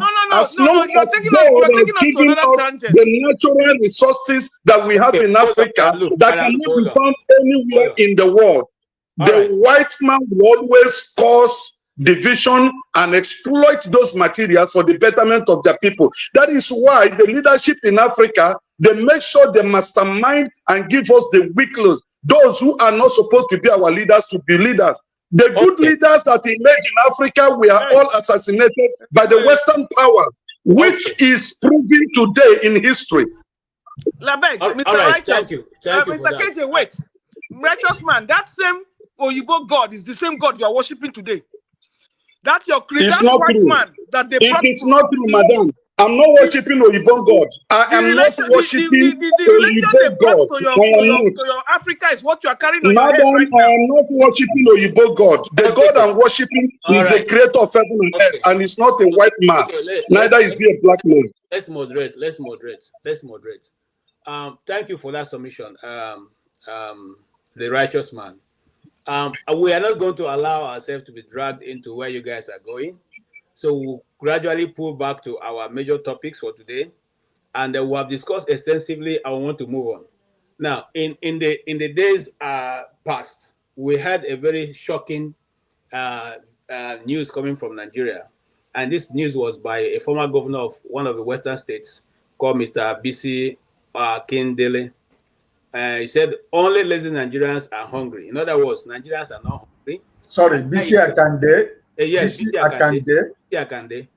Sorry, BC Akande. If I murdered his name, I'm sorry. He said only lazy Nigerians that are hungry. In other words, why is righteous man still telling us people are hungry? I don't know why you are complaining. And he also said that obedience were the ones who started the answers. Were the answer people, and it was this answers was used to make sure that Tinubu's government doesn't come. Wanted to stop Tinubu from coming into government. I don't want to quote him myself. I want you guys to watch him say it so that nobody refers to me as adding words into his mouth. And we all can watch the video together. And after that, I will come to you, righteous man.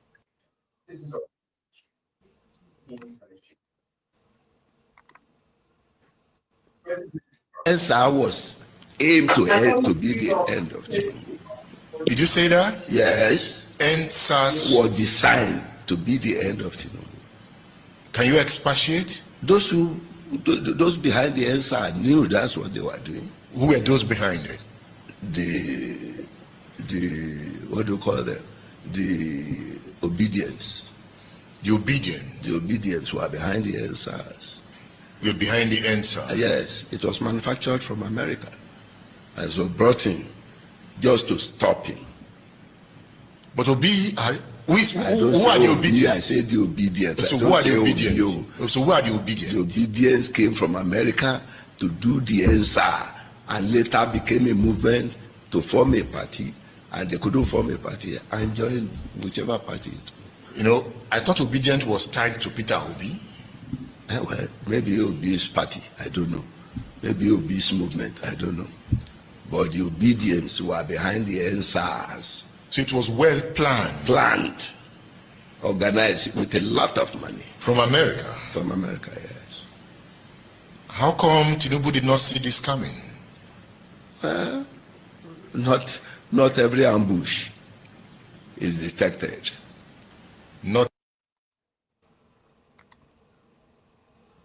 Tinubu is now fixing the economy. And we are getting hungrier. I don't know. If you are lazy, you will. You are towing the Buhari line. Where Buhari called Nigerian youths lazy. Honestly, what I mean is that he who does not work shall not eat. They are working. There's no even job. Oh. There's unemployment. Inflation is more than 30%. Chief Akonde. Look, come to my place in Ila. I will take you to my farm. I harvest. Should I announce to the world that we should move to a loud Ogun to come and eat from your farm? I only feed myself. I try to feed myself. Go around my house, this one. Go around. You will see my vegetables. I eat from the compound here. I don't go out. So you believe restructuring will come? Oh yes. Immediately after, when the economy is straightened, the political structure will start. But that will not be in Tinubu's first term. I don't know when it will be, but what I know is that where you concentrate the economy in few hands, others won't be able to reach it. Now, let them liberate the economy. Then we will be able to think in a liberal way to say, okay, when do we liberate the politics? All right. Sorry, where am I now? Okay, KJ, now what for you? You don't carry us enter dementia land. Eh? Sorry, Forefather, are you there? This is not coming back to me. Okay, sorry. Yeah, right. So, I don't know, Madam Luke, you don't seem to like the Nigerian story. Why? Well, let me look at Nigerian story at all. Not that I don't like the Nigerian story, but this one is just sheer lunacy. Forefather is not here now. This is just sheer lunacy. Mr. KJ, can I come in? No, just hold on. Let's go through the line. Yes, go ahead, Mr. Righteousman. Yeah. Well, thank you very much, Mr. KJ. No, you see. Hold on. You say what? I'm sorry, not you. I wanted to call Man of Prestige. Man of Prestige. Man of Prestige, go ahead. What? Man of Prestige. Okay, thank you very much. I watched that guy, make some alteration that he made, and let me get it straight. Okay? Neither there's something they say. Show me who you are the first time, and I believe you. So because the guy said a lot of things that doesn't even add up, I believe he's an educated man, but sometimes when you want to make up things or you're living on la la land, delusional, you have to put this in context, at least make it believable to a certain extent. For example, let me begin where he started. He said he forced Tinubu to run for president. This is Tinubu that has been angry to be a president for the last 20 years or whatever. He said he's the one that forced Tinubu to run for president, that Tinubu doesn't want to run. So what you have to believe anything this man said. Okay, let's start from where he began. He's talking about the obedience. This obedience, the activity of the obedience started on Twitter in 2017. But the end star, was 2020. We know that. And obedience coming to politics to run, he was in PDP. He didn't start the politics until 2020. So this is 2 years after. So how can you say the obedience, which is obey, that's what he claimed, they came in order to truncate, Tinubu ambition. I mean, make that make sense. So whatever this man is saying, I don't even want to go through everything that he's saying. The guy is, and we do respect to him. He's supposed to be an icon in Nigeria, whatever he is. But in neither his delusional, mistakenly idea or just misinformation, he tried to, defraud us politically. I mean, he was saying all this. He was saying with a straight face. These two people are dumb. It doesn't even make sense. All the whole thing he said. What kind of obedience be part of obedience that was formed? The answer was in 2020. Everybody knows it. And you come in here to gaslight us, I don't even want to use the word gaslight. It's kind of defrauding. That's what I call it. Political defrauding. That's exactly what he just did. Another nonsense that he talked about, so I don't even want to talk about him. The man is delusional. I mean, I have a little bit of respect for him, a little bit, because I know about him. But he just lost me with some of the nonsense that he said. I don't have time for him. Okay, thank you. Let me just listen to other people. All right, Manu, Kandu should have enough information because he's coming from your side, so you probably know him better.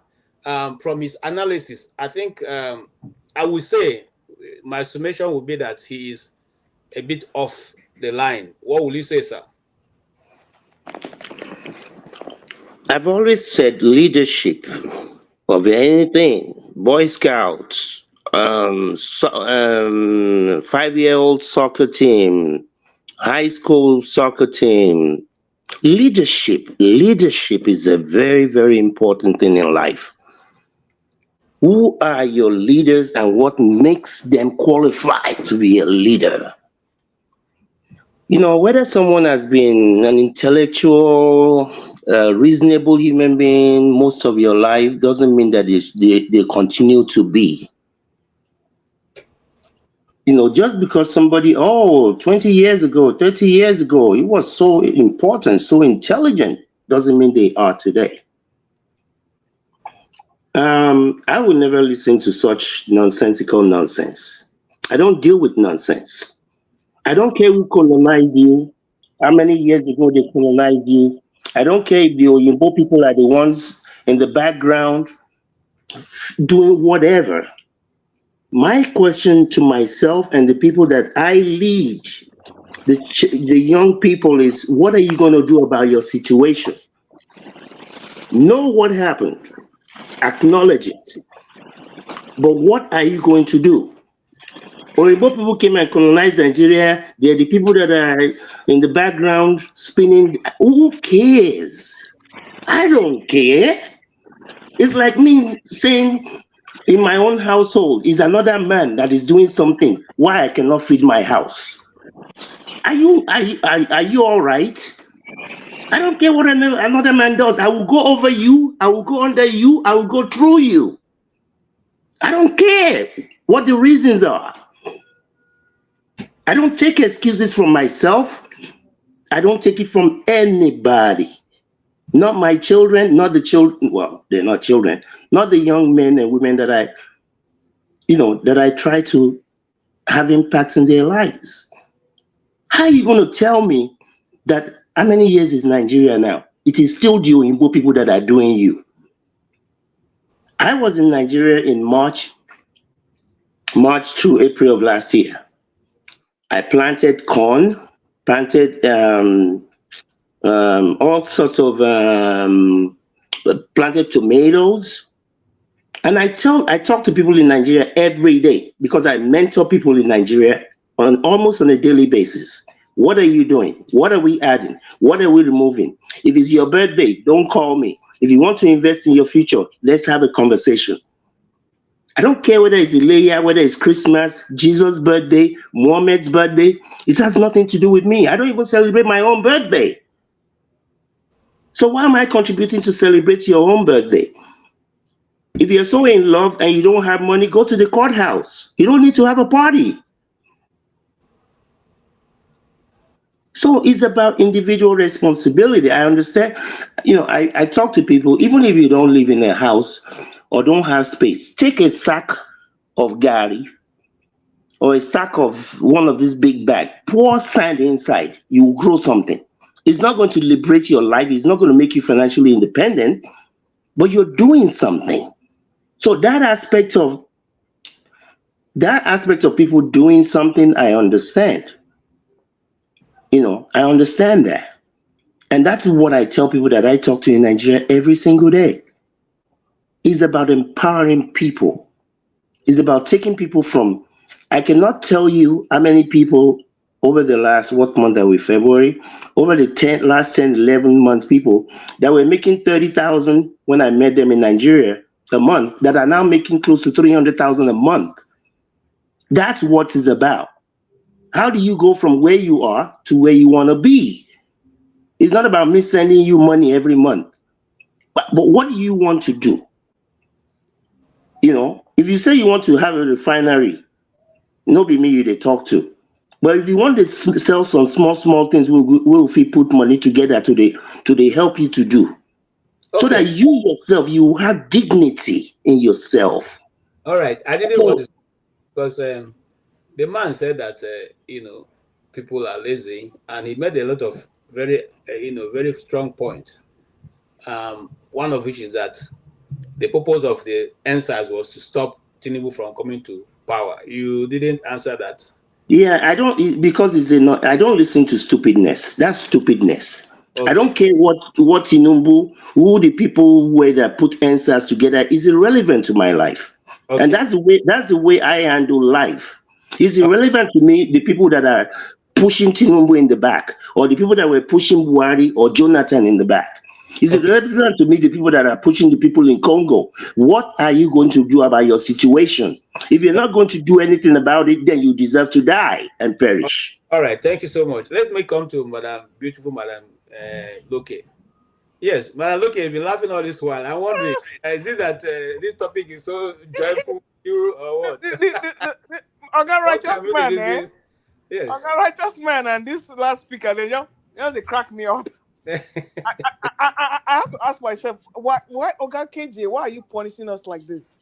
You go bring somebody who escape from a colomental ward. Give us nonsense. First of all, was NSAS, what has NSAS got to do with Tinubu? Was it not a protest against police brutality? It was brought so that they stop Tinubu from coming to power. Okay, good. Now, the one that cracked me up was when he said, so why did they not know that this was an ambush? And the man said there's not all ambush can be. How did he say it? You cannot. Yeah, not all ambush can be detected. But he's correct. The Nigerian army have not been able to dictate any of The man is senile. Call something what it is. You know what? I think I know what it is.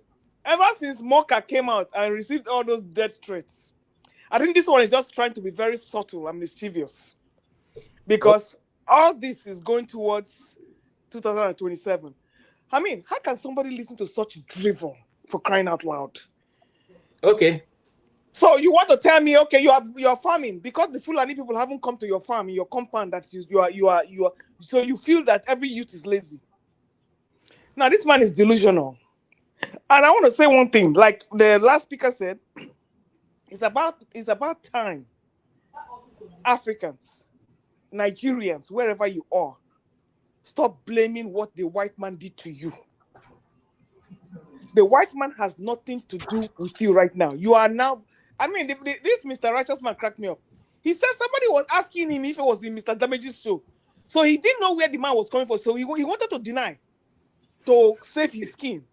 And I'm like, Well, and a simple question they ask you, are you on Dr. Damage's show? You begin to Madam, look, nobody wants to go Kuje prison.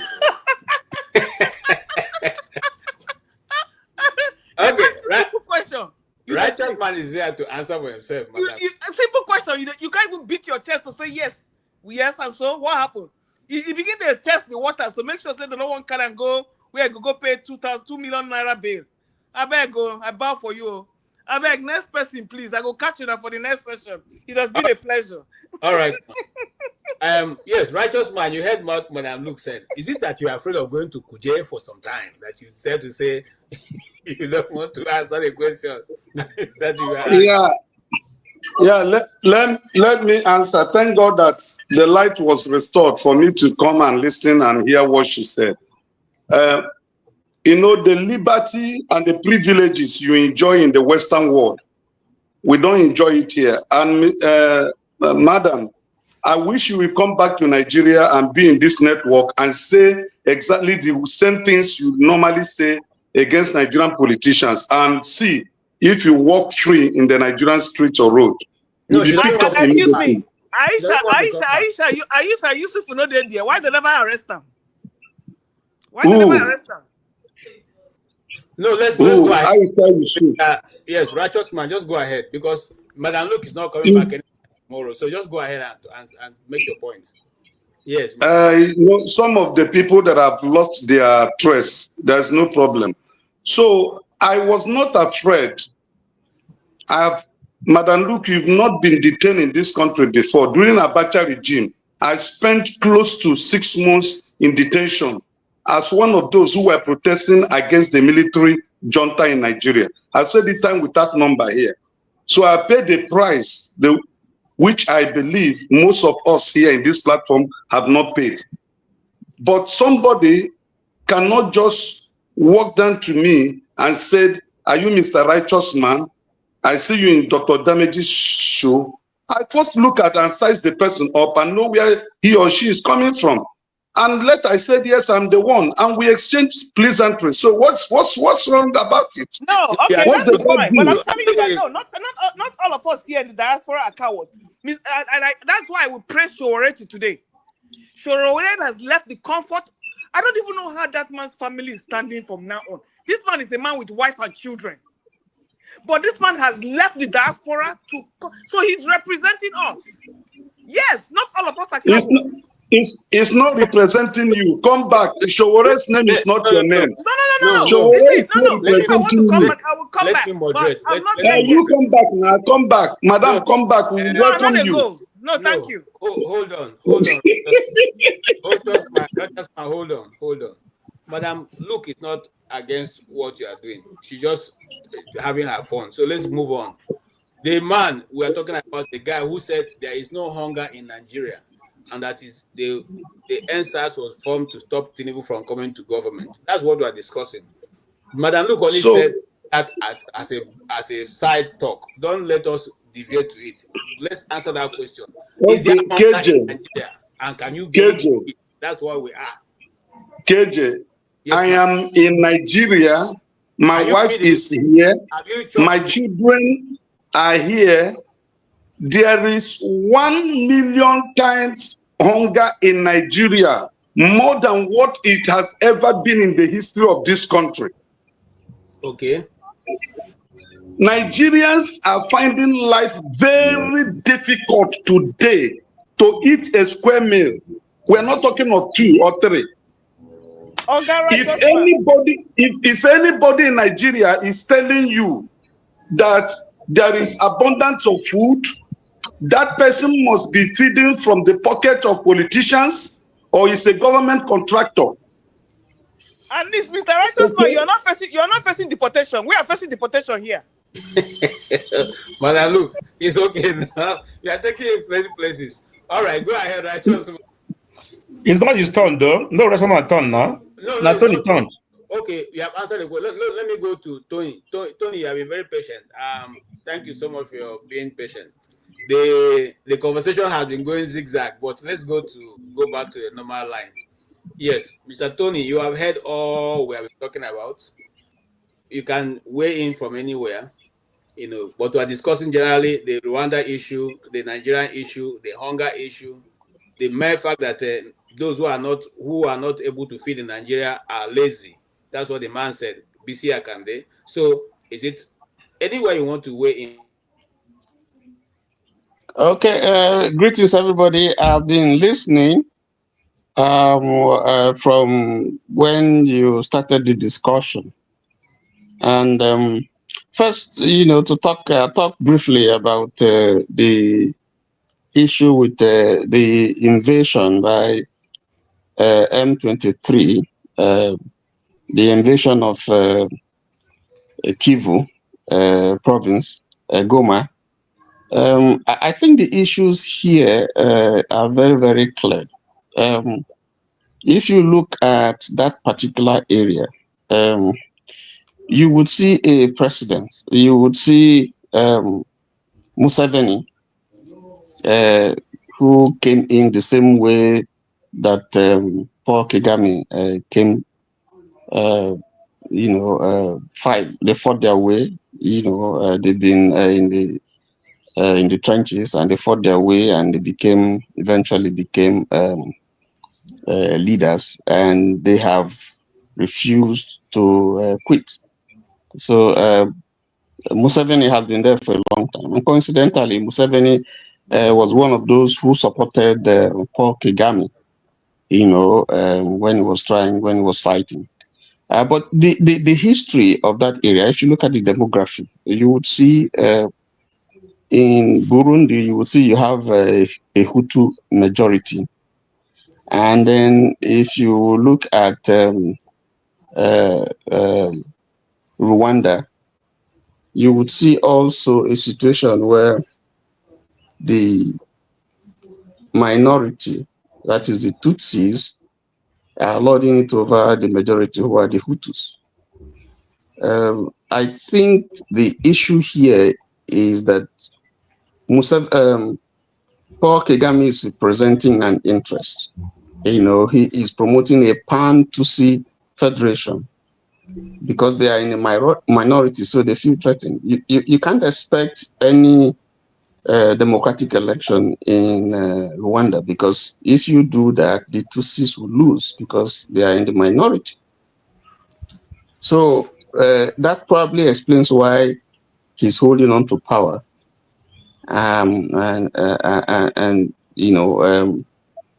So that's part of it. The fear of ethnic. This is something to do with ethnicity, ethnic insecurity, which is one of the problems that you find in most African countries. Ethnicity, the problem of ethnicity in politics. People feel that they are marginalized, and therefore, sometimes they want to succeed, or they want to look for interest somewhere else, where with interests that they can coalesce with, to promote their ethnic interests. Unfortunately, these things happen because we haven't had good leadership. So otherwise, if you have a system where people rule and they don't, play to ethnic politics and religious sectionalism, nobody cares. If the leader rules and he does well, nobody would care whether you are a Tutsi or you are a Hutu or you are a Bakongo or whatever. So those are some of the issues that I see here. And what the M23 is trying to do is not just to take the Kivu province, is to overrun the entire country. Unfortunately, Congo has suffered, DR Congo has suffered for a long time from independence, even from colonial times. That country has not known real peace. If you go to the Katanga province, you still have, a smattering of this rebellion and stuff like that. And why? Because Congo is diverse in terms of its ethnic composition, and then it's one of the richest, if not the richest, most endowed country in Africa in terms of land and resources. And so you find both international interest and internal politics, all of them playing out and affecting what we see today. I feel bad for Tshisekedi, and I think that if care is not taken, his country will be overrun, and you probably will have a Tutsi government installed there, and maybe that will give Kagame some security or some make him comfortable, So I think that's the politics that's playing there. But let me just go to the issue in Nigeria with Akande, the video that you played. I listened to the full video somewhere else, and I would not be. I think I'll be much more reserved in calling the man names. I would. I think he's an old man, because the things that he said, listening to it from the beginning to the end, it's not. It doesn't align with what we know, with the things that we know to be facts. We have heard that, just like Man of Prestige said, we have heard from time that one of Ashwaju's ambition has been to be the president of the country. And we heard when Bakari was the vice presidential candidate to Tinubu, that he tried to enter into an agreement with Bakari that should they win, Bakari will step down for him. We also have heard how the the same guy, Ashiwaju, had wanted to be a running mate to General Buhari, but that didn't gel because Buhari felt that no, there need to be a balancing. You have to have a Christian-Muslim or Muslim-Christian combination. And then there was this agreement then that if I scratch your back, you scratch my back. If I get you in, then you hand over to me, and so on and so forth. So when you hear Baba saying the things that he is saying, you are wondering whether maybe old age has come and Baba is not very mentally alert in terms of the facts as we know them. And then also, Man of Praise did talk about the obedient movement. We know that the obedient movement, at the time you had NSAS, the obedient movement has not been formed. So maybe I don't know if it's the same obedient movement that we know today that is talking about, or some other obedient movement and so. So if you put the facts together, I think there's a missing link. It's not in tandem with the facts as we know them. So I would just indulge Baba by saying that, Agbatide. So all right. Yeah. So that's my summary. Thank you. I tried to give you more time because you have not spoken and you've been patient. So you had about eight minutes. That's it. Thank you. You're patient. Yeah, I'll come to Desta, but let me do Uzo. Uzo too have been quiet, and I hear that Baba Kande used to be your uncle. So tell us, why has he said that to say there's no hunger in Nigeria, and that Nigeria should come to his backyard to take food? Is that what high? So if those in Medjugorje should go to the West Nigeria to go and get food from his backyard, is that how Nigeria has become? What do you mean that he used to be his uncle? Do you stop being someone's uncle? He used to be his uncle when he was Nigerian. Now he's KJ, Madam, they call you uncle with the answer for here. Uncle. Yes, No, he said that the man used to be. He said the man used to be his uncle. Uncle status the change. If once your uncle, always an uncle. Okay. Well, Uzo, tell us. KJ, you know the answer now. Actually, when I cry, I come on the head arise. I'm gonna cry for you. On my own part is this one. They just a little trip of an eyes we are seeing. The APC and the Tinubu have not yet unleash everything they are planning for the past 1 year now. They just testing the mic. They will leak obedient to even the Biafra war very soon. They will lead it to Biafra war very soon. We have not seen anything yet. We are here talking. Where other people are planning to what to do to Nigeria, how to say Nigeria, how to take power. We are here talking about Peter Konde. What he said, for him, he's not hungry. That's the fact.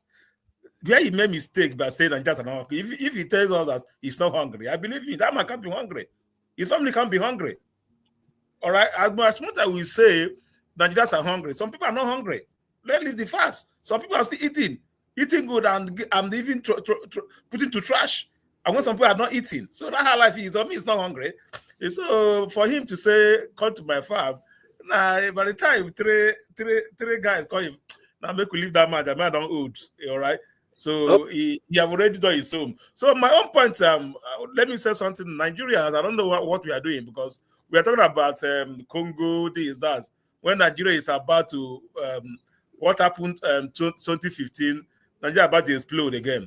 I was just thinking, why is it that anytime a certain president emerge, they want is the time they have to form a coalition to take me out.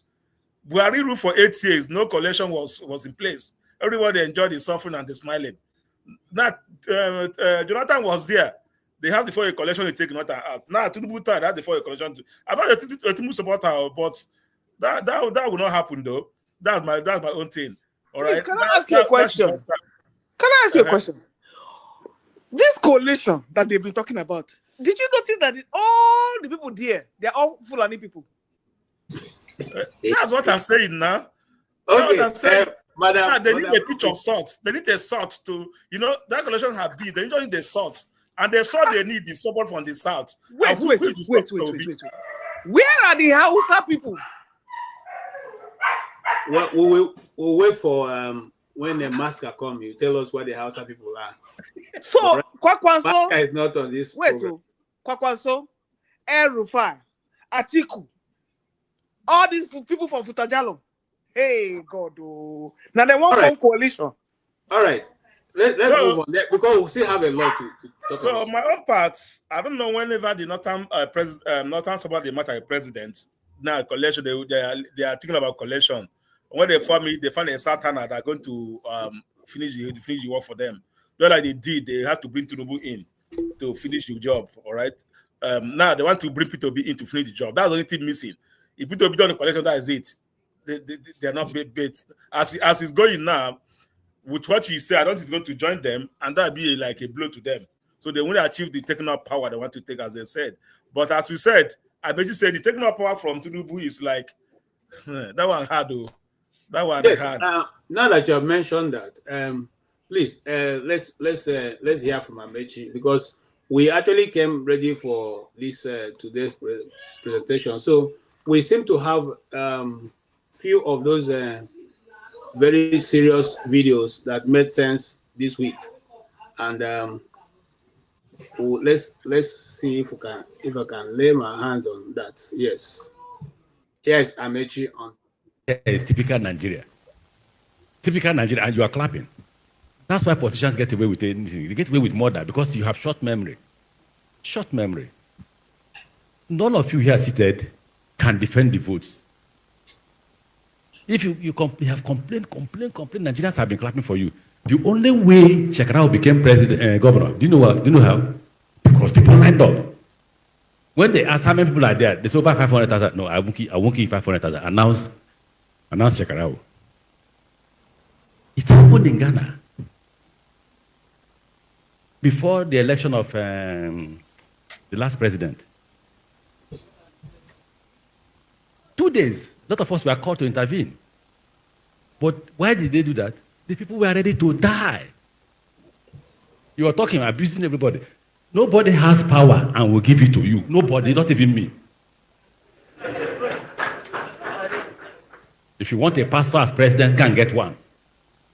The politician is there in Nigeria to steal, to maim, to kill, to remain in power. If you think Tinubu will give it to you, you are wasting your time. So when we speak, we forget history. Unfortunately for me, poverty has made me to be part of the political system from when I left university. I left university 1987, and I've been part of the process till today. You can't wish me away in the formation of APC. You certainly can't wish me away. You can't wish me away in how APC won election. You can't. But the truth is that if some of us did not stick at our neck, say, PDP, good luck, we want to die with you. When they saw that we were ready to die, what did they do? They gave up power. So we have sweet mouth, we'll talk about it, we'll repeat these things every day. Tomorrow they will call you in Lagos, you will go. Somebody told me in Lagos, said, look, Mr. Mechi, I said, sir, you see these people that gathered here? I said, yes. We called them all. Transport, this, they came. If tomorrow Tinubu comes with the same transport, they will also come. And the final example is when we are pursuing APC was registered, and I was scared that, look, they may rig us out. So I got the party to agree that we will carry out a demonstration. They agreed that we will carry out a demonstration. We assembled at, where is that parade ground? Eagle Square. We released some money to go and bring women and all that. I walked in. One time I must go early to know what is going on before people will come. See the women gathered. Guess what they were wearing? Jonathan for president. God bless you. Okay. That's the unfortunate situation we find ourselves. So, coming to you, Duster, you have heard from the horse's mouth that come 2027, if you don't think you are coming with boxing gloves, ready to grab it, run with it, snatch it, that you ain't getting nothing. Is there any hope for a change come 2027? Quickly, because we are running out of time, so I can move to the next one. Thank you, KG. Thank you, everyone. I can't, as much as I would like to, but I think I have to agree with what Chibike Amechi said. The truth about it is, the Nigerian context right now, the people in power are not going to hand it over to you free. And what Amechi said, I think El Rufai had said something like that before. It's not about snatch it, grab it, run away with it. No, not necessarily that. But you have to show that you are ready to fight for it. It's like a bully. So the Nigerian political setup is like a bully. A bully will continue bullying you until you stand up to fight, to show the bully that, look, I'm not afraid, I'm going to fight you, and then the bully will back down. Now, the other part of it is this. In Nigeria, are we just short-sighted of, oh, we want to get these people out of power? Then we go to the Peter Obi narrative. Because just getting them out of power, it has shown that it doesn't solve the problem in Nigeria. What Nigeria needs is like a visionary plan, like China had, so that whoever gets into power, it is not about the individuals, it's about what the people have said, this is what we want. Until the Nigerian people come and say, this is what we want, and they take power and hold the people accountable, then it won't work. Unfortunately, we are just looking at one side, executive arm of Nigeria. We think that maybe, because that's what the presidency is, it's just the executive arm of government. But Nigeria, the decadence in Nigeria runs through everywhere. Trump called Africa a foul language, but the truth about it is that is what we portray. Look at our judiciary system. It's messed up. Look at the policing. It's messed up. The whole politics is about themselves. Even look at the religious bodies, the Christian bodies. It's messed up. So the thing permeates everywhere. So it's not just about grabbing power, executive. It will change, So it's about the people coming together and demand and having their charter of agreements. Like all great countries of the world had what they wanted to achieve. And until Nigeria comes together and say, look, this is our 100-year plan, and then in 5 years, how are we going to get our 100-year plan? In 5 years, this is what we should achieve. In 10 years, this is what we should achieve. In 15 years, so that any leader that comes inside, whatever political party you're coming in from, nobody cares. You must stick to that plan. I think that's the only way we'll make for. But if we continue in this, let's change the plan, we'll go nowhere. We'll go nowhere because that is not strategic planning. And our culture needs to change. If you talk about BC Akande, he just reflects what he said. He just reflects the culture of his generation. What he's doing there is gross misinformation. And that's what used to happen back in the days when you had few media outlets, papers that people could write their columns and influence the public. Unfortunately, what people like BC Akande don't realize is that the times have moved. He's playing the political script of his generation, but times have moved and people are more informed now. But that is what is happening. The question is, we the people, according to the Constitution of Nigeria, we the people, what are we doing? What strategic moves are we taking? I'll give you a typical example. Before Nigeria got independence, people like Zik, they took strategic means. They opened columns. They started writing. And it was that writing opened the journalism outlets and started writing. And that is how they started writing the vision of what they think the country should be. Now, the young generation of Nigeria, what are they doing? Have they come together and say, look, if tomorrow they hand Nigeria to a young man that is 40 years old, do you think he will prosper? He will fail. Look at Yahaya Bello in Kogi State. Because there's no charter. The young people of Nigeria have not even come together and say, okay, Nigeria has experienced ethnic problems. Have the young people solved it among themselves? Say, okay, we know there was a civil war in Nigeria. What caused it? Let us write. How would we make sure that it won't affect our generation? But what we seem to think is, make I enter first, then I go solve the problem. And that's what Tinubu has done. Let me enter that. But you find out you can't solve the problem. You cannot solve the problem. So That's my simple take on the All right. Thank you. Thank you so much. We're going to take, Mike, I'm coming to you. We're going to take two topics going forward. We have seen that Amechi's comment. The other thing that was trending was the letter from the Sultan of Sokoto. Now they have termed him Sultan of Sokoto. The Sultan of Sokoto wrote to the states in the West. That was all the fuse about. That, the Constitution says that there should be a Sharia court in all the states of the Federation. So why are the people of Oshun, is it Oshun or on one of those places, resisting the establishment of a Sharia court? Having said that, while we're still trying to swallow that, the appeal court ruled that IPOB is now seen by the Nigerian government as a terrorist organization. Consequently, they upheld the ruling of the lower court that it is a terrorist organization. It should be put on note that IPOB is Nigeria is the only country in the world where IPOB is seen as a terrorist organization. Now, is it really true that the Lady Justice, when it comes to Nigeria, as soon as he gets to the Igbo man, he opens his eyes to make sure that once you say Igbo, then the thing goes against you. Is that what is happening in Nigeria, or is it that there's something else that we're yet to be able to identify? Mr. Ike. Where they want to draw the conversation, the interview, I don't know. Yes, Mr. Ike, it's your turn, sir. Sorry, I want to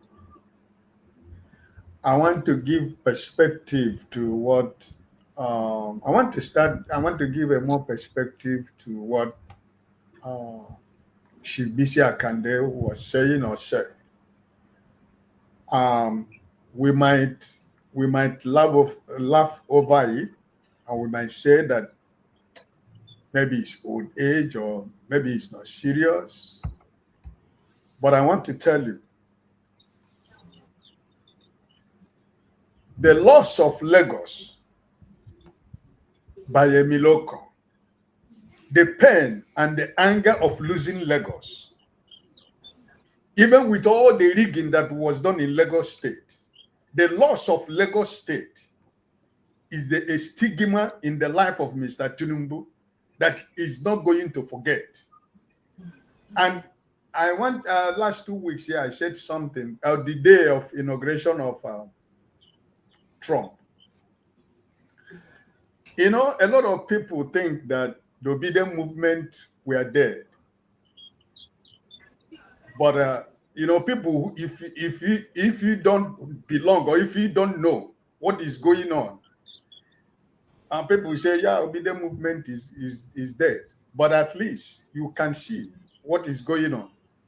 The loss of Lagos, my brother, they are going to, I want you to mark it today. This, like somebody said, it was the rehearsal of the microphone. Is it Uzo said that? I think so. So many things is going to come out. They will say so many things about Mr. Peter Obi. But I want to tell you that it's not going to stick. This week that is ending, Peter Obi himself made some appointment in obedient movement, which Dele Farotimi is the leader of obedient movement in the Southwest. He made some appointment in the whole zones. Political strategy, information, data processing, technology, in every areas of Nigeria. We are cooking something. Something is cooking in Nigeria. I'm telling you. It's not, in 2023 was a time that it came the way it came and Nigerians embraced it the way they embraced it. And it didn't happen. A lot of people lost hope. But this is after then, after 23, the obedient movement is being established the way it's supposed to be. And a lot of people are going to fall away by the wayside, right? And this is what is going on now. So, what Bishop Akande is telling you, remember what Onononga said. Remember what Moka said. And remember what Buala and the other people have been saying concerning Mr. Peter Obi. You know, listen. This is just, they are rehearsing the microphone. But we are aware. This last week, Peter Obi said about the issue of coalition. He said that if it is all about to grab power, I'm not going to be part of it. If you go into the social media, some of social media are telling you that Mr. Peter Obi saying he's going to campaign for Bola Tinubu in 2027. There are so many interpretations being given until our principal came out last week and said, listen, what I said, I'm not against coalition, but any coalition that is not about Nigeria, any coalition that is not about the citizens of Nigeria, I am not going to be part of it, because I've always maintained that I am not desperate to be president of Nigeria, but I am desperate to see Nigeria work. So we might laugh it over, but there is something that is happening. KJ, you are going to see. Listen, APC is under a groundwork to plant APC everywhere in Nigeria. When they are talking about the extinguishing of political opposition in Nigeria, some people are laughing over it. They are planting people in every institution in Nigeria to make sure that 2027, no political party exists. Have you ever asked yourself a question, KJ? A political party like PDP, that stand the most foremost political party in the whole of Africa, in your own eyes, you are watching PDP going into extinction. Have you thought about that? Have you really asked yourself what is going on? That people like Atiku Abubakar, people like name any politician in Nigeria, they all started in PDP. And before our eyes, PDP is disappearing. And they think there is nothing that is going on. Last week, Senator Ned Nwoke left PDP and joined APC. Do you have members in the National Assembly from other political parties? Where are they? And if you are a true Nigerian and you are not asking yourself this question, what is actually going on in Nigerian political space? That political parties in Nigeria are going into extinction just in a matter of 1 year. So, I am speaking because I am an obedient. And I am speaking because since 2023, I have never stopped doing what I'm supposed to be doing as a patriotic Nigerian. The little that I can. To know that Nigerians should not give up. Because that plan, that program and plan that they have for 2027 is already on work. But listen, Nigerians will let politicians in Nigeria know that 2023 came like a flash pan, and we have seen what has happened. So, whatever Bishop Akande said, my brother, don't take it like it was just an old man. I agree with Tony. I'm not going to use bad language, you know, because he's an elderly man, no matter whatever.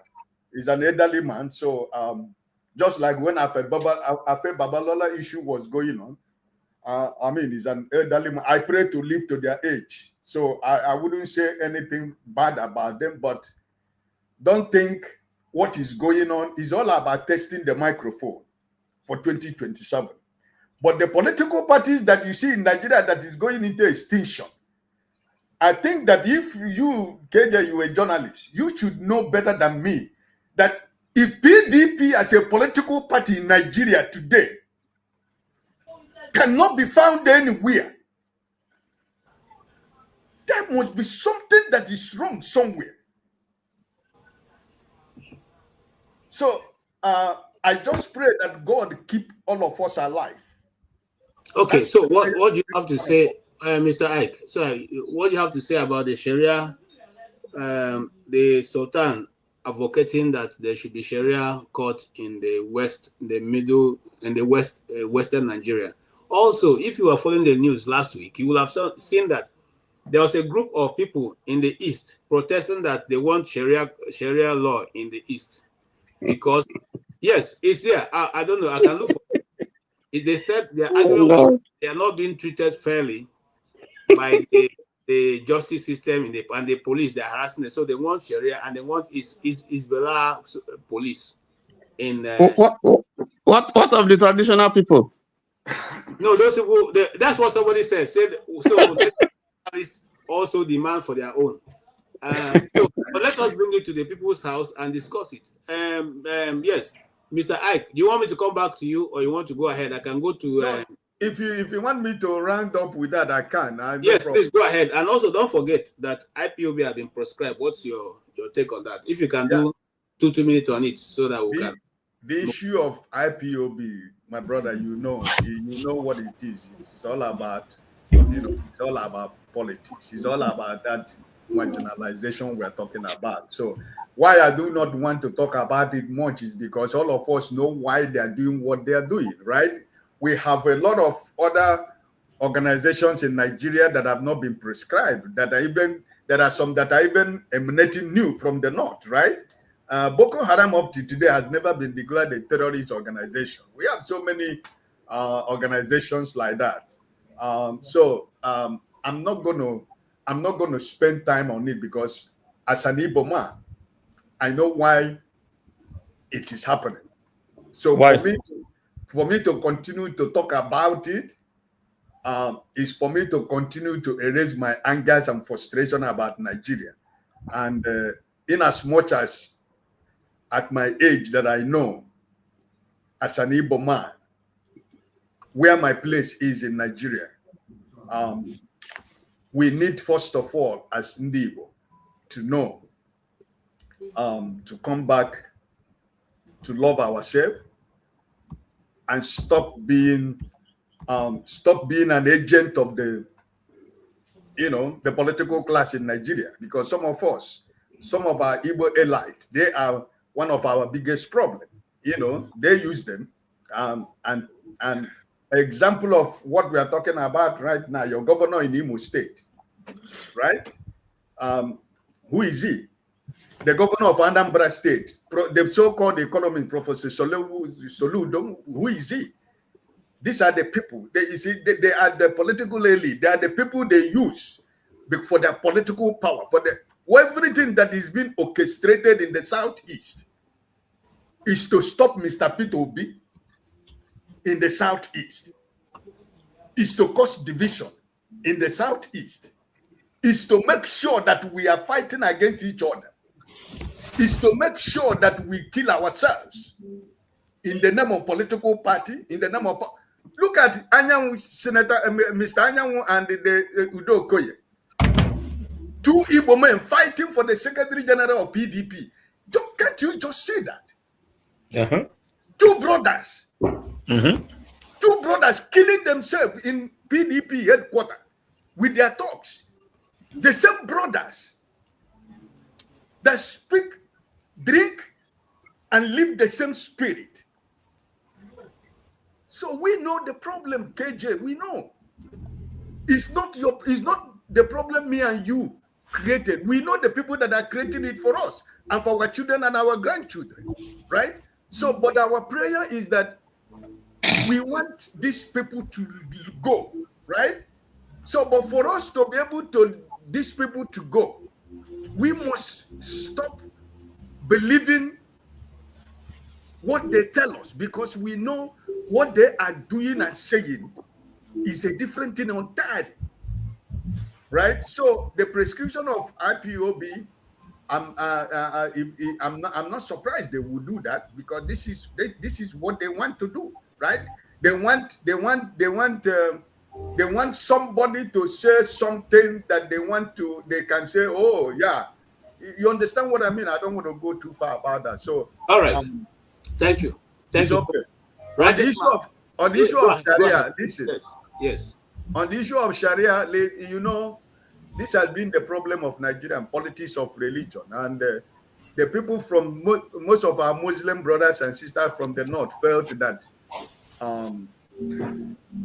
they want to impose their religion to everybody, whether you want it or not, whether you like it or not. It has to be.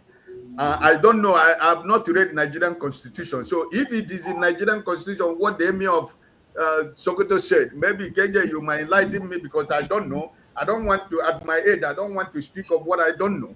If it is written in the Nigerian constitution like that, then that should be a question that is left for all Nigerians to answer, because it shouldn't be only us in this platform, right? Yes, and thank you for that. Yes, it's in the Nigerian constitution, really, that there shall be Sharia courts. Where in the whole Nigeria? Or whether it's you see that's the ambiguity of that clause, because our brother. Sorry, somebody's phone is on. Can you put it off? Somebody's microphone. Uzo, you are the culprit. Okay, so the question now is, in the constitution, it is written that way. But whether it is a general application to everywhere in Nigeria, it's leaves for the legal mind to interpret. I'm not a lawyer. But like I heard what you've said, and let's just because we have the next show starting about in the next 45 minutes. So let's try and round up. I will come back to you, sir. Let me go to yes, Dexter. When you take your topic, also make your final roundup so that we all can. I think we can all have. Eddie, how do you do this? I think you can start from the beginning again, from Righteous Man. Sorry, no verse. I beg, no verse. It's not arranged. You gotta get the Gakabala. That's what they do. Relax now. You know this, when people go off, the thing changes itself. So sometimes it's mixed up. Not as you are seeing it, I'm seeing it. All right. Yes, go ahead. Man of prestige. And then when you also do your final conclusion, so we don't if okay. Come back. How many minutes? For you have 4 minutes. Okay. Thank you very much. You see, I listened a little bit about Sadiano Sekolo, what he said. He started saying that the Yorubas are very tolerant people. You see, he used that analogy, try to calm people. He said, no, they're not trying to tolerate certain religions. And he made it clear that there's more, just really into what he was saying. He said there's, there's more Muslims than the Christians. Why is he making that kind of comment? Who has been saying there's an agenda by the Fulani to Islamize the country? And I believe there is, if they can. Of course, they're going to have a roadblock when it comes to the east or south or whatever, the south period. But if we're giving them the free will or whatever, their agenda is never hidden. It is Islamize that country by no means. That's exactly. When they come, they are trying to use the southwest because I don't know if I know he's a Muslim, but I don't know actually. Maybe he's not a right-wing Muslim. He's somebody that just practice Muslim, in a nutshell like that. Whatever it's called. So that is their main motive. Why is he trying to make that comment? I mean, you're a Sadian of Sowore, now somebody in the north. You are using him for them to penetrate in the southwest. From there, they will go to south. From there, they will go to southeast. That is their main. Let's not hide it. And when they are questioning them a bit about this Sharia arbitration, they're trying to make the interpretation differently. There's a difference between Sharia arbitration and Sharia law. Yeah, according to the definition of the Sharia law, you say, why the Sharia court is the legal body that interprets and applies Sharia law.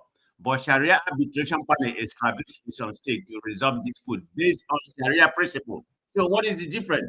If you're going to base your arbitration on Sharia principle, then you apply Sharia. You see, that's what somebody said on the news. It's just an arbitration. They're not trying to establish, but you're basing it on Sharia principle. That's exactly the same thing.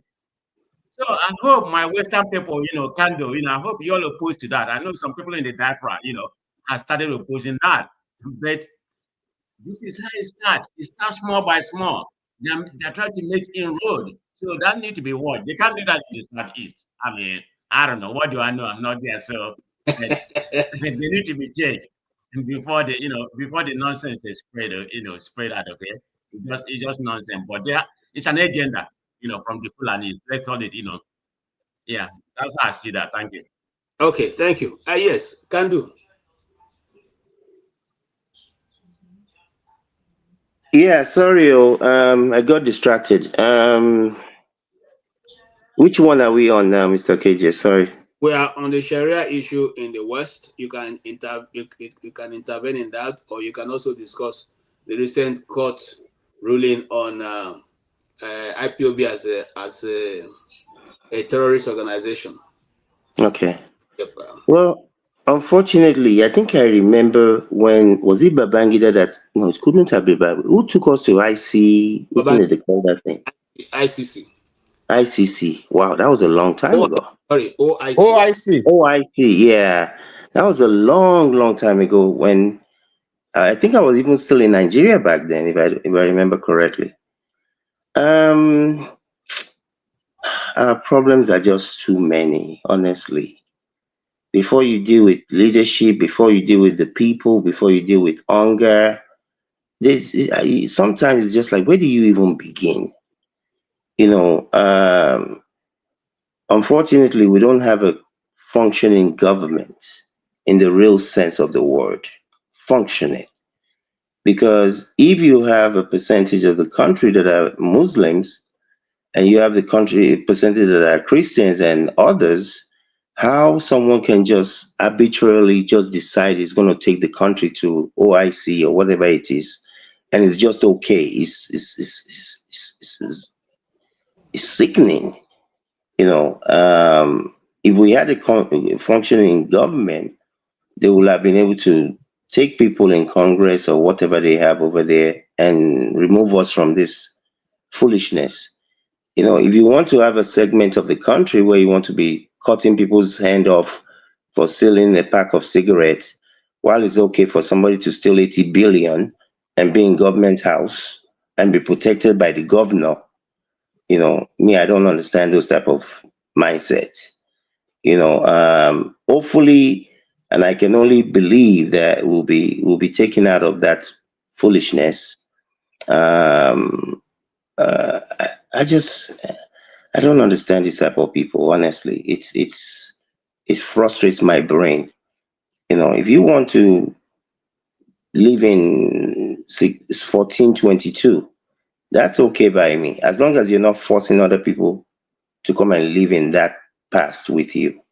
If you want to be worshiping, like I tell people, I can marry somebody who is a devil worshiper, as long as you don't insist that I have to worship the devil with you.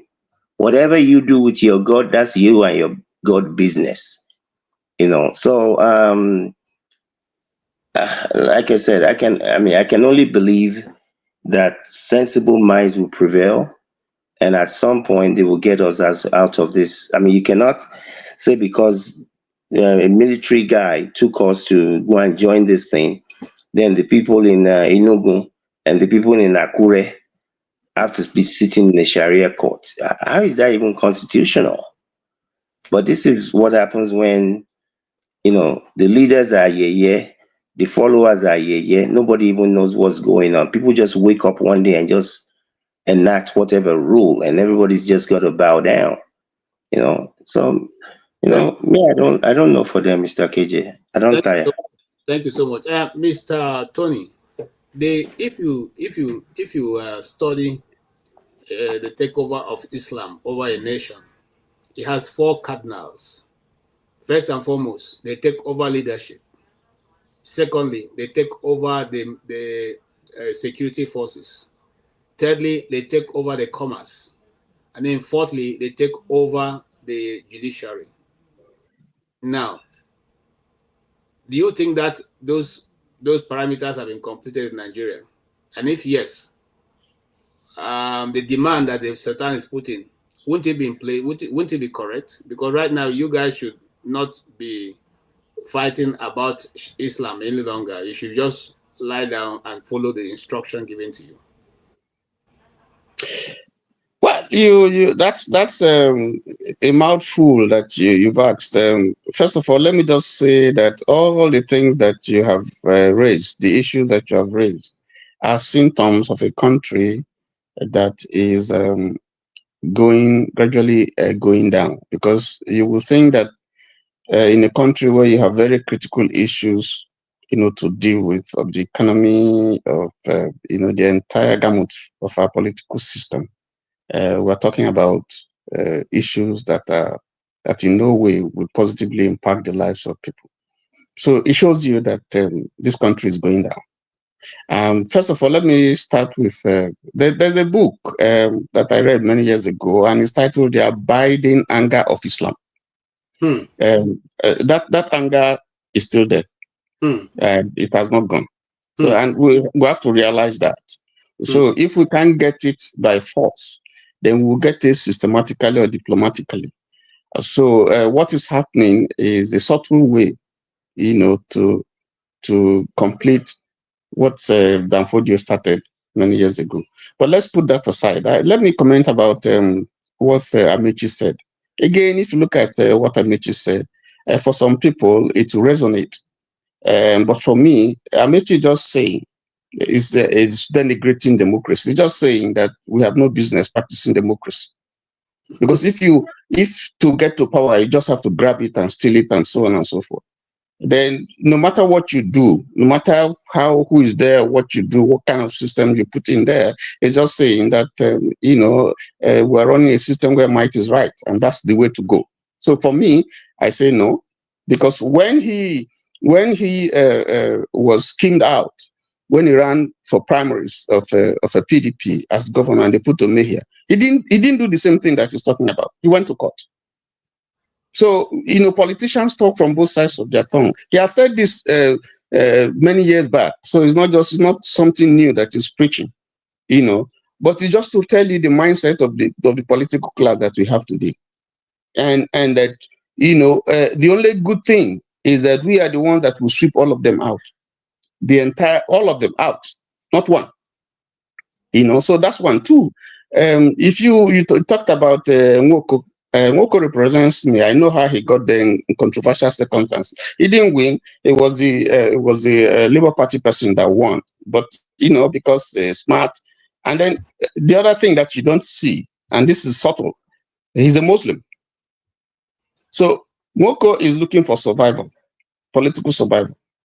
So don't mind whatever he's saying. He's looking for political survival, and so he feels that calculating and looking at maybe 2027 or whatever, that is probably better, to appeal to that constituency, that party that is going to, so that somehow he can secure his position in 2027. But we'll see how it goes, because that place is not a constituency of APC. But again, like I said, the system has been grab it, run, snatch with it, and so on and so forth. But I think, like Ike said, 2027, is going to present an entirely different scenario that we'll see. Now, and the last thing that I would say, again, is that, you see, for me, a lot of the blame will go to the Igbo man. You see, Nigeria, the Igbo man doesn't need Nigeria. He doesn't. It is Nigeria that needs the Igbo man. And I make no apologies for this. And if the Igbo man realizes that it's Nigeria that needs them, then I think part of the problem will be solved. So all these people that are selling out, thinking that that's where the salvation is.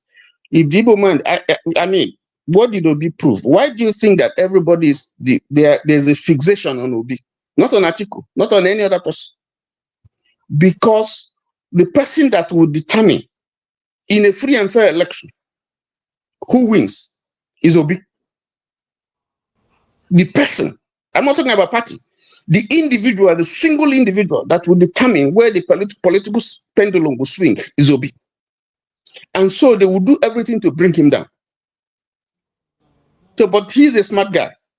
If the Igbo man realizes that, and they begin to think, because they don't need, I mean, they did everything they did to them, during the Civil War and so on. The Igbo man is still moving, is still going on.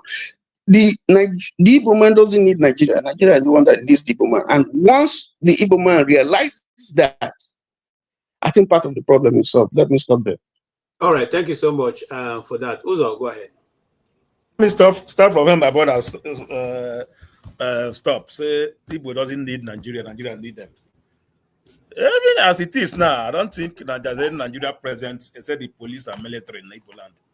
There's no president of a federal government on Nigeria and Igbo land except the military. That's the only way you see this is a territory. It's only the military and the police. It's okay. This is Nigeria. In terms of infrastructure, nothing. We see nothing. So right from time, this start today. So when you say we don't need them already, no, we didn't need them already. We have been surviving by own collective efforts, both home and abroad. Our own community, anyhow, we contribute to make it happen. So that's just 1.2. They say if you want to kill a dog, you go to you name him a bad name. That's the only way you can hang a dog. Now he goes steal meat, he hang and nobody will complain. Yeah, IPOB. If you know the meaning of IPOB, that means it's a registered organization. People don't understand. This is a worldwide registered organization. Yours just the name. Net terror. Nobody say terrorists that have the registration. They're registered with their everything. All right. And it's not only in Nigeria, it's all over the world with multi-million dollars account with members all over the world. And I'll tell you, every Igbo person is an IPOB. May all be registered. You mean the indigenous of Biafra, and we all believe that. So on that one, I don't think Igbo name is just like a political will. And like as I said, IPOB is more dangerous than even Boko Haram. For the federal government, IPOB is more dangerous than Boko Haram ISWAP put together. One IPOB person that carries a machete is more dangerous than a Boko Haram that have a bomb. That's the belief of federal government. So that's what they will do every year. That's their belief. That's why they can do anything to IPOB member, but to Boko Haram they can't do anything. You know that those ones when they talk, where they go, they give them where they go. But IPOB is not like that. So on that part, on the Amechi side, the guy Amechi have been saying this. I've been saying this. I don't know why people are still even talking about 2027. I hear Mr. Ag talk about 2027. Tinubu was not a president. Look at the way he run. Even the sitting president, he run him over. Next, he has the power. All his people there. You think that anybody will do anything about it? No one can do anything about it. Any chance they have, people are taking it to be because the kind of weight he put 2023. And I tell you, people cannot put that weight anymore because they know what it's made for. They were saying 2023 is nobody. He have no update. No this. The guy put that weight. Now they know that if they leave this guy, he's going to pull weight. By now, they have already, Rufai said it. In Labour Party, APC have taken over Labour Party. In PDP, APC owns it. All the other parties, Nigeria APC owns it. And they cannot run independently. You have to go to a party. I went to that party, is people APC owns it. So that's another thing we are not even seeing. So, and they believe that they believe that if a P2P runs, that means the chances of Tinubu will be clear. But if it doesn't run, they have chances. So that's another thing. The calculation we are here talking. They are calculating. Find an alliance how to share Nigeria money, share the whole thing. We are here just talking. I mean, let's just keep on talking until God will change the whole place. So that's just my own points. Thank you. Thank you. Yes, Ike, my brother. Yeah, Tony, I just want to say God bless you for your last comment when you said Nigeria, the Igbos don't need Nigeria, but Nigeria need the Igbos. That was the reason why I called the name of Professor Charles Sowore. Because this is a guy every political washer or every Igbo man and woman think that he is intelligent, he's smart, he knows his onions. But you can see Anambra State. Peter Obi made a comment, you know, when he wrote that his book during 2023 election. Peter Obi said, well, he's a professor, and as a trader, I have tried in Anambra, so let him as professor. Now he's the professor, let him use his professorship to, you know, to run Anambra State, right? And that's where we are today, you know. I'm crying in Anambra State where I'm crying in Imo State, where I come from. Because I am sure very well anybody from Anambra knows that Soludo is going to be a one-time governor. It doesn't matter who wins in Anambra State. He's not coming back. He can, you see, they say incumbent power. It's not going to work in Anambra for him. It's not going to work for him at all. Right? So, until the Igbos, that's why I talk about the political elite, that is not me and KJ, is the problem of Ndibo. It's the followership of those political elite who think that the people who call political corruption, there are the same people that are promoting this people corruption. When they call them, they gather together. That's the problem. The same common people that we are talking about, they are the people that the same politicians they call corrupt. When they call them, they go and collect 500 naira. I used to say here that in Olu, I come from Olu senatorial zone. In Olu now, there is no more young men in Olu. Everybody has run away from Olu because of Hope Uzodinma and his gangs. Look at the representative Chinyerugo, what he's going through in Idato, in Idato area. His life is always in danger because of Hope Uzodinma, right? So, it's to tell you that when the citizens of Ndi will begin to recognize and begin to tear their clothes in front of this so-called political elite who means nothing, who means no well for any Igbo man, until when they begin to recognize that, like my brother Tony said, by then Nigerians will understand that an Igbo man, that they need Igbo man. But in as much as we have people that are sending us into the hands of these people, they go there, they speak Hausa, and they speak that it don't teach you the Minister of Works. Does he dress like an Igbo man every time he's in Dan Chiki? What does he show you? Oh my! Every time he's in his Babalika, right? When have you seen him put an Igbo man clothes? No, because he will not try that. So you can see former Senate President. What is his name from Ebonyi State? Pius Anyim. Pius. A man of his caliber, he went and joined APC. What is he looking for? This is the problem. This is the problem. Why are they joining APC? They want to fight Mr. Peter Obi, who is their problem, but not Nigeria is their problem. God bless you. Thank you so much. Thank you so much. And you made a very valid point. You see, that is, in fact, that's what has been the problem, the bane of the Southeast. And when I say the Southeast, it includes the former South-South. You see, the South-South person is more concerned about fighting his neighbor, not concerned about other people who come from somewhere and own oil wells in the Southeast, in the South-South, and making money out of it. In the Igbo case, the Igbo politician is more concerned about fighting his fellow Igbo man, not concerned about those people who are fighting them and making sure they don't get positions. It has always been there. And until we go away from that, that will continue to have that problem. Yeah, your concluding thought, Dexter. Yeah, thank you, KJ, and everybody. I think everybody has laid bare the issues actually that are there. Don't think there's anything I can add so much. The truth about problems is that you can even get a small child to sample Nigeria and he'll be able to tell you all the problems that are there. On the issue of the Southern, I have no qualms to that, really. I don't know why we're fighting it. If you read history and if you know about how nations, politics of nations, you know that instrument of power is not given freely. There are always bargains. There are always bargains for power. So sometimes we should not look at it on the surface. We should look at what were the strategies behind it. Is it a coincidence that Tinubu came into power? There is a Muslim ticket, and all of a sudden there's a subtle push to push Sharia into the southwest.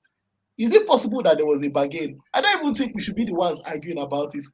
What are the biggest churches in Nigeria? The biggest headquarters of churches in Nigeria are based in the southwest. Has there been a pushback from any of these pastors?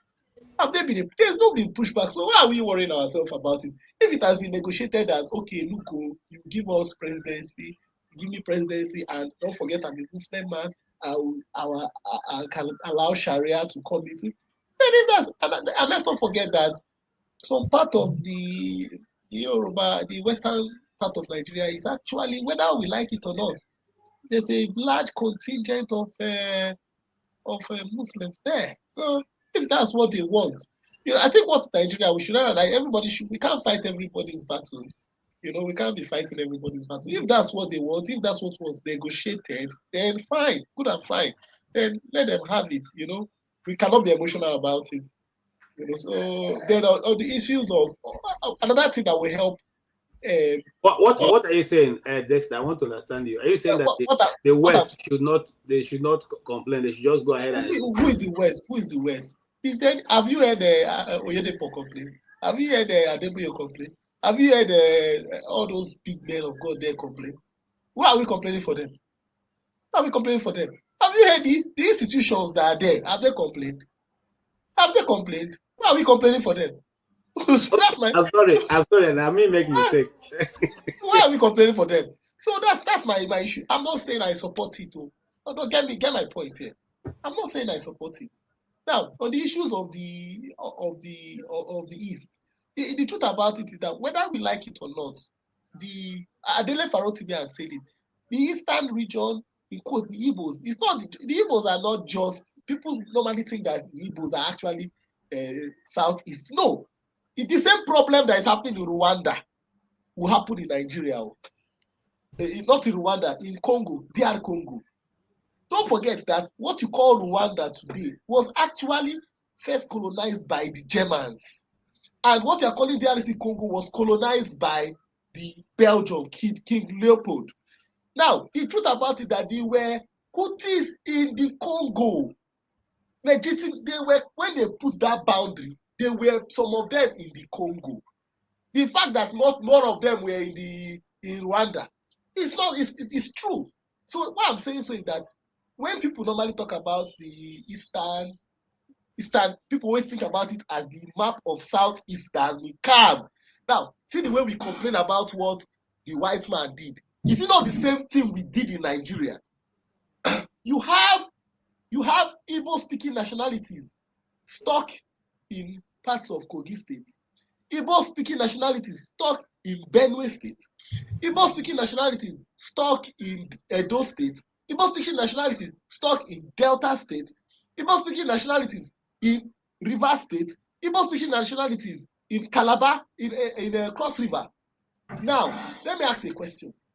The truth about it, if something happens, it's the same thing that is happening in Russia. That Russia is fighting for their people across Kaliningrad. It's a Russian territory. If tomorrow something happens, those nationalities will face exterminations, whether they like it or not. They will face extermination because they will become the minority of the minority. So you will find out that there will be a push. And in Nigeria, now we should be able to solve that problem. On the issues of the people in the Eastern region and wherever, the Eastern region and South, what I would advise them is, I'm looking forward to. I thought Soludo would do it, but they are a great disappointment. The only person that I've heard him say this and I want to say is Fubara. I'm looking forward to seeing a governor in Nigeria that will harness the resources in the state and be able to tell the federal government, keep your money. That's what. Because look, to harness resources, it's not about what you call the raw resources. You see, the problem with the African mind is that we think wealth. When we keep on saying Nigeria is the richest country, Nigeria is no. We are thinking about excuse me, minerals in the ground. No! The richest countries in the world are the ones that harness the human resources they have. And the thing about it that until we Africans learn how to maximize harness the human capacity within us, we will continue to play catch up. That is the reality.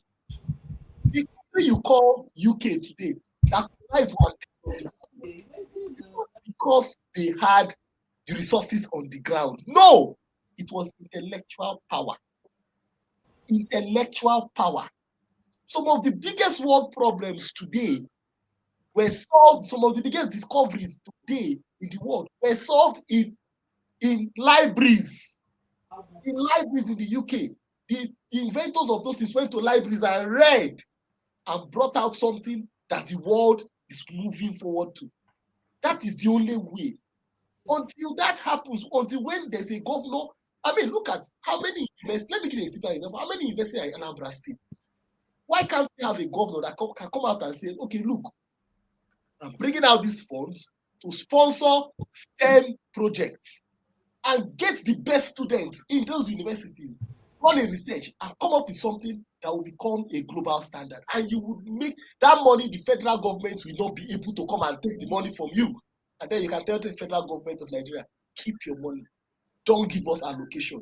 That is until the Eastern region can get to that point where the intellectual capacity of the individual is now turned into commercial, turned into economic value. And then they can tell Nigeria, keep your money. We don't want allocation. And we will build our cities. Then we'll know we're ready to move forward. If we don't do that, we'll remain slaves. And one day, it will come with Sharia also. That is the truth. They will come with it. So I think for me, I think what we should be thinking about now is how can we create solutions that our children and our grandchildren would be proud of their liberation. If not, what we run the risk of is that children of the present bourgeois in Nigeria will take over from their fathers, and like what happened in the Bible when Solomon died, when Rehoboam entered. Rehoboam, the elders told Rehoboam, your father was a little bit hard. Please, don't be as hard. He said, no, if my father used what? Whips, I will use scorpions. All right. Thank you so much for that. And your contribution was well appreciated, and everyone's contribution. We actually have come to the end of this broadcast because the women's segment, for those of us who are here, if you have not attended the women's segment, then you have not attended anything yet. It's explosive, it's insightful, it is interesting, it's entertaining, and there's so much to talk about. It will start in the next 30 minutes. Yeah, 30 minutes. So it's my advice and my humble plea that you join Dr. Adama and Tope and Madam Luke and all the other ones who will be on that panel to see and enjoy that broadcast. Everyone have been, in fact, this forum has been so blessed with a lot of minds. Sometimes it gets hot, but it's okay. That's how life is. Kando, you have done well to have been with us. We thank you for your time. And Mr. Tony, you are such a delight to also listen to. Thank you for all the wealth that you bring to bear on this program. Mr. Ike, Pastor Ike, we thank you also. You bring all, your explanation sometimes is a bit spiritual. So I like to hear it because it goes just beyond normal knowledge. Thank you so much. Desta, in fact, I highlighted one of the comments that you are a delight. So you also bring a lot of wealth and give us an understanding. Those of you who are complaining that we didn't do a lot with the time for the Congo issue, we have not done away with it yet. Next week, as the stories unfold, if you notice, we didn't also talk about the plane crash in America and all those. As the stories unfold, we will have in-depth analysis and be able to discuss it comfortably, knowing that we'll have all the information that we need to put out that have been tested or have been verified. We don't want to come into this place and bring information that are not right and that you go see a contrary information. Having said that, it's always a delight to be and to see all the participants, those who love us and those who don't love us very much. We also appreciate you because that's how the world is. Not everybody that will like you and not everybody that will accept your truth or what you are putting forward. And that's why when we come, we say, go do your research and update yourself. For those of us who are in America, God be with you. We know that America will not happen to you because whether you have your papers are complete or not, God will have a way of making sure that you have a covering. Those of us who are in England, we pray that England will treat you well. The cold will not be too much. And those of us who are in other parts of the world, like my brother Ike and Desta. I don't know, Desta, are you in America? No. Okay. No. All right. So wherever you are, which part of the world you're in, Nigeria and all, we thank you for being with us. Dr. Damages will be here tomorrow by 12 with another very this time it's going to be a guy who you will love him. He has a good way of explaining the world politics and also the situations going on in Nigeria. If you have joined us, this will be my own concluding thought. You see, right from the beginning, Nigeria has been declared to be a secular nation. Secular in the sense that we don't belong to one religion. If we decide to establish Sharia court in the West, I know there are people who are Ogun worshippers. Should we also establish Sharia court of Ogun worshippers? I know there are people who worship Amadioha. Should you also establish Amadioha worshippers court? These are things that we should take into cognizance before we begin to go all out. And some people have argued to say the customary court is a Christian court. It's not a Christian court. It's a local court. A customary court is not a Christian court. It's a local court. It's a court that takes care of every other issue that is there. Whether you are whichever religion you belong to, you can go to a customary court and get justice. So let's leave what is not important and treat the important one, how to feed our family, how to bring our nation, how to, just like Dexter has said, develop the human capital that we have so much in abundance in Nigeria. Let us also look at how governments of states can become productive, can become money-spinning ventures. We have the capacity, we have the know-how. Put these things to use, other than waiting to share money in Abuja. And having said that, I want to again say that the problem is not me and you. When we come to this platform, please don't come with the intention that the other person is your enemy. Nobody is anybody's enemy here. And the last time I checked, nobody is collecting salary from Nigeria. So when we come, let's come with a good mind. Let's not come to insult people. Let's just do the talking and leave it at that. Until come your way next time. God bless you all and have a good night from this side.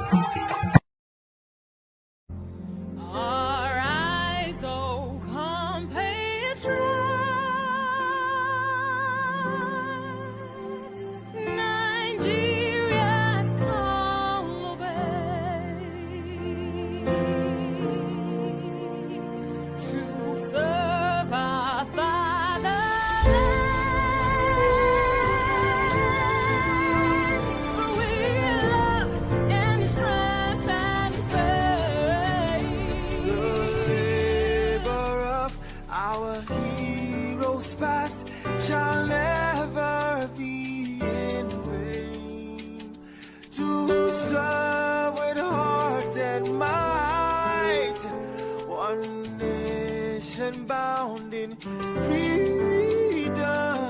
peace and unity. Hey, that's so. Oh, yeah. Arise, O compatriots, Nigeria call obey, to serve our fatherland with love and strength and faith. The labor of our heroes past shall never be in vain. To serve with heart and might, one nation bound in